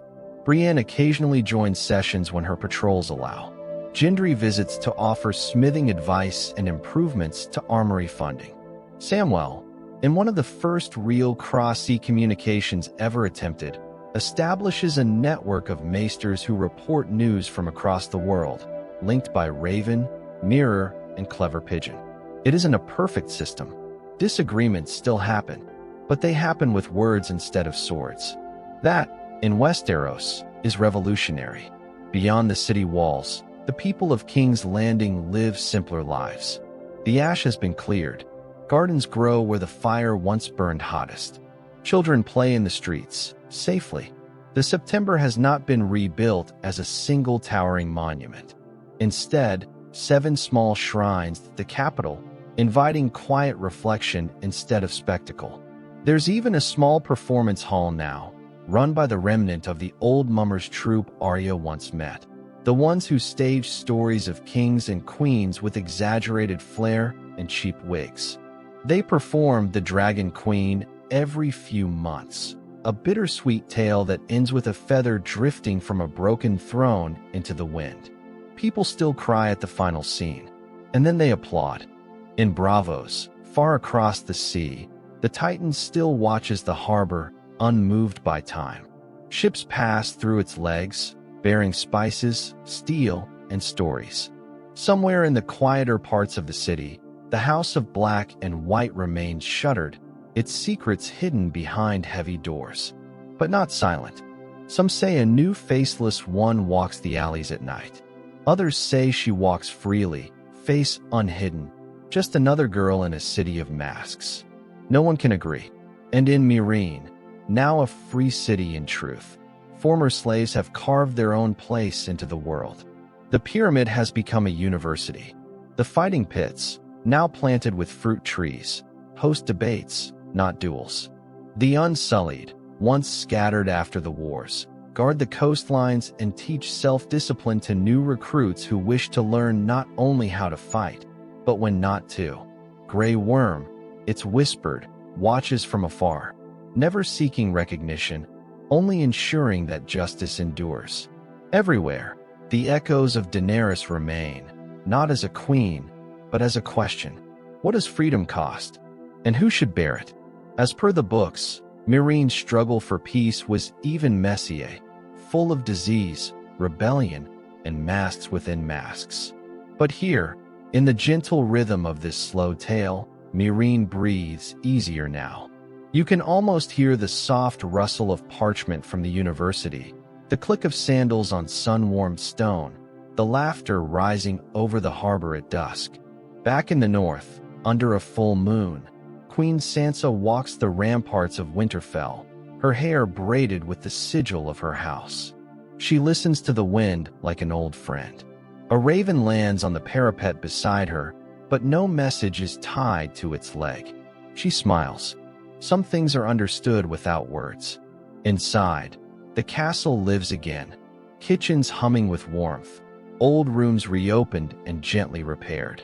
The crypts remain untouched, except for the occasional candle lit by those paying respects. Sometimes, she reads from the old histories, of the age of heroes, of Bran the Builder, of Lyanna and Rhaegar, and how the truth broke so much and healed so little. But she also writes new history, in her own hand, with clarity. The North remembers, she writes, but it also learns. As the years pass, the great sigils of Westeros lose some of their sharpness. They fade not into forgetting, but into blending, stories overlapping, loyalties shifting, houses learning that names are not walls. One day, a Stark marries into a Martell. Another day, a Tarly and a Lannister open a vineyard together, the grapes tart, the wine surprisingly smooth. And when storms come, as they always do, people do not look to banners. They look to each other. Some still whisper about winter, of course, about the long night, and how close the world came to ending in snow and shadow. But most just sit by the fire, tell stories of brave wolves and clever lions, and ask for second helpings of stew. The Citadel's new books contain stories of all these years, written with care and, occasionally, humor. The last chapter of one such book reads, "There will always be a wheel, but perhaps, for now, it does not turn. It simply rests." As you close that imaginary book and return to the here and now, the wind carries a soft sound, the hush of waves, the creak of ship wood, the howl of wolves deep in the snow-covered forests. You've traveled from the wall to Dorne, across the sea and back, through flame, frost, and the dreams of dragons. But there's still more to see, more stories that have quietly bloomed in the shadows of great ones. And one more night to let them unfold. Somewhere in the far north, past the ruins of old keeps and the wind-sculpted trees that mark the haunted forest, there is still a wall. Not the towering, magical behemoth it once was, no longer shining with cold blue or groaning with ancient strength, but a scarred remnant. Still tall, still formidable, a reminder. You ride along it now, frost crunching under your boots, the horizon bathed in a cold pink hue. It's morning here, clear and dry, and ahead, nestled between the trees and half-drifted snow, is the small settlement the free folk now call home. Tormund Giantsbane greets you with a bear hug and a grin that could melt permafrost. His red beard is tinged with white now, but he moves like a younger man, swift and certain, his voice still loud enough to startle the crows from the trees. "Still warm-blooded?" he asks you, clapping your back. "Good. You'll need it. Come, We've got stew, and maybe a story. They call this place Hearth Point, a modest scattering of homes built from logs, stone, and the remnants of old Night's Watch materials. Where black cloaks once stood sentry in silent solitude, now children run with painted faces and carved wooden swords. And among them, tall, silent, and cloaked in worn fur, is Jon Snow. He no longer goes by titles, no longer called Your Grace, or Lord Commander, or even Snow. Up here, he is simply Jon, a man among others, a man with a dog. Ghost is never far. His red eyes gleam as he pads beside his master, nose twitching in the wind, every bit the ghost of a dire wolf you'd expect. He sleeps by Jon's side, guards the children when they play too far from camp, and has a soft spot for the stew, which he absolutely should not be eating, but no one has the heart to stop him. Jon says little when you approach, but his nod is warm. He walks with you along the edge of the forest, his hand trailing against the bark of old trees. I thought I'd feel alone up here, he murmurs. But the silence, it's not empty. You understand what he means. There is stillness, but not absence. Solitude, but not isolation. The free folk honor him in small ways. A seat saved at the fire, the last slice of bread always left for him. They don't ask about the past, though sometimes he tells it anyway, softly, with a kind of reverence that makes even the wildlings fall quiet. He started carving. Not weapons, not tools, animals, small figures of wood shaped into bears, owls, wolves. He places them around the village, tucked onto windowsills or mounted on poles. The children call them spirit guardians. Jon never claims credit, but he always smiles when he sees one in a mittened hand. One night, while sitting around the fire, Tormund brings out a battered horn and raises it high. To the man who died and lived, who fought dead things and stubborn queens, and still chose cold over comfort. Everyone laughs. Even Jon. The flame crackles. The snow falls in fine flakes, like dust from the stars. And far, far away, on the other side of the world, the sun rises over a different land entirely. Essos. The heat hits you first. Sand and spice. You breathe in deeply and find yourself in the dusty lanes of Volantis, the city of bridges and fire gods. Its red temples still burn with devotion, and the old priestesses still speak of Azor Ahai. But their words are softer now, less like prophecy, more like poetry. One speaks of a queen with silver hair who flew too high, too fast. Another tells of a boy with eyes of night who saw the world from 1,000 wings. They say the fire showed them the end, not of life, but of cycle. And now, in the quiet that followed, they listen more than they speak. There are rumors of a new flamekeeper rising in Qarth, a girl with skin like bronze and eyes like green flame. She claims no titles, only says that the fire does not choose, it remembers. On the shores of Slaver's Bay, ports thrive again. With no slavers left to take tribute, the cities have had to rely on trade and trust. Some have failed, but others, like Meereen, adapt.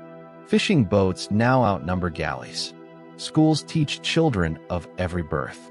The streets, once slick with fear, now echo with music and laughter.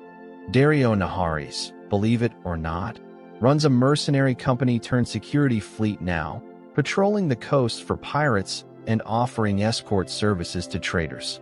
He wears less blue than he used to, but his arrogance has only deepened. They say I was a sales word, he says, sipping wine on the deck of his sleek ship. Now I sell safety. Better return on investment. He keeps a small silver ring on his finger, not a wedding band, but something older, shaped like a dragon coiled on itself. I still think of her, he admits, turning the ring between his fingers. But she was made for fire and flight. I'm made for ships and songs. As per the books, Dario's story is far from finished. His allegiances are murky, his heart as unpredictable as his blade. But here, in this telling, he has found something like purpose. Back across the narrow sea, Even the Iron Islands stir toward a different future. Under Yara Greyjoy's rule, the Ironborn have curbed their reaving and begun shipbuilding for trade. Slowly, painfully, the old way gives ground to a new one. Not all agree, of course.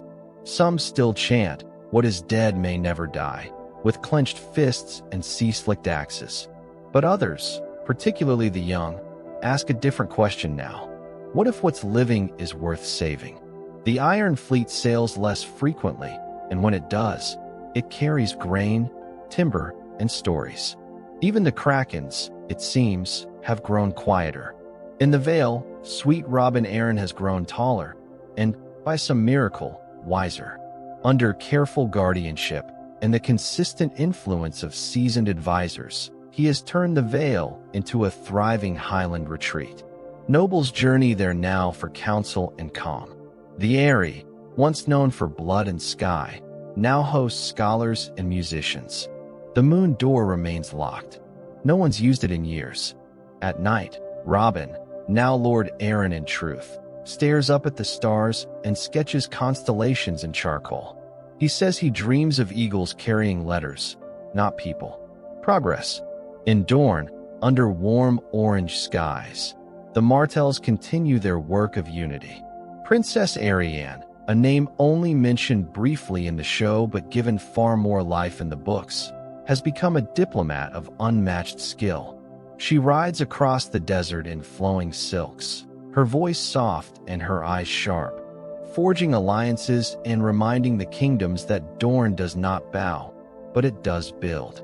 And at the farthest edges of the known world, where ancient cities slumber under sand and sea, new explorers begin their work. From Old Town, a fleet sets out to find what lies beyond Valyria's broken coast. No one knows what they'll find, perhaps nothing but ruin and mist. But they go anyway, because that's what Westeros has become now, a place of questions, of wonder, of rebuilding. The will may have cracked, but it was not shattered to leave emptiness. It was broken so something else could grow. You feel it, don't you? That quiet shift, that sense that, after so many nights of war and winter, something warmer is coming. Not a blaze, just a sunrise. The sea air is cooler in the early morning, lapping gently at the shores near King's Landing, where gulls wheel overhead and the faint scent of salt clings to the breeze. You find yourself watching the harbor from a high window in the Red Keep. Not the charred ruin it once became, but a rebuilt version, polished stone and stained glass shining in the early light. Queen Sansa is visiting, not as ruler, not here, but as a guest of the realm, a sovereign from the north come to speak of peace and plans. She stands beside Tyrion Lannister on the balcony overlooking the city, the two of them wrapped in silence as bells begin to chime faintly from the septs below. The city lives again. It doesn't forget, of course. The ruins of the old keep, including that dark, collapsed chamber where Jaime and Cersei met their end, remain untouched as memorials. Ivy crawls over the scorched stones. Children leave flowers there. Some say it's haunted, but no one's tried to chase the ghosts away. They have their place. The small council chamber feels lighter now. Its table is still round, still carved with the shape of Westeros, but the faces around it are different, cleaner of motive, more interested in books and bread than banners and blood. Samwell Tarly, Grand Maester in truth, reads softly from a ledger. His robes are snow white, trimmed with gold thread, and he smells faintly of ink and lemon cakes. Next to him, Ser Davos, still wearing sea-worn boots and a pin shaped like a ship's wheel, nods thoughtfully. Trade routes up the narrow sea are safer than they've ever been, he remarks. But I'll not trust the Bravosi until they stop charging double on dock fees. Brienne of Tarth, still in armor, though now polished and bearing a sun-in sword motif at the shoulders, records minutes in a careful, blocky hand. She speaks rarely, but when she does, it stills the room. She has become the hand of the king, King Bran the Broken. He does not speak much in council, though he's always there. Often with his eyes closed, or staring out the window, his head tilted slightly like he's listening to something only he can hear. But when he does speak, it's with absolute clarity, as if he's answering a question from next week, not today. Some find it eerie. Others call it divine. Tyrion, whose punishment was to serve as hand, now serves beside Brienne instead, no longer hand, but advisor. Less weight on his shoulders, more wine in his cup. He speaks more softly these days, less sharp, more thoughtful. He's grown into the kind of man he always pretended to be, tired of war, hungry for justice, amused by the absurdity of fate. Funny thing about wheels, he says one night as you sit beside him in the council chamber, watching the fire crackle, they don't break themselves. Someone has to stop turning them. He holds up a goblet and toasts to the flames.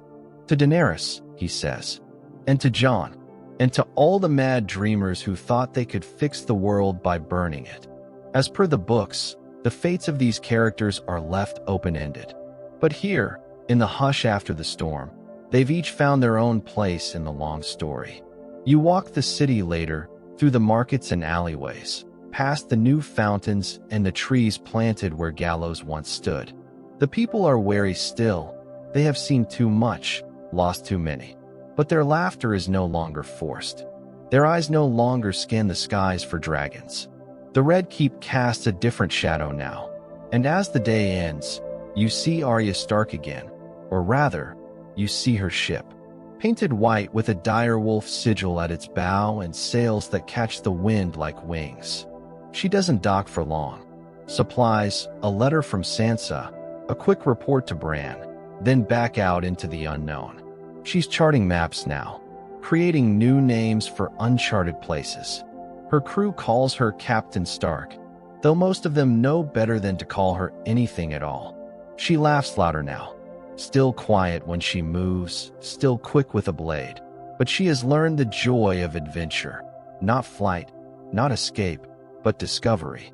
When she catches your eye from the ship, she offers the smallest of nods, then turns back to the wheel, sails filling, horizon wide and gold ahead of her.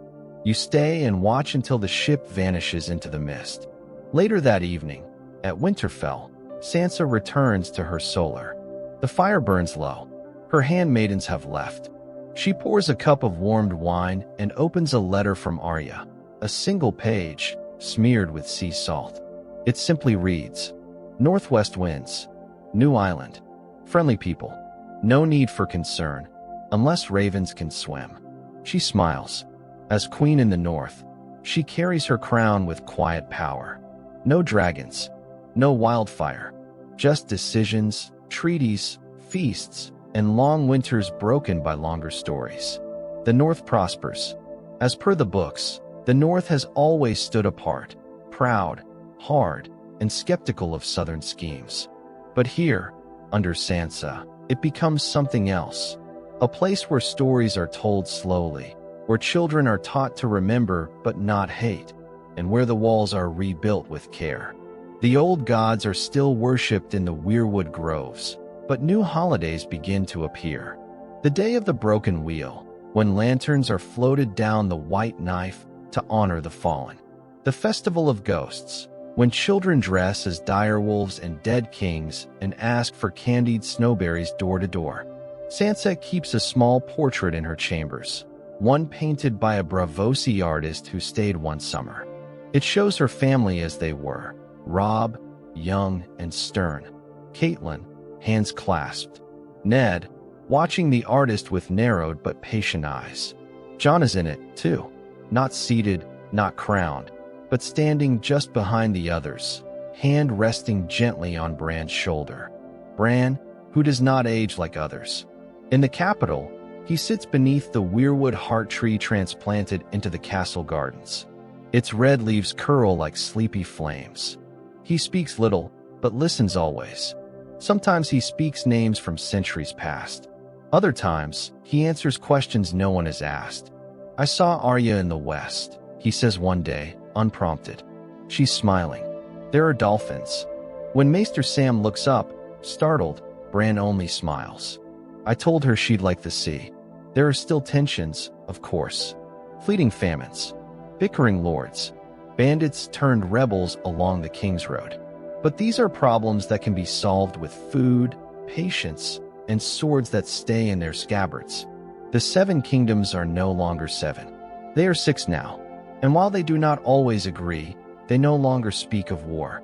The Iron Throne, melted to a warped, twisted puddle of steel and slag, remains untouched in its garden tomb. Flowers have grown up around it. Sometimes, travelers stop and sit nearby, whispering hopes or memories. No one tries to rebuild it, because something has shifted. The people of Westeros have begun to understand that stories don't end at coronations. They begin there. And you, sleepy listener, have followed them from start to finish, from Winterfell to Valyria, from Blackwater to the Wall, from betrayal to redemption, from death to quiet survival. But the night isn't done yet. Because somewhere, in a quiet glade near the wall, Jon Snow opens his eyes and whispers something to Ghost. The white direwolf perks up. The wind stirs. And Jon smiles, small but real. I dreamed of her again, he says. Ghost licks his hand. The fire crackles softly. The snow falls. And above them, stars drift like forgotten names, lighting the path forward, not for kings or queens, but for dreamers. The dream fades like mist, and as you shift softly in your saddle, the chill of the north sharpens against your cheeks. Jon Snow rides ahead, his black cloak billowing behind him, the direwolf Ghost trotting silently at his side. The trees here grow denser, more ancient, their bark twisted and dark like old scars. North of the wall, the world breathes differently, deeper, older, wilder. Jon has not returned to Castle Black. Not really. He passed through its shadowed gates only long enough to gather supplies and bid farewell to those still loyal to the old ways, Tormund among them, red hair flaring in the sunlight like fire. They clasped hands without words, brothers by bond and battle. Then, together, they rode into the snow. You feel it now, not cold, exactly, but presence. The woods feel like they're watching, and in a way they are. Jon rides not as a king, not as a knight, but as something else entirely. A witness, perhaps, a steward. He doesn't speak of Daenerys anymore, at least not aloud. But some mornings, his gaze lingers on the horizon just a little too long, as if waiting for the shape of wings in the clouds. And then one day he sees it, just a flicker, a shadow across the moon, too graceful to be wind, too large to be snow owl or eagle. Ghost growls, low and uncertain, but Jon only whispers, "She never left." You travel further north, to places where maps curl blank and no one draws borders. There are valleys here, hidden beneath sheets of ice, caves dotted with glowing moss, herds of ghostly elk that leave no footprints, and whispers, not from people, but the land itself. The wind sings in strange tones. You sleep one night beneath a strange constellation, stars you've never seen, burning a little brighter than the rest. And you dream of a cave, a warm one, filled with glowing blue crystals and the soft drip of thawing icicles. Inside it, a pool, still, clear, silent, and within the pool, a reflection that is not your own.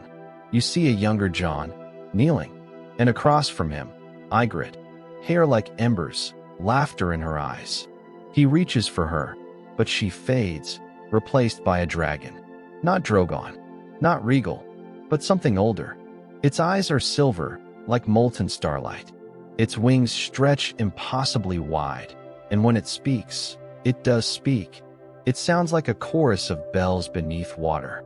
Remember the first song? It says, and then you wake. Jon is gone. Tormund tells you he walked into the woods alone, not long after the dream. Said nothing. Took only his sword and Ghost. But Tormund didn't follow. He needed to be alone, he says simply. Like his father. Except Jon's father wasn't who everyone thought he was. As per the books, Rhaegar Targaryen's secret marriage to Lyanna Stark remained shrouded in mystery. But here, Jon has accepted the truth not as a weapon or claim, but as an anchor. He knows who he is now, and more importantly, who he isn't. He's not Aegon Targaryen, sixth of his name.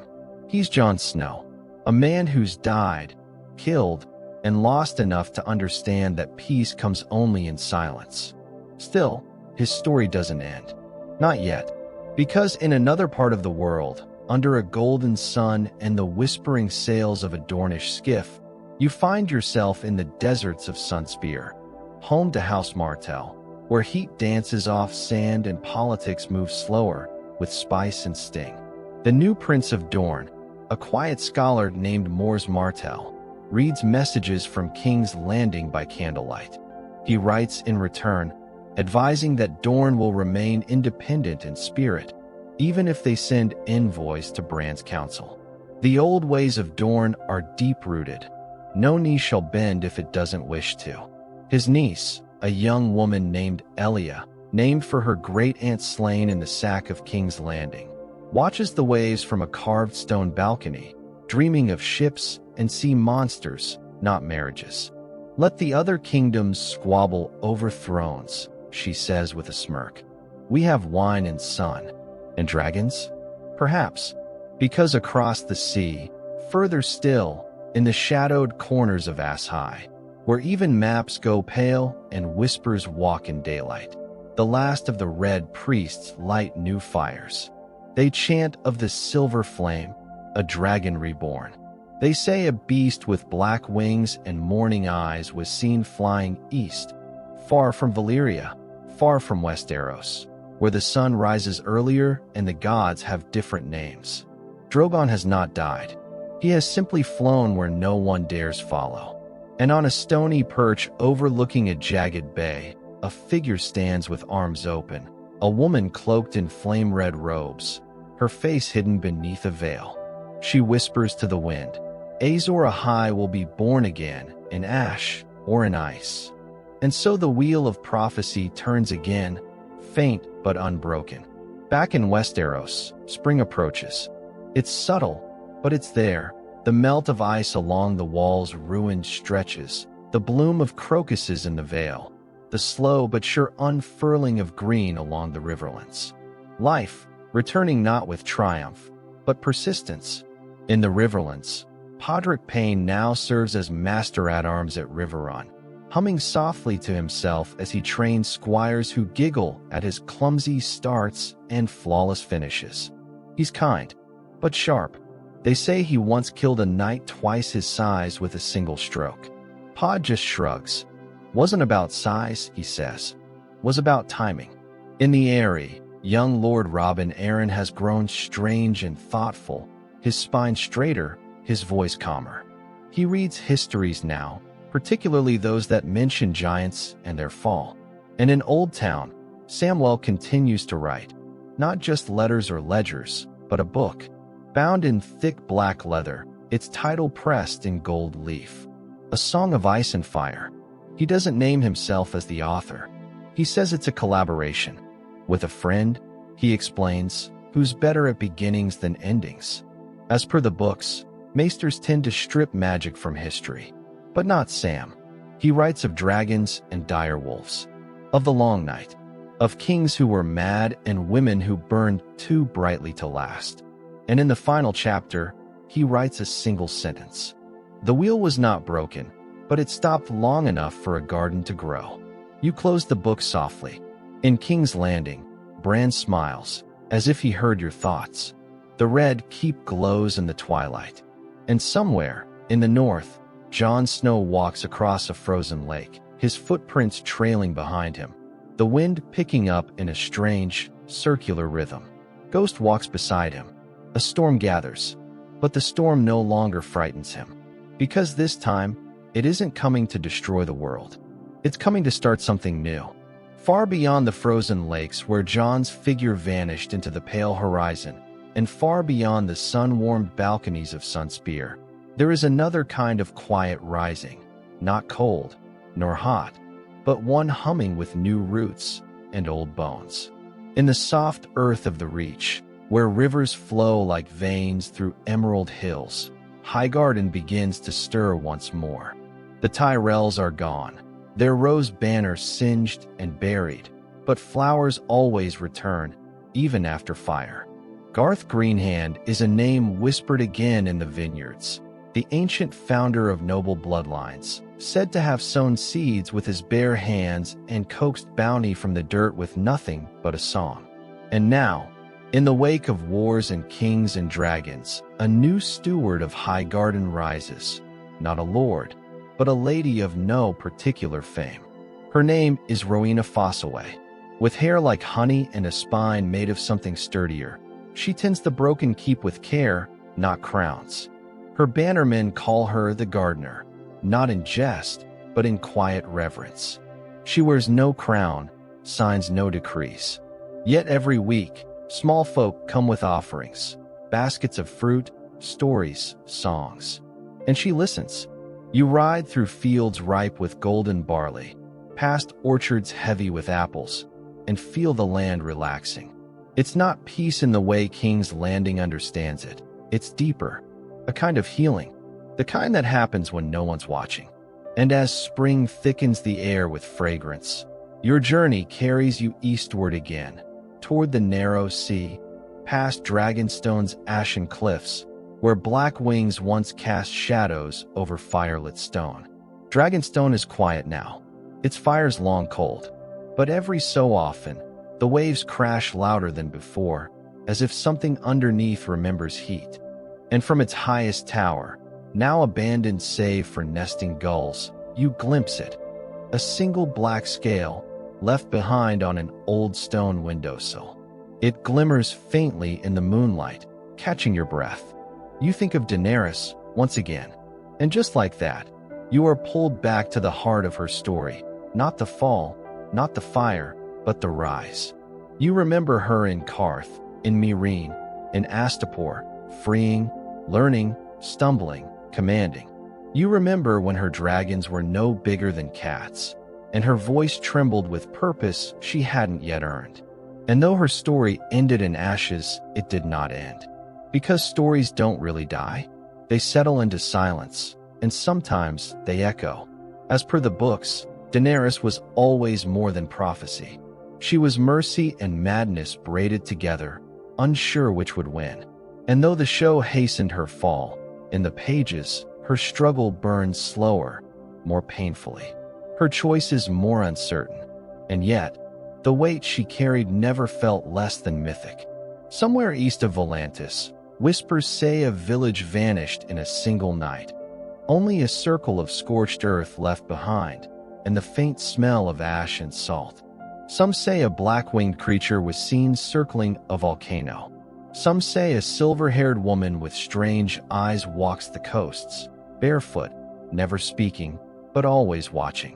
You leave it there, not for fear, but for reverence. Instead, your path bends northward again, along merchant routes now growing safer under Ser Brienne's patrols. You pass wagons filled with bread and cheese, hear laughter spilling from inns with patched roofs, and realize something simple and extraordinary. Westeros is beginning to laugh again. The capital, though still bearing its scars, pulses with new rhythms. Gendry, now Lord of Storm's End, visits the city often, muddy boots unapologetic on marble floors. He's terrible at small talk, better with tools than treaties, but he listens. Arya's name still dances in his silence sometimes, like the aftertaste of something sweet and gone. Bran sits the throne rarely, preferring his wheeled chair beneath the God's Eye tree in the Red Keep Gardens, where birds come too close and whispers carry oddly far. He governs not with fear, but memory. When petitions come, he answers softly, not always what people want, but often what they need. His small council continues to grow into its roles. Sam, diligent and precise. Tyrion, quieter now, but still the sharpest tongue at the table. Davos, honest as salt. They argue often, but with care. And when a raven arrives from Winterfell, Bran smiles before opening it. Sansa's words are crisp, direct. The North thrives, she writes. Crops strong, walls whole, Spirits healing. She writes nothing of loneliness, but you can read it between the lines. Winterfell is no longer just a stronghold. It's a sanctuary, a symbol. Travelers come to see it, to kneel at the heart tree, to stand where the Night King fell. Some weep, some pray, some leave offerings, swords, braids of hair, carved dire wolves. And in the crypts, where kings of old slumber beneath cold stone, one tomb remains without a name. Just a dire wolf sigil carved deep into granite. You pause there, once, letting the silence wrap around you. You think of Ned, of Lyanna, of all the broken pieces it took to hold the realm together, if only for a breath. And you whisper thanks. Then, south again. In the Vale, Lord Royce trains young knights in the art of restraint. Not every enemy needs blood, he says. In the Iron Islands, Queen Yara rules firmly, her fleet slimmer but faster. Trade with the Reach has begun, mostly salt and wine, a combination more popular than expected. And at sea, Arya sails still. Her ship bears no house sigils, just a carved wolf on the prow. She maps every coastline herself, scribbles notes in the margins. Too many gulls. Good clams. Possible kraken sighting. She doesn't ride home often, but she wears the Stark pin still, close to her heart. And one night, on a distant beach of black sand, she finds something curious. A shard of glass, not dragon glass, but something stranger, smoother, with a swirling pattern inside, like smoke caught in amber. She tucks it into her pouch, says nothing to the crew, and sails on. As per behind-the-scenes lore, the show's final seasons trimmed much of Arya's journey west, but early script ideas teased an older, wiser Arya discovering lost lands. One concept even imagined her as a queen of her own island people. But here, she's something else entirely. A myth in the making. And as her sails vanish into sunset, the story doesn't end. Because deep in the forests of the Neck, the Crannogmen have begun to stir.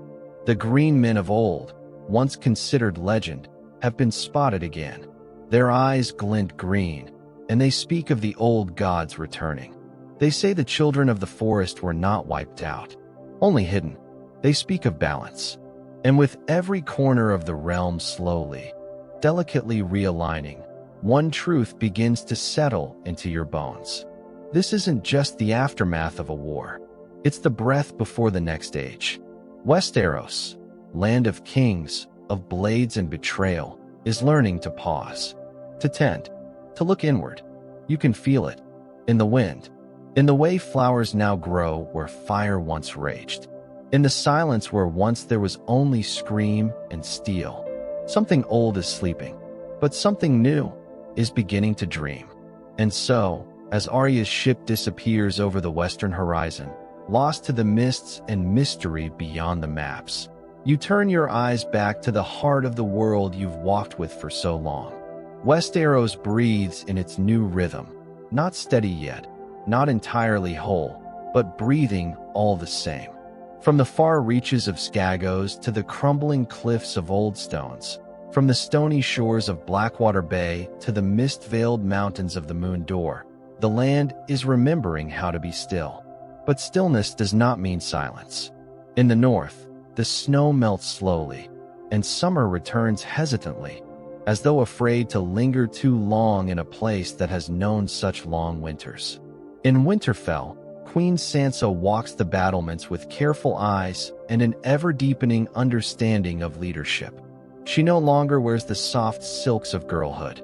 Her cloaks are lined with fur and stitched with wolf heads at the clasp, not for vanity, but for memory. She listens before she speaks. She sees before she judges. Her court is small and sharp. The maester is young, eager to impress, and twice as nervous under her gaze. The master-at-arms is a woman now, once of the free folk, who trained squires beside Stark guards with gruff laughter and brutal honesty.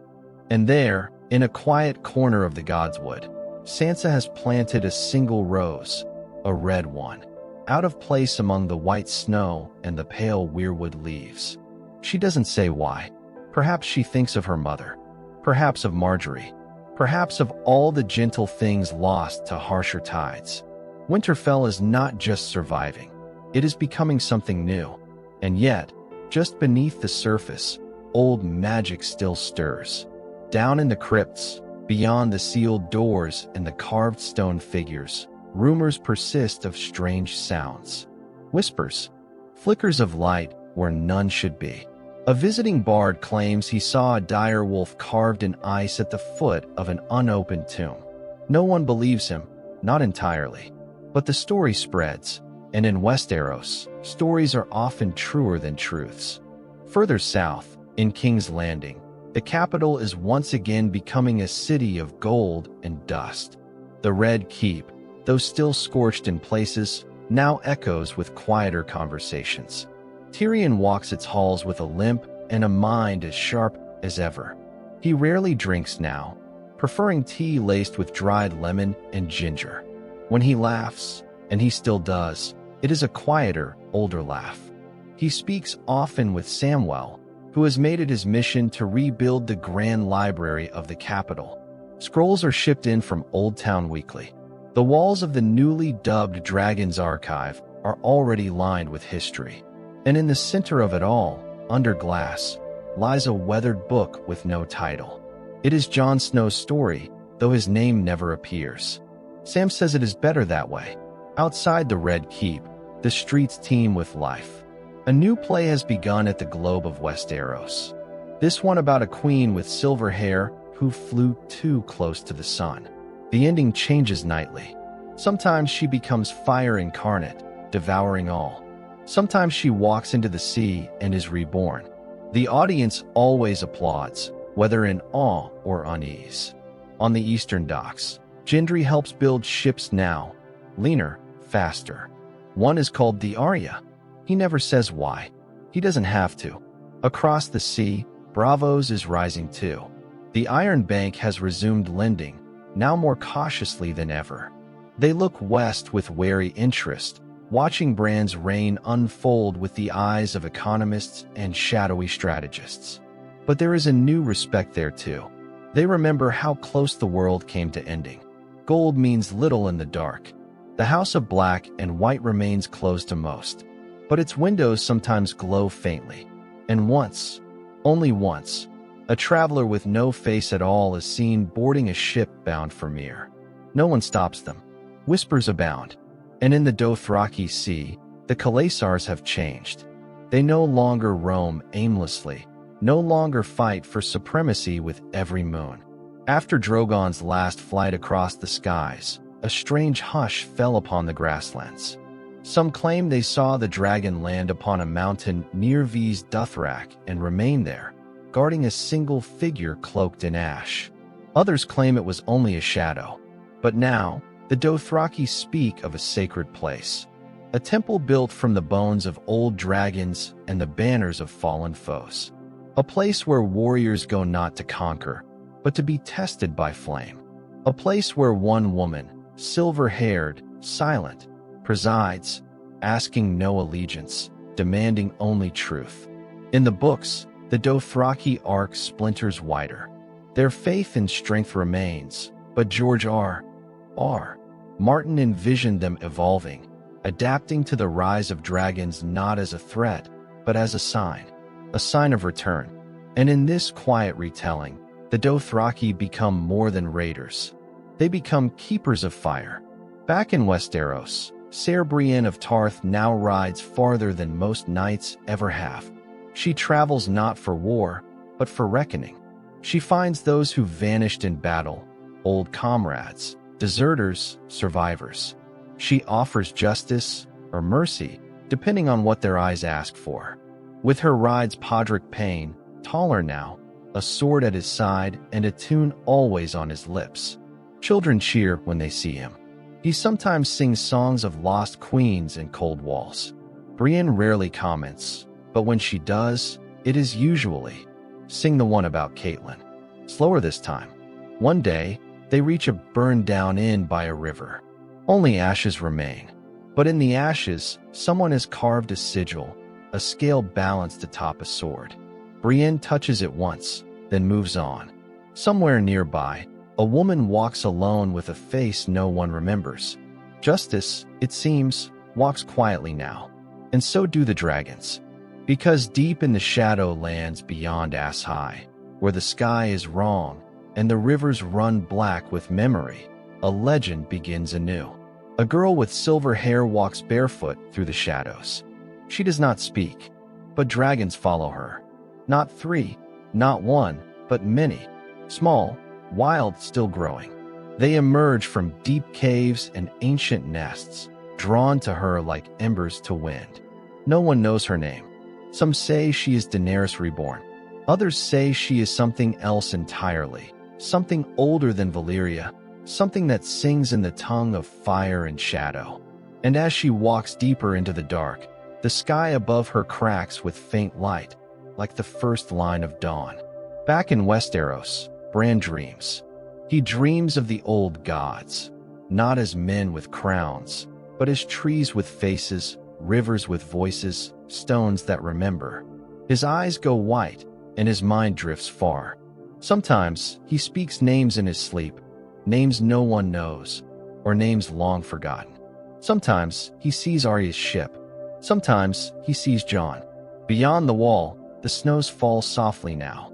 The free folk build new villages from old stones, learning to garden where once only ice ruled. Jon walks among them, older, quieter. He says little, but when he does, people listen. He trains young ones to fight, not for glory, but for survival. He teaches them to build fires properly, to track deer, to speak plainly. One girl carves a dire wolf into her axe. One boy swears he saw a ghost vanish into the mist and return with a strange shard of obsidian. Jon doesn't smile often, but when he does, it's small and real. And one night, he dreams. He dreams of a weirwood tree, taller than any he's seen, and beneath it, Bran waits, smiling. "You were always the bridge," Bran says. When Jon wakes, he finds a raven sitting on his chest. It cocks its head once and flies off. The next day, Jon sets off north again. No one asks why, because they know. And as the world turns on, old enemies are not forgotten, but forgiven. In the ruins of Harrenhal, young squires practice with wooden swords. None of them remember the Mad King or the night the towers burned. They only know it as a place where legends once stood. They ask their maester to tell the story of Arya and the Hound again. He does, and this time the Hound wins. In the Riverlands, fish are fat again. The twins are empty, the bridge is quiet. But the Tully banner flies once more. A distant cousin has taken up the cause, not for power, but to keep the memory alive. And everywhere, from the smallest crofter's village to the halls of nobility, a simple phrase begins to return to lips, not as warning, but as reminder. Winter came and passed. The maesters write it differently. They say it was the long night. They give dates, names, metrics. But the people? They say it was the story, and they still tell it. At harvest festivals, children pretend to be dragons and dire wolves, white walkers and queens. At weddings, someone always recites the words, fire and blood, even if they don't fully understand. In taverns, the Game of Thrones is now just that, a game. A story passed over mead, softened by time, made safe in memory. And you, drifting through all of this, feel the shape of it settle into something vast. It is no longer about thrones, or swords, or crowns. It is about survival. It is about choices. It is about the weight of history carried by broken people doing their best. And as the stars blink open above a quieter, wiser Westeros, you remember the ride. The cold of the wall, the heat of the dragons, the silent steps of Arya, the weeping bells of King's Landing, the final breath of a queen, and the slow, steady march of peace. This world, this story, it changed. And it changed you. And so, the stage is set for what comes next. Not in war, but in whispers, in dreams, in the silent promise that stories don't end. They rest, they breathe, they wait, and someday, maybe soon, maybe not, they rise again. just like dragons. The wind that rolls across Westeros now is gentler, not entirely tame, but softened, like an old soldier laying down his sword. You can feel it brushing through the grasslands of the Reach, sighing between the stones of the Stormlands, curling past the watchful peaks of the Eyrie. Even the sea seems to breathe slower, its waves no longer crashing with the fury of war, but lapping like the quiet of old songs. And so, the final movement of the symphony begins, not with a clash of swords or roar of dragons, but with something smaller, quieter. The rustle of parchment in the Tower of the Hand, the clink of goblets at a small council meeting, a raven unfurling its wings before dawn. In the Red Keep, the throne room gleams again, though not with the opulence it once held. The Iron Throne is gone, melted, unmade. In its place stands a round stone dais, empty but for a carved circle of trees, rivers, and sigils, symbols of the 6 kingdoms that remain united. No blades, no sharp corners, only history, etched in stone. Bran the Broken does not rule from it. He rules beside it, behind it, through it. He does not sit, but watches, eyes distant, always reaching farther than the room. Sometimes he answers questions before they're asked. Sometimes he doesn't answer at all, but no one doubts that he sees. At his side, Tyrion still serves, older and wearier now. His steps are slower, and his jokes are rarer, but when they come, they carry more weight. He drinks less, just enough to take the edge off the meetings where lords bicker over coin and grain. He's found a new kind of diplomacy, not cleverness, but calm. When the Master of Coin proposes building a new fleet, Tyrion merely raises an eyebrow and says, "Let's first feed the children of Flea Bottom." He never forgets. Neither does Davos, now Master of Ships, who insists the new fleet be built with sails that can carry food, not just soldiers. He still visits orphanages on his walks, still carries his old smuggler's bones in his pocket like a reminder. You don't need to be born noble to serve nobly. And across the small council table, Ser Bronn, yes, that Bronn, now Lord of Highgarden and Master of Coin, offers the occasional gold-backed grin. He still enjoys his drink, and his stories, and his well-tailored coats, but something in his eyes has changed. He's realized, perhaps, that peace pays better than war. "Funny thing," he says one afternoon, sipping Arbor Gold. "I made more coins saving grain shipments than sacking castles." Tyrion smirks. "And fewer enemies trying to stab you in your sleep." Bronn shrugs. "Still happens. Just better mattresses now." As for Samwell, Archmaester now, or at least halfway there, he's the quiet heart of the council. His robes are always stained with ink. He smells faintly of old parchment and lemon cake. He has overseen the rebuilding of the Citadel's alliances with the Crown and is steadily compiling the definitive history of the wars that brought Westeros to this point. He has titled it, A Song of Ice and Fire. He won't say why, but he smiles whenever someone asks. The small folk whisper that Bran still sees the past as clearly as he sees the present, that he watches over Westeros not like a king, but like a keeper of time. Some claim he speaks with the trees. Others claim he once turned away an assassin by whispering, "Tell your brother his debt is paid." The assassin vanished. The brother lived. In the books, Bran's ascension is left ambiguous, and theories abound, whether he's a puppet, a god, or a boy-made vessel. But here, he is something older than all of that. A reminder that power doesn't always mean rule. Sometimes, it means knowing when not to interfere. But not everything is settled. The Vale remains stubborn, quiet behind its mountains. Lord Robin, taller now, but just as odd, sends birds more often than he sends people. He has developed a fondness for poetry and refuses to marry. His regents don't question him, not when he pays his tithes and keeps the Eyrie snow-free. The Stormlands have taken longer to rebuild. Gendry holds Storm's End, reforging his house one forge and one feast at a time. He's no politician, but he's fair, and his people respect him. He often walks among them, hammer slung over his shoulder, sleeves rolled up, mending horseshoes with the same hands that once forged swords for kings. He never speaks of Arya, but he keeps a wooden carving of a dire wolf above his hearth, where once the Baratheon stag stood alone. The Reach blooms again. Its fields stretch like golden seas, its villages echo with laughter and harvest songs. The maesters say it will take another generation to restore what was lost, but the bees have returned. The children run barefoot through wildflowers. That is enough. And in the Riverlands, peace has a face now. An older woman named Tansy who survived the worst and now teaches little girls to plant carrots. She was once a maid in Harrenhal. Now, she leads her village council. The lords come and go, she says. But someone's got to milk the goats. It's not poetry, but it's truth. Far in the east, across the Jade Sea and beyond the ruined splendor of Valyria, new kingdoms rise. New slaves are freed. New dragons are born, smaller, wilder. None as mighty as Drogon, but fierce enough. The world remembers that fire is not always destruction. Sometimes it is rebirth.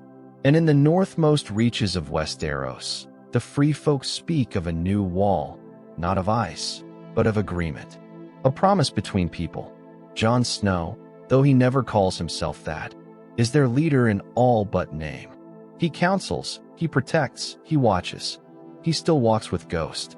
Together, they range the deep woods, clearing paths, keeping the balance. Sometimes, Jon returns with a scar. Sometimes, with a child on his shoulders.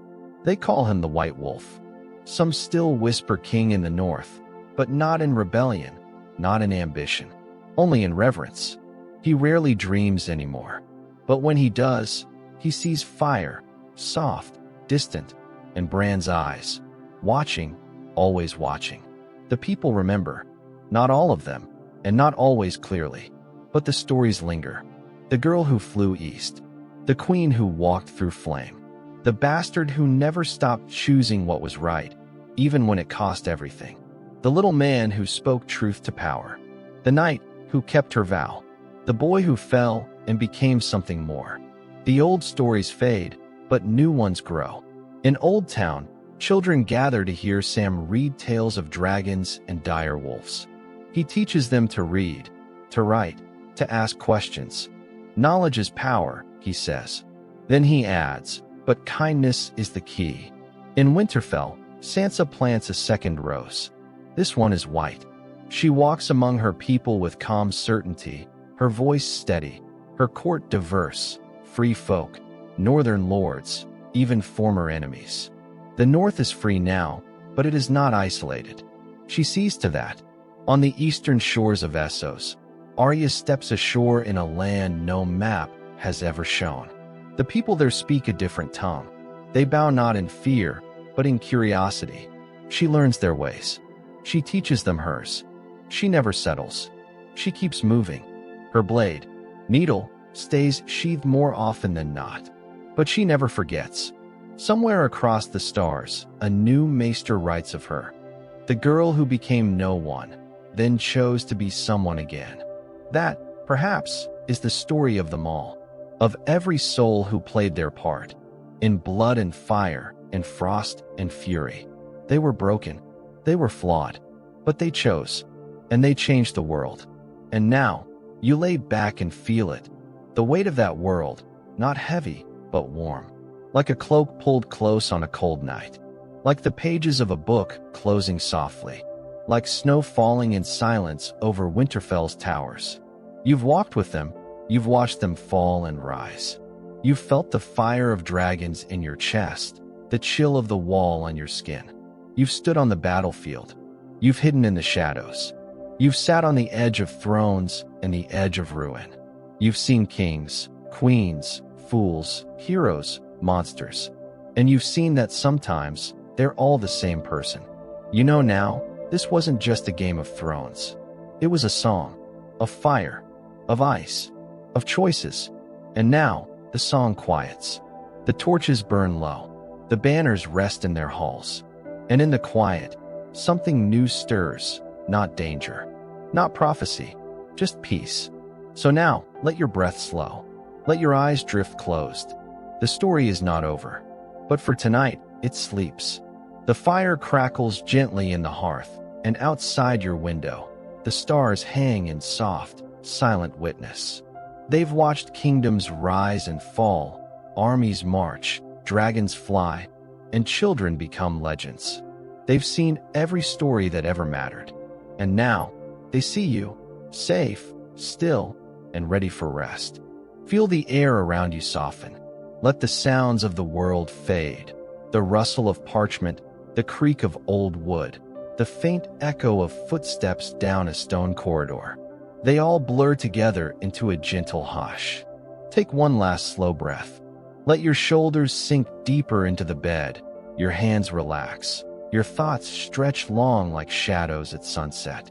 There's nothing you need to do now. No battles to fight, no names to remember, no thrones to claim.